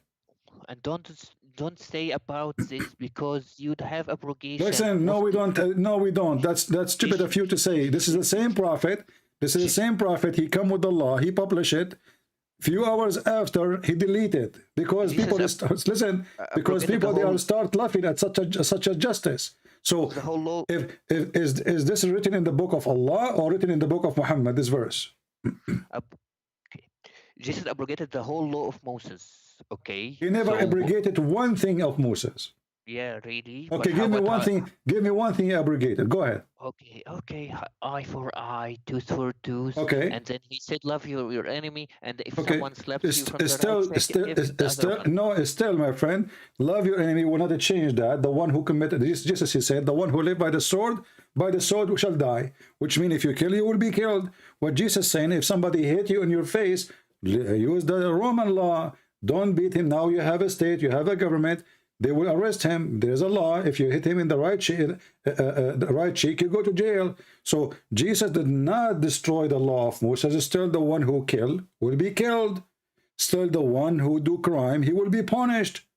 So you are fabricating stories now. And how your God, he gave an order in the case of murder. He said free for free. Okay. Slave for slave. No problem. And then women for the women. Why Allah abrogated the law few hours after? It was abrogated because this was known as a tribal law, and it was allowed in the start, okay, and then it was abrogated, okay. It's So, fine because okay, so Allah, he changed his mind after 6 hours and he found that he should not accept, he should not follow the tribal. Are you saying your God, he was taking the law, which is stupid, and then he thought about it. He said to himself, this is dummy. I'm not going to follow such a law. Are you saying that?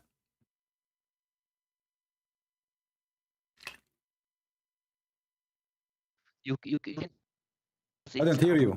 okay, you say it's not the Old Testament. The Old Testament. Abdul, don't change topic. So Allah now, he gave them an order. In the case of murder, murder, it's a murder. Where is justice? So are you saying that this law, which Allah, he gave you, said this is a tribal law? So your God, he commits sin and he follows stupid law, which is not his law. Is that the law of Allah or this is the law of the tribes? Allah permits something and then bans it. He has the right to do that. Okay, why Allah, he permitted if it's wrong? Just like in the Quran, it says that Allah allowed Jews to eat some things and he then banned them from eating some stuff. So it doesn't Abdul, mean this is a that fabrication anyway. First of all, the Quran says Allah did not forbid the Jews from eating anything except what Israel forbid himself from eating. So stop lying. Number two, what does have to do with this?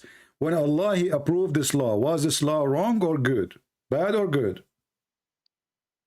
you can ask the same thing in your Old Testament. Don't change the topic. No, I asked the same thing. I did not say anything wrong. It's you who changed it. I didn't change it.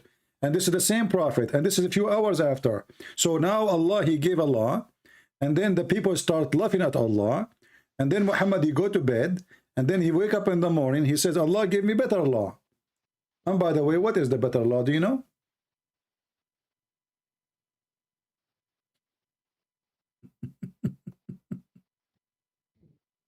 Are you there?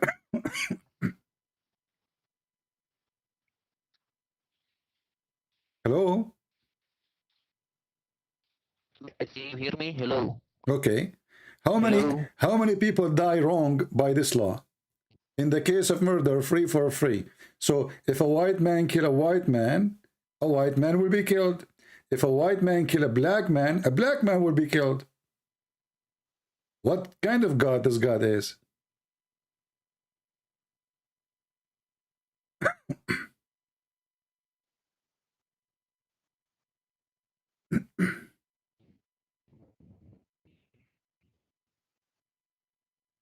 Hello?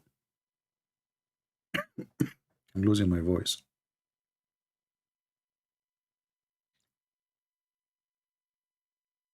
Are you there?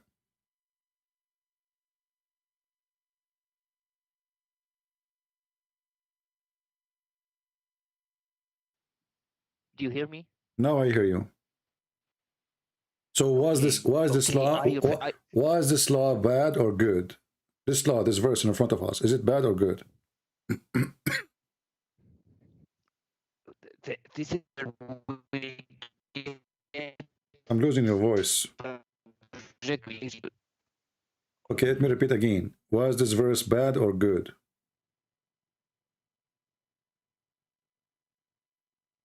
This was a good. It was good. It was good. It was allowed. It was good. So is it good that if I kill your wife, you kill my wife? Is that good?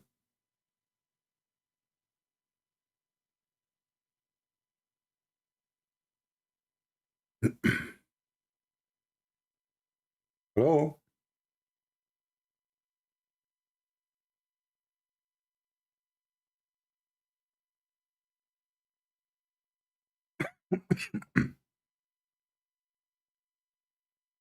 Are you there, Abdul?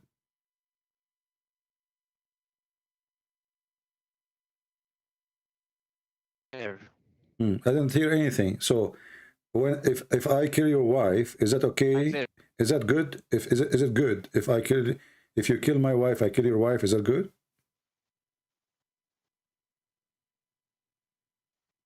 It's using the neighbor internet.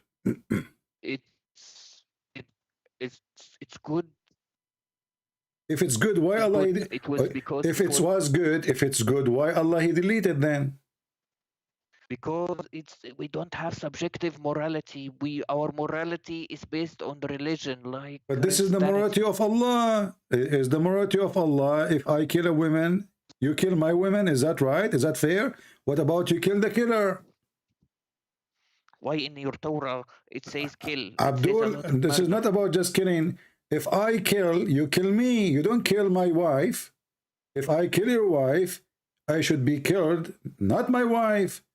You're a stupid God saying in the case of murder, free man for a free man. So your God, he divide between free and slave.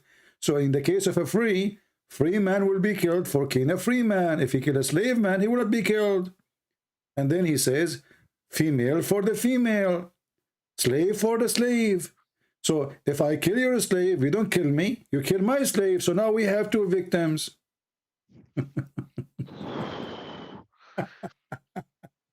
What you don't get that this is also your Old Testament has many laws that Abdul, are not acceptable today. You keep running away to my law, but you cannot answer about your law. Listen carefully. So when your God did abrogation, did he abrogation because he want to make better Quran, or he is not making better? You can also say that about your book. Don't change the topic. We don't have such a thing. There's nothing changed. Okay, so you apply all the Old Testament. Yes, we apply all the Old Testament. There's nothing. But because we don't have a law, we don't have actually a government which is going to practice the Old Testament, to practice it. Moses was a king. He was a prophet. He was the ruler.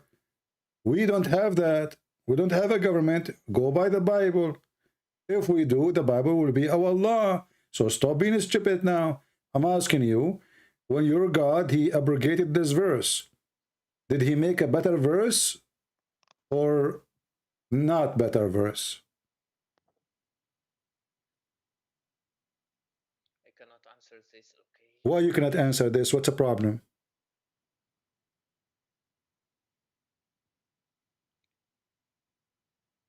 There is always a law for each time. This is not the question. When Allah he abrogate, because what's each time? This is second day. What each time? You Muslims are funny. We are talking about the second day. We're not talking about 10,000 years after. Okay, I'm asking you, when Allah he abrogated this law, did he come with better law or worse law?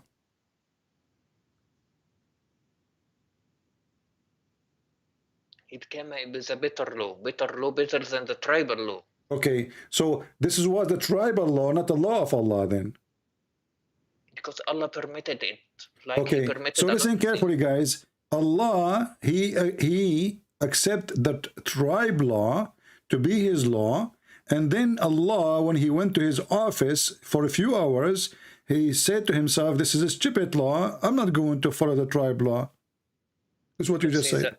Like I said, you can also say that about Jesus abrogating. You cannot, no, you cannot. First of all, Jesus came long after Moses. Secondly, he says, I came to complete, not to destroy, so stop lying. And he did not say, I'm going to give you Quran better than the Quran. Here we have, you keep repeating, this is a tribal law, which means the Muslim, they lie when they say that the Quran written in the book of Allah in the sky. Because you just say this is a tribal law, this is not the law of Allah. So if the Quran written with Allah before he gave it to us, this is what is written there. This is not the tribal law. Was this book exist? This verse was exist before mankind is exist or not? It was in the days where they had to use a specific law, and he had to. Abdul. God don't adopt. God he order. God he don't follow pagans. Those are pagans. So if your God is taking wrong decision by following the tribal law, which is racist law, obviously, that only free will be killed for a free and slave for a slave and women for a woman, Allah cannot be God then, because he is following pagan law. Is your God Allah supreme, or he is a follower of the pagan? You You can okay, when we speak about the Old Testament, Christian scholar says it is the tribal law. Abdul, I feel sorry for you because you could not answer anything. You keep jumping to Old Testament, and you stupid idiot. The Old Testament in the Quran says, in the case of murder for Moses, he says if someone he killed one innocent person as if he killed all mankind. This is from the Old Testament, and your prophet copying the Old Testament. So stop being stupid. And Jesus forbid us from killing anyone. So here you notice that in the case of murder, your prophet, he is killing the victims, more victims. He's not killing the murderer. So in the case of a free, if I kill a free man will be killed, which means equal to me. If I kill a slave man, I will not be killed. Another slave, my slave, will be killed as a penalty for me. So your prophet is not following the teaching of God. He is following tribal law, as you said. And this verse cannot be from the this verse cannot be from God then, because it is you who keep repeating this is the tribal law. That's not what I said. I meant that was permitted, like mut'a was permitted at first. And no, you see, here we go. Mut'a was permitted, and then your prophet forbid it, and then your prophet permitted, and then your prophet permitted, and then your prophet forbid it, and then your prophet permitted because he's a joker. So, hold on. No, here we go. You want to show you a reference? I busted you, okay? I busted you. You bust me, absolutely. So listen carefully. When your prophet, he permitted the mut'a, was he permitting adultery? It was forbidden. Did he permit? What do you mean forbidden? Did he permit it or he forbid it?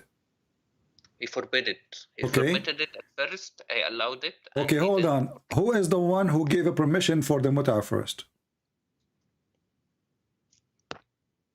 The prophet didn't, like, he said it's okay. No, it's not. It's not the prophet. It's the Quran. Is that true?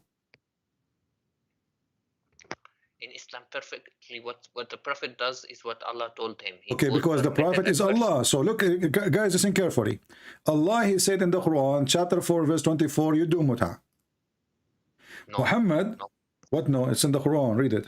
It doesn't say that, okay? Doesn't say that, okay? Okay, what do you want to challenge me? I want to challenge you, donkey. You want to show me that your prophet is donkey? Okay, go ahead. You are a donkey. Okay, let's see who's the donkey. This is a chapter 4 in the front of everybody, and you will read for me, and everybody will laugh at you, at your prophet Muhammad. Here we go. the adultery, the fornication prophet. Here we go. The fornicator Muhammad is the one who is promoting fornication and making business of pimp. You know, you get paid for sex, and you are saying to me that this is not in the Quran?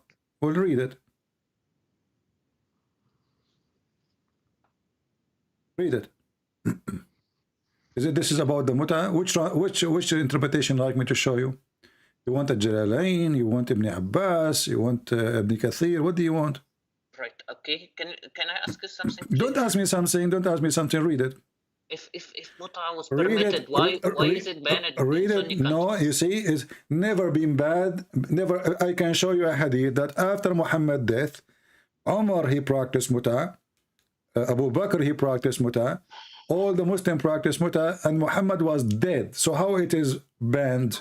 We don't do it in our country. Listen, first of all, you don't do it in your country. You do it. You just change the name. You call it Zawaj Arfi, Zawaj Friend. You have tons of names now. You did lie. You say chapter 4:24 doesn't say anything about mut'a. Read it. Why you lie?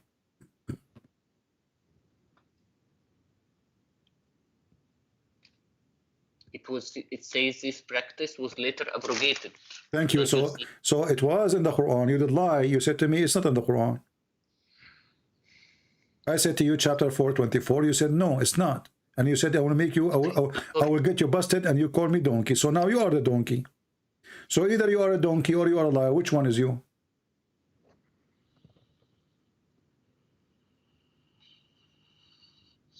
So you have a God who order you to rent women for sex. Is that true? This is a tafsir, okay? But according to him, it was. But this is the Quran. This is the Quran. In Arabic, it says, فَمَسْتَمْتَعْتُمْ بِهِنَّ بِهِ مِنْهِنَّ. So It says here, this is where the muta coming from. The word muta coming from stamtatum. So who is the one who came with this? Allah. And why it's in the tafsir? Because they are explaining the verse. And who is explaining the verse? Your scholars. Did your prophet, if a woman and a man, he said, if a man and a woman, they agree to F each other for 3 days, they can F each other for 3 days? No. Again, you want to be a donkey? Read the hadith. Here we go.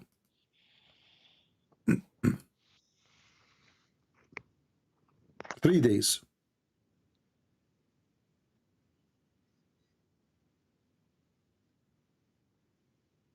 Your prophet was a hippie. Muslims effing each other. Read. It's not showing on the screen yet. That's the one in the screen. Now, does it say on the screen?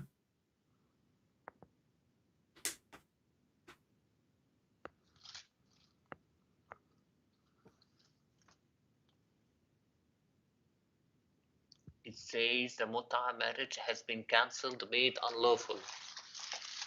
Read. What are you reading, my friend? Guys, look at this stupid religion. So this is a God, he asked Muslims to go if each other, and then this God, he told the Muslims stop if in each other. So if it was wrong, why he allow it anyway?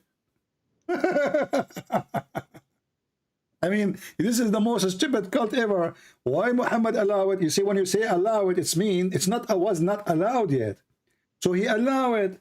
So if it is wrong, why you allow it? Who is forcing you? You are a prophet of God. You have an army. You have men. You have swords.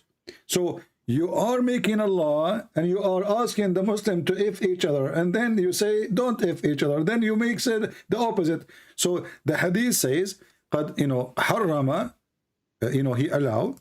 He forbid, he allow, he forbid, he allow, he forbid.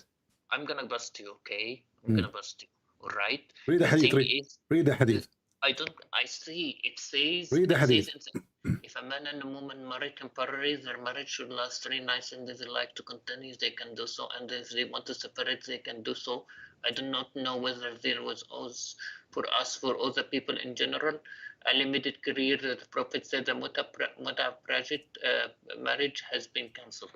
Okay, so it's been cancelled. Okay, that's the thing. Like it's something like alcohol. It was permitted at the start, and then it was gradually not allowed. So your prophet, he allowed fornication, and by the way, nowhere here it says marry. Does it say the word marriage? Their marriage should read for me where it says marriage. Here we go, read the Arabic. It says فعشرة أيما رجل وامرأة توافقا فعشرة ما بينهما 3 ليال.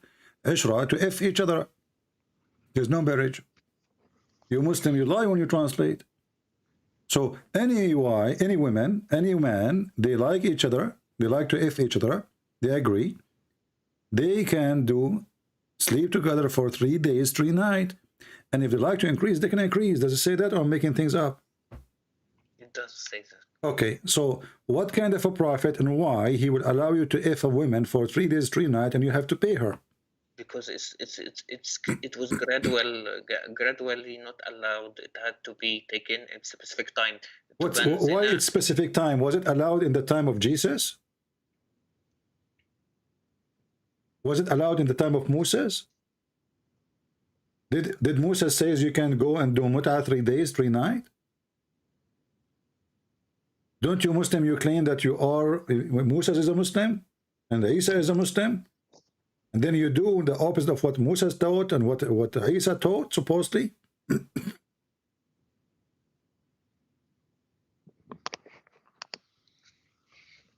It's because Quraysh, because the kuffar around used to make zina. What kuffar? Those are Muslims. It's you are the Muslim who is doing zina now, not the kuffar. The kuffar don't do what you do. They are better than you. This is Muhammad teaching your daughter to go and rent herself. And let me ask you, is it true that you Muslim believe that mut'ah is a kind of rental? If mut'ah was halal, why we don't do it in a lot of our countries? You just said your prophet he allow it. At first. So if you are exist in the time of Muhammad, you will be doing it right now. If Muhammad was here right now, you will be doing it.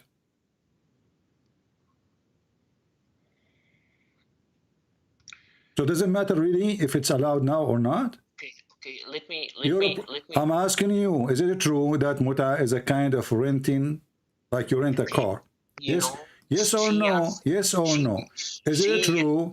Is it true? Is it true? Okay, so what kind of a prophet he allow you to rent a woman? Yes, it was allowed at first because gradually, no, muta is agreement. It was an agreement between two people at first. So is it a rent? Is it a rental? So it was at first. Is it a rental? To stop fornication. How you stop fornication by fornication? You are fornicating. By starting by making it 3 days and then stopping it. Okay. So now you are allowed to fornicate for 3 days. It's better than fornicating for 5 minutes.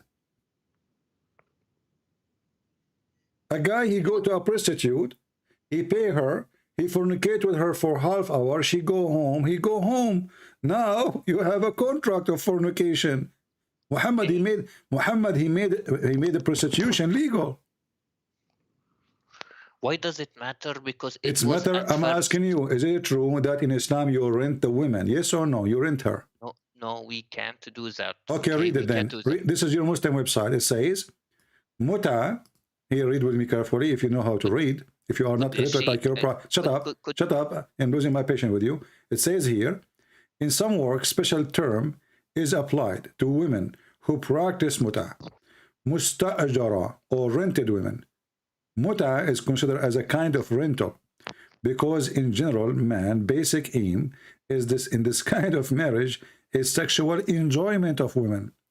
In return for his enjoyment, the women receive certain amount of money or property. Isn't it? This is exactly what prostitution is.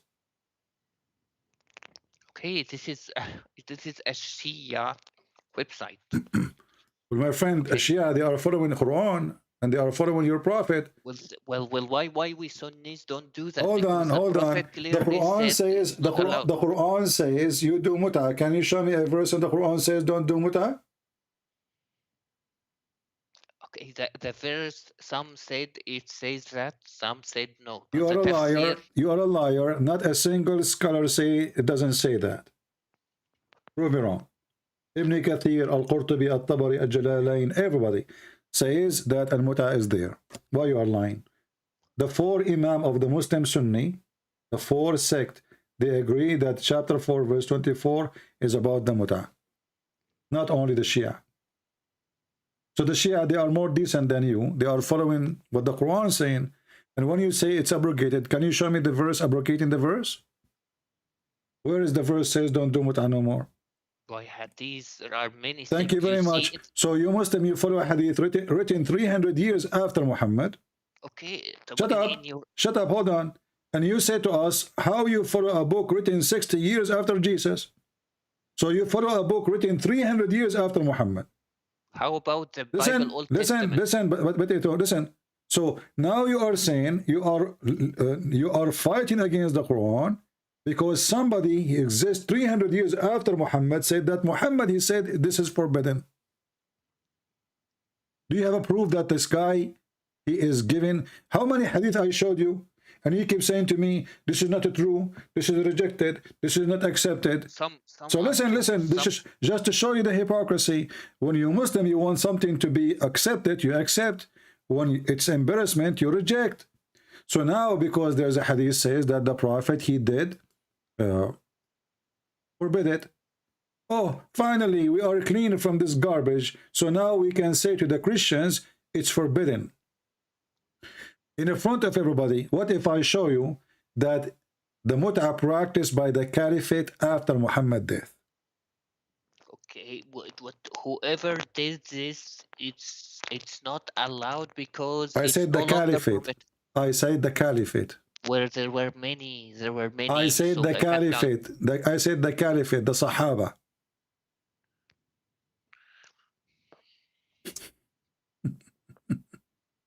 If they did, they didn't know it was become haram anyways. So hold on. So the Sahaba, they are practicing something haram after Muhammad's death?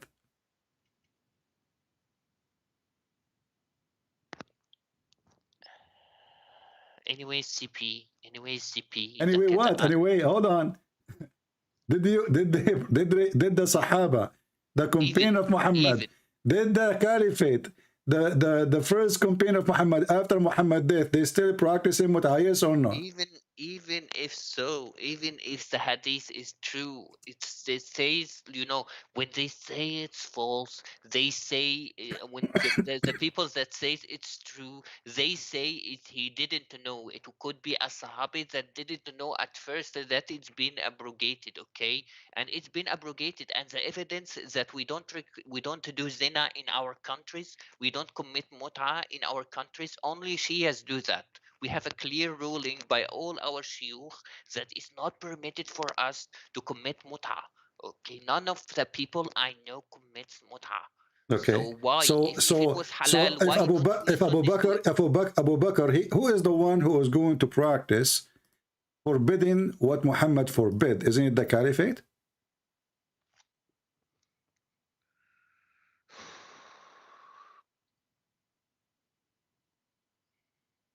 Is it the Caliphate?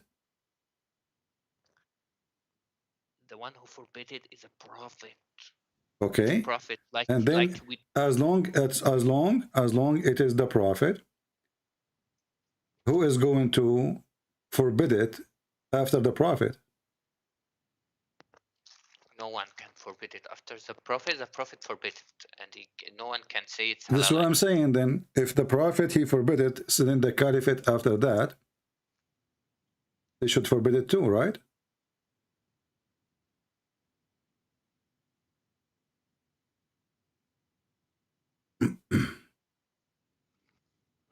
Hello? Are you there? I'm there. Okay.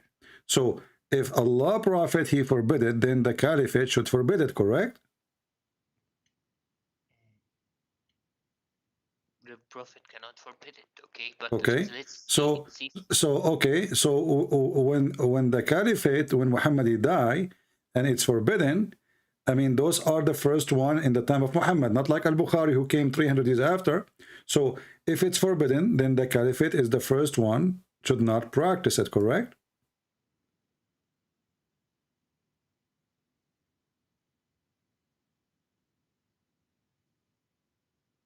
Hello? Okay, I'm here. Okay, so did the Caliphate practice the mut'ah after Muhammad's death? No one committed the mut'ah after his death unless they didn't hear about it's not being allowed. It's like saying like people commit zina, like zina in the West doesn't mean Jesus allowed it. Okay, it's here like we go. Divorce is done in This America. is the hadith. Listen carefully. This is the hadith.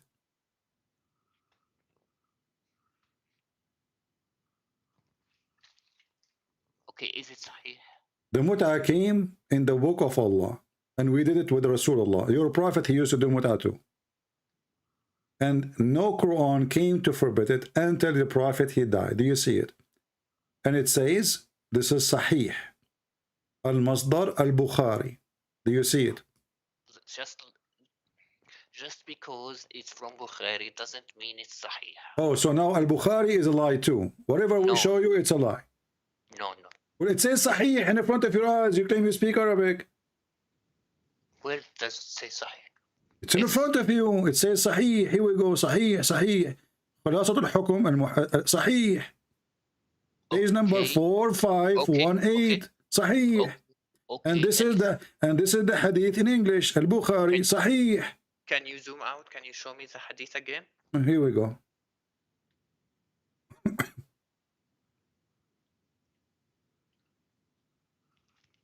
read.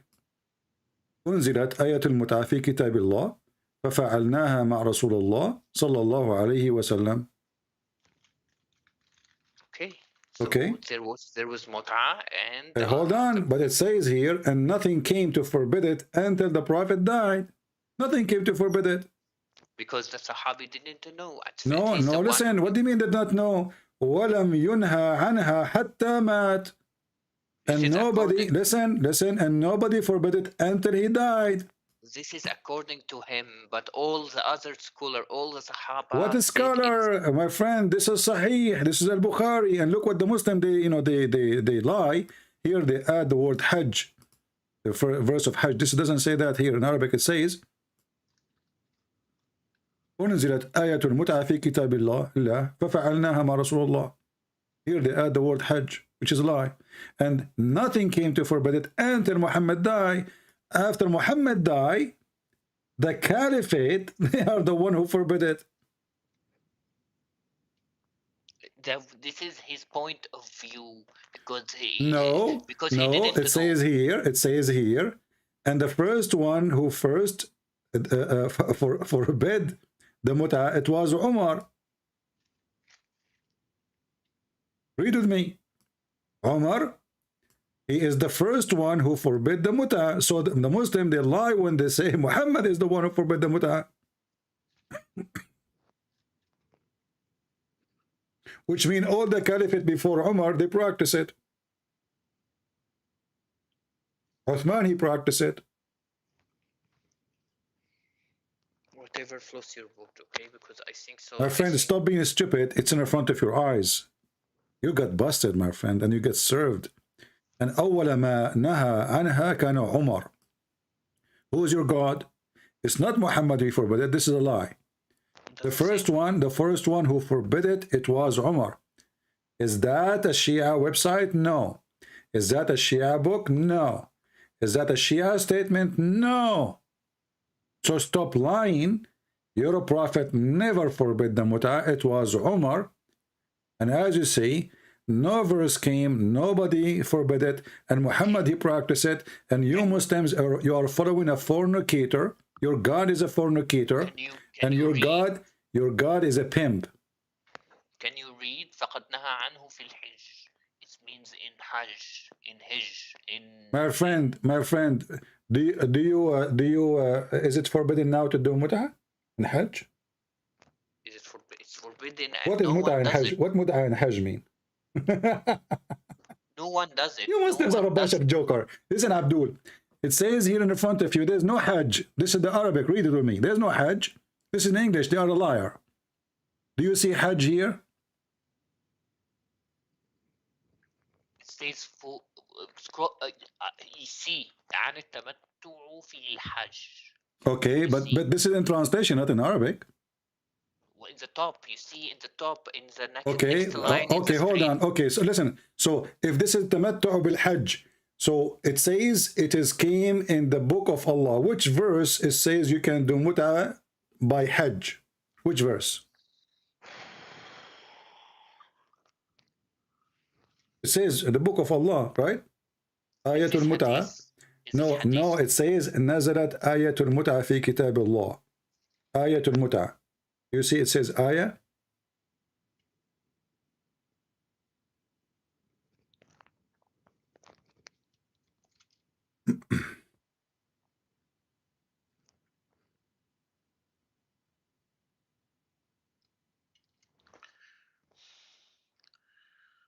What Muslim they do? What the Muslims do in the Hajj mut'ah? What does that mean? All I could say is that we don't do mut'ah in our country. Why you don't do mut'ah in your country? How come? You do zawaj friend. Zawaj is not mut'ah.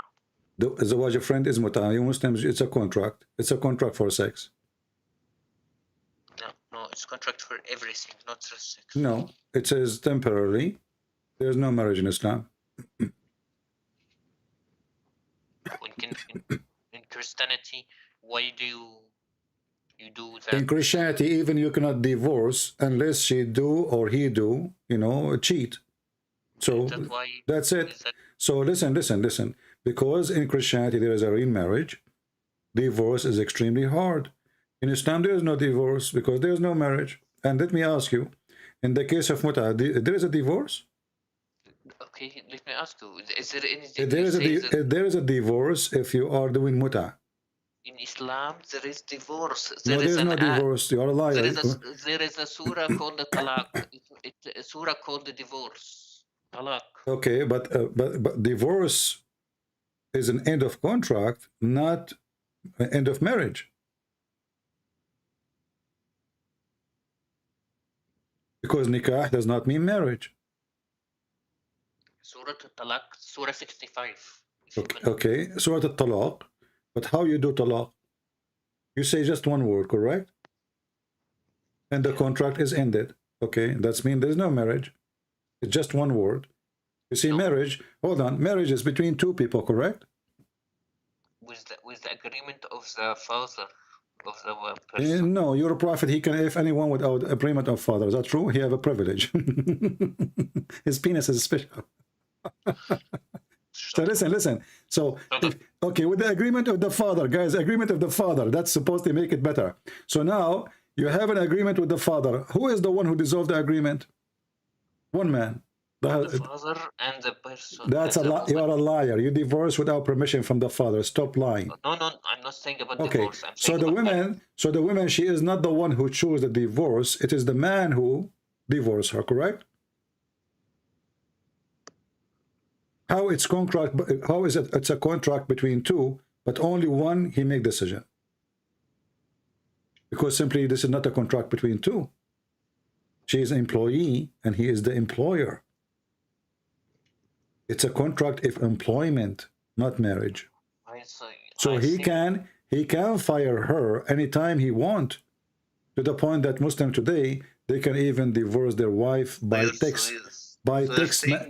text message, correct? So you're saying divorce is bad? I'm saying there's no divorce in this now. It's a contract. Oh, yeah, that's why there is a surah called divorce in 65. You can call it a divorce, but it's not divorce. Okay, you're saying because Islam has divorce, it's like an employment, Well, right? you know, okay, what is the reason for divorce in Islam? Anything? You can no, it's not. It can't be anything. It has to be a valid reason. You are a liar. You are a liar. Even a man, he can beat his wife, and nobody have the right to ask him why he did beat her. Beat her lightly. First of all, there's no lightly. And Omar, he said, no man shall ask a man why he did beat his wife, correct? The Prophet said, beat them like lightly, do not cause injury, do not beat the face. I laugh at this because he said, do you beat them lightly? I laugh at this because he just ordered you to beat them. Secondly, he said, don't break their bones. That is lightly. Secondly, read with me. It says that Umar reported that the Prophet of Allah saying, a man will not be asked about why he beat his wife.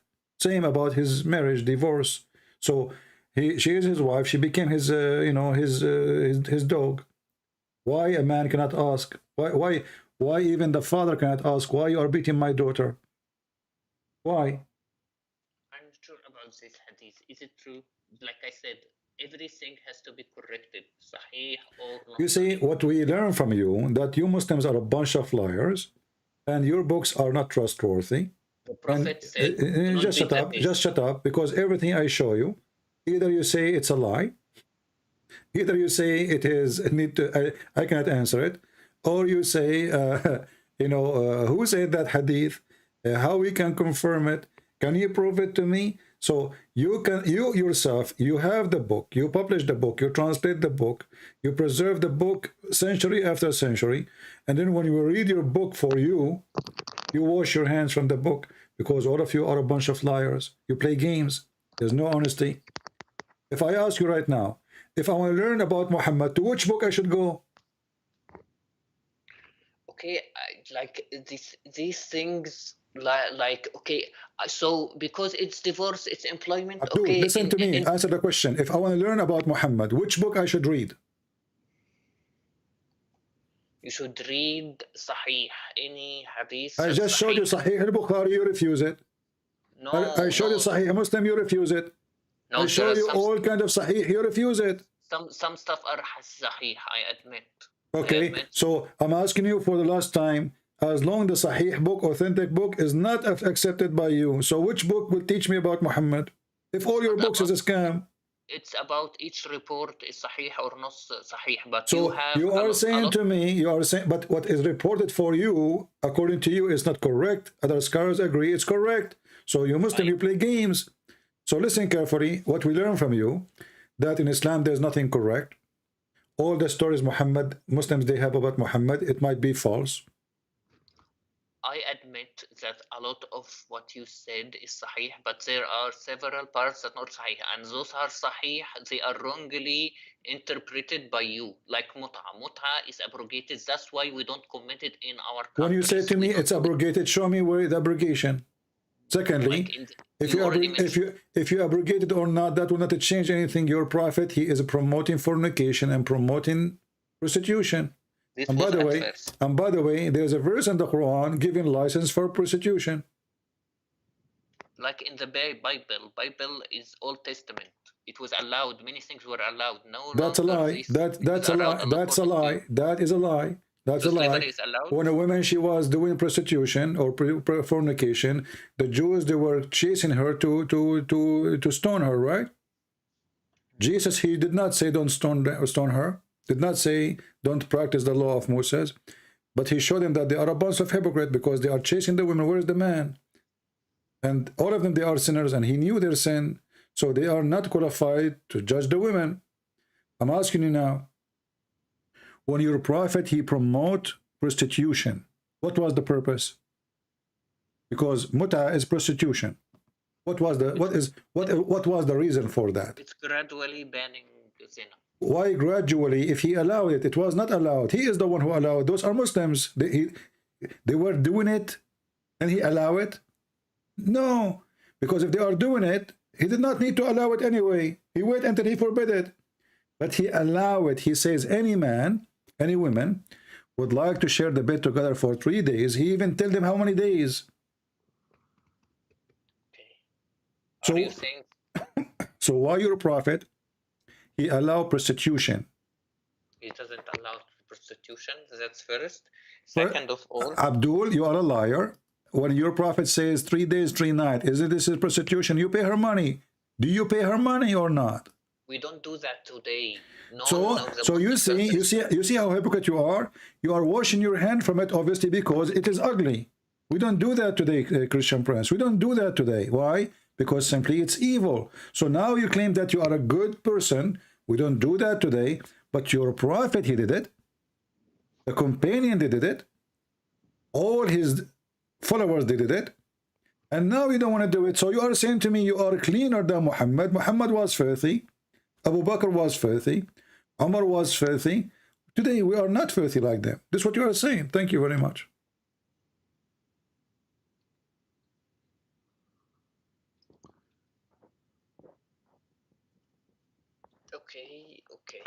Okay. So did you decide to leave Islam or not yet?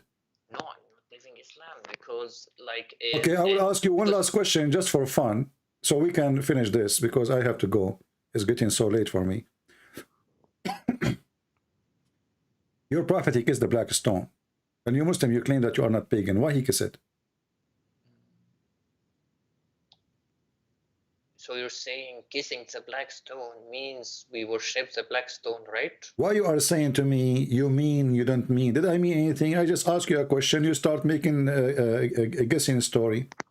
He kissed it because you are like Joe Biden who forgot his name. I'm asking you, why your prophet kissed the black stone? As simple as that. I did not say I mean. I did not say what they mean. I'm asking you why he did that. Why your prophet kissed the black stone?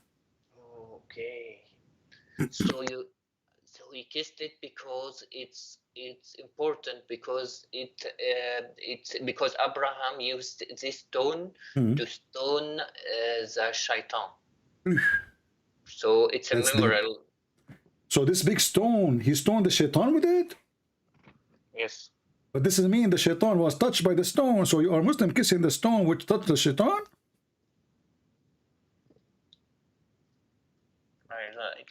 I don't see your point. Why is this bad? So, okay, Abraham, he hit the shaitan with the stone, and the stone hit the ass of shaitan.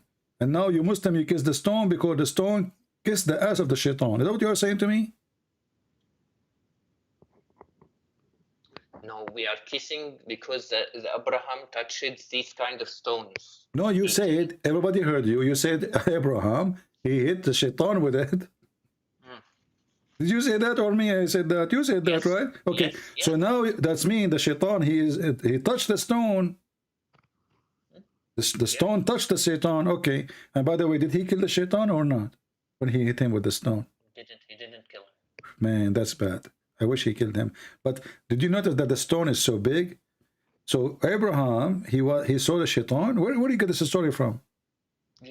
This basically means that it's a memorial of what happened. He rejected the shaitan. He threw the rock. Well, my friend, can you show me the reference of what you are saying? What I know, that your prophet said that the black stone is going to have hands. Sorry, it is going to have tongues and eyes, and is going to witness for people in the judgment day. And he did not mention that Abraham, he hit the stone, shaitan with it. So, okay, you're saying that we basically worship the black stone. I'm not saying anything. You see, you keep playing the same stupid thing. I'm saying, is it your prophet who said, if you touch the black stone and the Yemeni corner, it erases your sin? Yeah, it will erase the sin, not the stone itself. We will erase it. Allah will erase the sin. No, it says whoever touched them, it erased his sin. It doesn't say Allah will erase his sin. Why you are adding words? It's not there. Well, I suggest you reread the hadith. Here we go, the hadith in front of you. So you Muslims are a pagan people who believe stones erase your sin. Read it.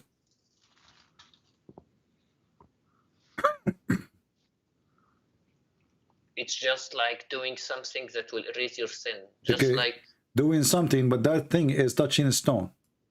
It's like good. It's good. Why touching stone? Why touching stone erase your sin? It's with good intentions. Like when you do a good thing, it's a stone. Doesn't matter. I'm asking you. You see, when I said to you, why your prophet he kissed the stone? You said to me, Abraham he hit the stone with the shaitan. And this is a stupid reason to kiss a stone. So if Abraham, he sat one day in this stone and his ass was on it, you Muslim, you kiss the ass of Abraham too? It's a stone. Why you are kissing the stone? You give me a funny answer. And now we find that if you touch the stone, it's erase your sin. Is it true that the stone is the right hand of Allah?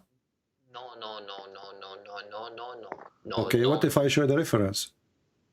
Okay, I didn't see such hadith, but there is a hadith that says so. Then it must mean figuratively speaking, CP. I need you to just understand that if we kiss the stone, we worship the stones, and anyone who kisses his dog or his cat worships his cat. Well, if the cat is a living being, and maybe you love her, you know, she is your cat, no problem. But why you kiss a stone?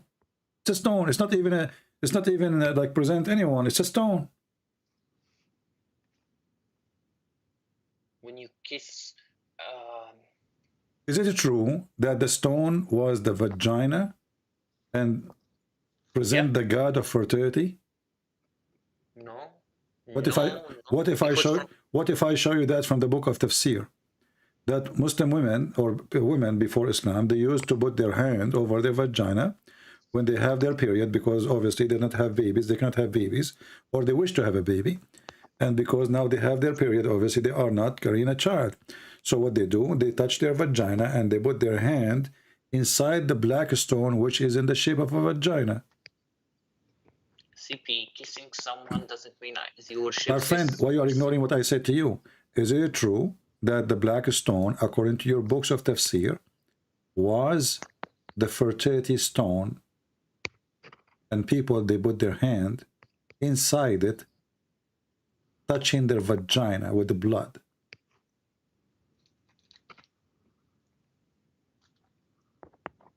If there is no Sahih Hadith, I don't consider it true. So you Muslims, again, anything is embarrassment. You say this is not Sahih, it's not true. This is how you answer anything I will say to you. When you search, do search for each hadith. We every word you say, we search for the reference. But there is something. So when you're scholars, they explain the Quran, and then they come with this interpretation. They did not search the reference. They are scholars. They are scholars. You call them scholars, and now they are not searching reference. Yeah, I admit there are a lot of hadiths you mentioned are true, but some are not true. My friend, you see, just to show you how stupid this religion is. If the scholars are scholars, called scholars, why they aren't the scholars if you don't agree with them? Are they scholars or not? So if the scholars are the scholars, then they should not explain something without being sure from that thing. This is Tafsir Abi Saud, volume number 1, page number 160. It says that Gabriel, he came with the black stone from heaven. And this stone was hidden in the mount of Abu Qubais, which is where Allah he hid the stone during the flood of Noah, which is funny. And then this stone was white like pearl. And then when the period, the menstruation of women touched it, in the time of Jahiliyyah, it became black. Okay, that's what we said in the times of Jahiliyyah, at the times of Jahiliyyah. Thank you very much. Okay, so but why the people of Jahiliyyah used to do that? Because this is the stone of fertility. Jahiliyyah means before Islam. Exactly, and Muhammad is following what before Islam? He is just a pagan like them. So why it became black when menstruation of women touch it? It become black, and that's what your prophet said. Your prophet says that the black stone was white like pearl, and the sin of mankind make it black. What sin is talking about? Those Arab, they believe that the woman, she cannot carry a child. Either her or her husband did something wrong. So the gods are punishing them not to have babies. So what they do, they go when they have their menstruation, they touch their vagina, and then they put their hand with the blood inside the black stone. And if we look at the black stone, we will see that the black stone looked like a vagina. Can you explain why the black stone looked like a vagina? This is first a tafsir, okay? And this is your tafsir. This is your tafsir. Don't tell me this is the tafsir. Don't tell me this garbage. You see, I'm showing you you Muslims. Those are your website. Those are your library. Those are your big scholars. So when you try to wash your hand from it, people laugh at you because those are yours, not ours. So why you Muslims say something is not true about your religion? Why you say it's a vagina if it's not a vagina? You see, I can blame the Christians. No, I cannot, because Christians supposedly are fighting Islam, or Jews, or Hindus. But this is you Muslims. You Muslims are worshipping a vagina. And the black stone is made in the shape of a vagina. And the black stone became a black. It was a white vagina and became a black, as you see from that interpretation, because they used to put their hand inside the black stone, which is in the shape of a vagina, to overcome their sin. Just one last thing. When your prophet, he says this black stone is going to witness for you in the judgment day. Did he say that, or you believe it, or you don't? I believe this. Okay, so how come there's nothing left of the black stone? What? Nothing left. Look what left. Few little tiny rocks. The rest is wax. So you have a stupid God. He told you the black stone is going to witness for you in the judgment day, but there's nothing left of the stone. There's a few little tiny rocks in the size of your booger. There's no stone. And they have to do maintenance to the black stone every few days, and they add wax to the stone. You know? You can go right now and search, and this is a proof that Muhammad is a fraud. Because if this stone is going to be witness for you in the day of judgment, is there anything wrong with testifying Who told you like My this? friend, This is not. hold on. How is going to testify if there's no stone left? There's a small tiny rocks is gone. Do you see the guy? Why? Do you see the guy? Look at the screen. Look, there's a video on YouTube. Search for the black stone maintenance. You would die laughing. Allah could not preserve the black stone, which is his holy stone. Abraham, he hit Shaitan with it. Allah, he sent it to Adam to build the Kaaba. The black stone is the right hand of Allah. The black stone is going to witness for us in the day of judgment. It's going to have eyes and tongue. CP. And then we find that there's no stone left. CP, what are you talking about? We are throwing the stone every day and it will testify, okay? What stone you are throwing? We are talking about black stone, you idiot. You don't throw the black stone, you throw rocks. Those, they get them to you from the dump. Here we are talking about the black stone of Allah. There's no stone left. There's a small, tiny rocks. They embedded inside the rocks. So when Allah, he promised you that this stone is going to witness for you, and then we find that the stone is gone, that is laughable. Don't you agree? Be honest. You need to do maintenance for Allah, promise? Allah could not preserve. Allah could not preserve his stone. There is no evidence that it's not there, and I need to tell Abdul, it's in front of you. What's wrong? What do you mean it's not there? Do you see? Go watch YouTube. They are doing the waxing every few days. This is wax. There's no stone left. There's nothing left. There's a small, tiny rocks, in not even the size of a little nail.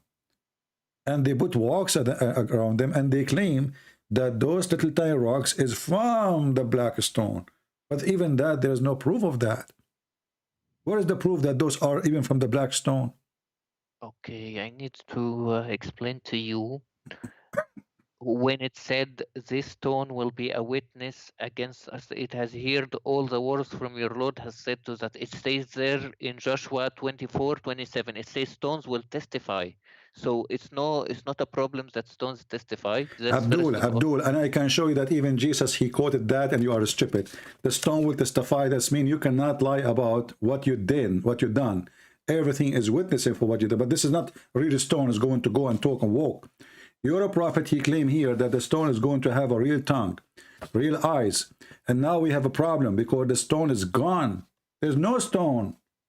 And this is a special stone, not any stone, the black stone. And it's a holy stone for you. And you kiss it. And as you see, when you touch it, it erases your sin. And it's going to witness for you. So when we see that this is nothing left, it's gone. So the promise of Allah that the stone will witness for the judgment day, it was a false prophet stone promise, because nothing left of the stone. How the stone will witness if there's nothing left?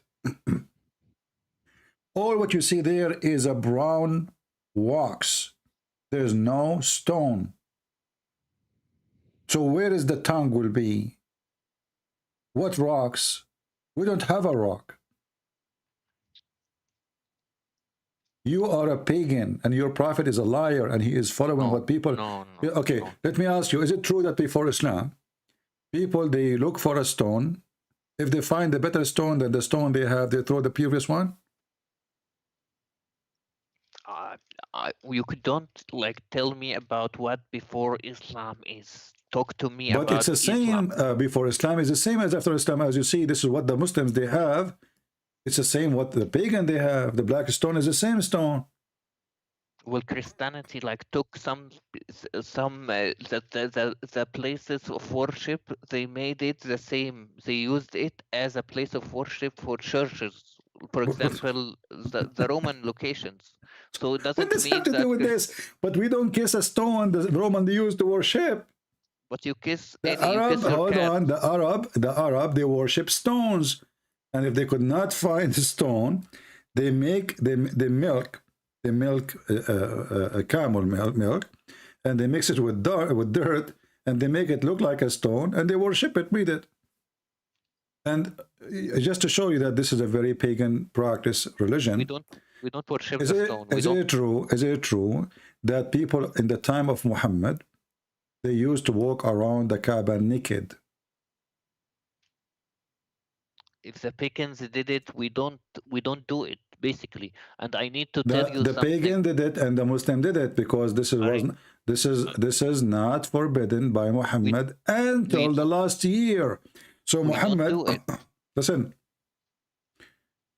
Muhammad, he took the Kaaba, he's in control. Why he did not forbid this right away? Why he was watching who? So it was gradual. Like I said, everything hold is on, gradual. hold on. Okay, so your God Allah, he have time to talk about not to eat pork, but he don't have time to say something ugly the people do, walk around the Kaaba naked. Huh? Like I said, everything in Islam has been No problem, but you are a prophet of God now. Listen, okay, now Muhammad, he cannot change that. He is not in control. He cannot give command.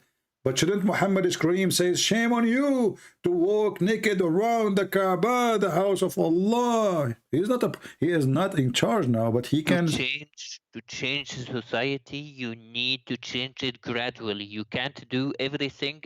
So look at the hypocrite. Which one is more important? People drinking wine or people going around in the Kaaba, in the house of Allah, totally naked? Which one is more important? Eating pork? Listen, which one is more important for Allah? Can't Muhammad make a verse, even if he could not change them, he can say, hold on, just show you how stupid what you are saying. People going naked around the Kaaba. Jesus, he went to the temple. He found the Jews buying and selling, not in the temple, not even in the first square, not even in the second square, outside the square of the temple. He flipped the table on them. They are not walking naked. They are not going without panties and bra, women and men. They are not having sex party. This is just buying and selling. He flipped the table on them. You're a prophet.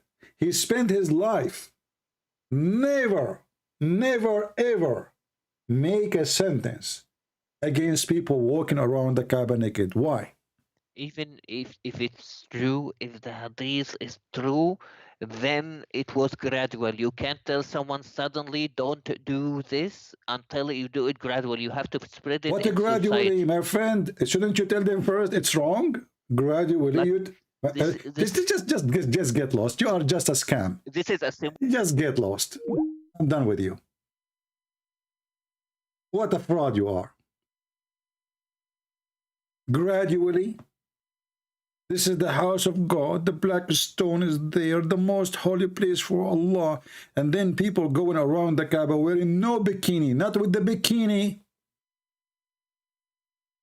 The man is walking and his penis is flying in the air. The woman is walking and her vagina is shiny. And Muhammad did not notice that there is something wrong. And he will do it gradually. Is that what the prophet of God will do? You see people walking naked, it's okay for him? So he starts saying to them, worship Allah, but you don't care for people practicing such a practice? Huh?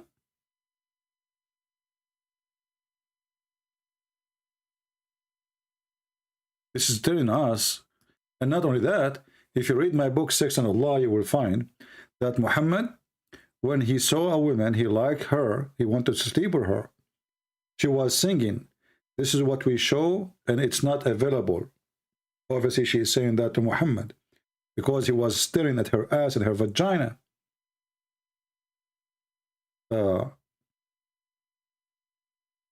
Only in this time, because he wanted this woman, only Muhammad then, he remember, and now he's in control of the Kaaba. Only then, according to Muslims, they don't allow it to do no more. So all those years Muhammad was watching, enjoying women going totally naked around the Kaaba. And then we need to ask ourselves, what was the religion which they used to practice? Islam is nothing but a pagan sexual cult. And Muhammad, he continue the same sexual cult. And until now, the Muslims are naked. In case you do not know, Muslims now, all what they do, they just put a sheet and they are totally naked. Go check them. If I type right now the word Hajj, what you will see naked men. They don't let the women do that, but women are not wearing panties too.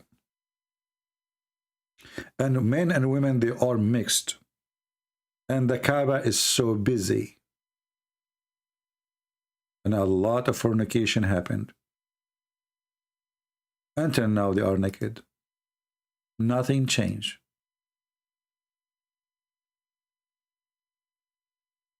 When you look at the Kaaba today, when they do Hajj, you think this is Hindus.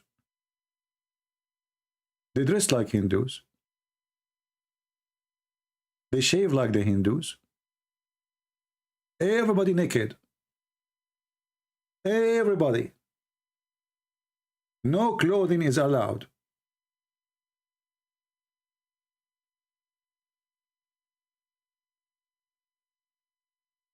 This is the truth.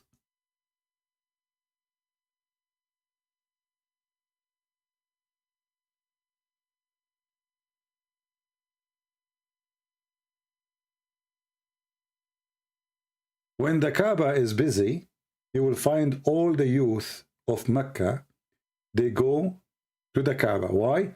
Because this is where they can touch women, they can molest women, and nobody can get them busted. The place gets so busy, women and men are going around the Kaaba. Sometimes even there is no space even to move.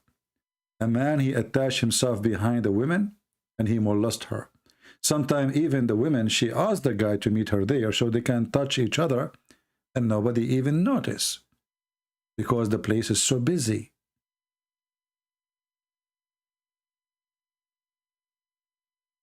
It's a place of fornication, molestation, and nakedness. And one of the irony and the stupid things about this cult, that Allah and Shaitan, they live in the same town. So Shaitan, he have a town, he have a house, which is a column, and the Muslim, they go throw rocks on the Shaitan. And Shaitan is there, you know. Go throw rocks at the Shaitan. I mean, look at the stupid religion. Who is the real Shaitan? Is Muhammad, who made you kill so he can thrive with his sex, pleasure, money, power. This is the true Shaitan. There's no more evil than Muhammad. Child molester, fornicator, thief, liar, cheater. Even his own son, wife, she was not saved from his penis. And the funny, they call him the trustworthy. Imagine your son, you have a wife, you go to visit your son, you flirt with the wife, and later you take her. And they call him the trustworthy. And then they say to us that if the prophet eyes fall into a woman, her husband must divorce her so the prophet can have her. And they come to us and they want to tell us that Muhammad was really a good man. And they call him as-Sadiq al-Amin, which means the trustworthy. My friend, the only trustworthy is God. That is Jesus, our Lord. There's nobody is trustworthy. For every man is a sinner. But Muhammad is the sin itself. He is not a sinner. He is the sin. For he promotes fornication. He make it coming from God. He ordered the wrong to be the right. He claimed that he is against adultery, but he is the biggest adulteress ever. He claimed that he is a person who wants people to be truthful, but he ordered a Muslim to lie. Even you can lie to your wife, and wife can lie to her husband. If the major structure of the community, which is the family, is based on lies, what is going to happen to the community? When he said a man, he can lie to his wife, and a wife, she can lie to her husband. you just destroy the whole community. Because this is the most strong structure. If a man and a woman, they cannot be honest to each other, even supposedly they are married. That's why I say in Islam there is no marriage. There's no marriage. You see, when a man, he lied to his wife, obviously he's doing something wrong. And when a wife, she is lying to her husband, obviously she is doing something wrong. Generally speaking, we lie because we try to hide the wrong we do. But when somebody make you believe that lying is okay and this is God teaching, that is the devil. And this is totally the opposite of what Jesus said. Satan is the father of all lies, and he forbid us even from taking oath, either yea, yea, or nay, nay. Muhammad, even he allow you to take false oath, and he said, Allah will not take you accountable for your false oath. He will judge you by the intention of your heart. But then ask yourself, well, an intention of my heart is not what I am saying in my mouth, but this is what evil is about? I say something, I do something else. Correct? So Muhammad is teaching us to be hypocrite. You take oath in the name of God, lying, it's okay, because God will judge you by what is in your heart. Can you believe it?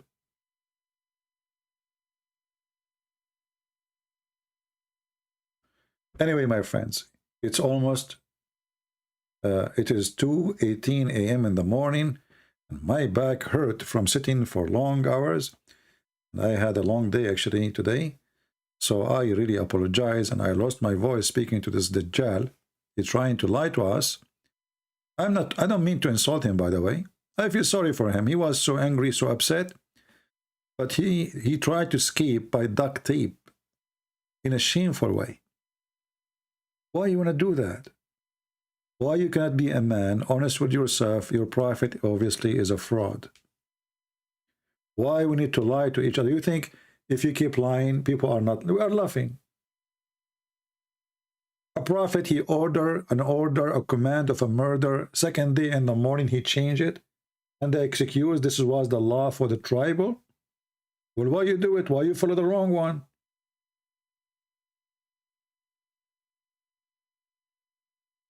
What kind of a prophet he is? Why you allow prostitution? Did Moses allow prostitution? Did Jesus allow prostitution? Jesus did not have an army, and he is not the governor, and he is not in the charge of the police.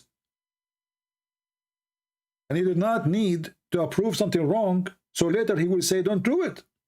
That is a hypocrisy. That is a lie. Wrong is wrong. Right is right. So when they say to you gradually, well, this is a fraud. Because prostitution do not need a gradually disapproval. He approved it. And he practiced it with them. Not only he approved it. So I want to say to my beloved Christian here, this is why we as a Christians, we are the lucky ones to have the Messiah. They have nothing. They have absolutely nothing. They have a mentally ill person who jumped to take shower with dead dogs and women of blood from period. And yet they claim that they are taking ablution to pray to God. If ablution to God is based in jumping with dead dogs and women blood from period and garbage, so what is jumping in dirt will mean then? If this is how we get clean. So to make it simple for you, when they say we are getting clean, it means they are getting dirty. When they say they are against fornication, that means they are fornicators. When they say we are against lying, that means they are the one who allow lying, make it lawful. So the Muslim, they have two standards for everything. They have legal lie and legal lie. And the legal lie is to lie to your wife, lie to your family, lie to your friend, lie to your enemy. Who's left? When they say we are getting cleaner, doing ablution, that's mean we are jumping with dead dogs and women blood from period. And literally a sewage. Even sewage is better. When they say we are against fornication, they are talking about allowing muta. And they call it temporary marriage. So what Muhammad did, he changed the name of prostitution to temporary marriage. You see how the devil works? He convinces you that the evil you do is okay. It's not prostitution, this is temporary marriage. You tell her, can I sleep with you for 10 hours? How much you charge me? This is marriage, my friend. So he changed the names of the evil things a human being he do. He made the evil lawful by changing names. But we are not stupid and we are not a bunch of fools. We have the Messiah. His name is holy. His act is holy. His word is holy. And holy is his name, and holy as he do, and holy as he walk, and he is the walking, talking, living word of God. While Muhammad, when he walk, he is nothing but a filthy, walking, talking machine of fornication, of lying, of cheating, of killing, of a child molestation. We have the Messiah, who there is no name like him, and no name better than him. When we, as a Christian, see the Muslims, even the devil Muhammad, we have to admit that the Messiah, the Christ, is the one who is coming in the day of judgment. It's not even Muhammad. It's not even Allah. Ask yourself why. When the Muslim, they agree that the shaitan is the antichrist, that is telling you that Christ is God, for Satan is anti-God. He's not anti a man. Satan, he want to be the king of kings against the king of kings. Satan, he challenged God, not a man. The antichrist is telling us who is God. Shaitan is not anti-Muhammad. Actually, Muhammad, he said Shaitan, he commanded him to do good. So we have the Messiah, who Satan dreamed to defeat, but he cannot. And Satan will come to you from every window he can.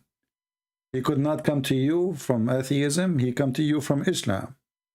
He could not come to you from Islam, he will come to you from Jehovah's Witnesses. He will come to you in any way. He will come to you. And the only one can protect you is to stay with the Lord. Not with a church name. Not with Catholic, not with Protestant, not with Orthodox. Stay with Jesus, my friend. For Jesus is the only one who saves us. It's not a church name. It's not a priest. It's not a bishop. It's not a Christian prince. There's only one Savior. And his name, and with his name, and by his name, we ask the Lord for forgiveness for all of us. We ask the Lord to open the eyes of the Muhammadan so they can see the truth, and the truth will set them free. Thank you very much for being here. We pray to the Lord, and we hope the Lord will accept our prayer. And we say to him, Ameen. Thank you. God bless you, and until we see you soon again. Christ is Lord. Islam is false. Take care. And remember, I will be back again when we have more than 20,000. Just make it happen. Take care.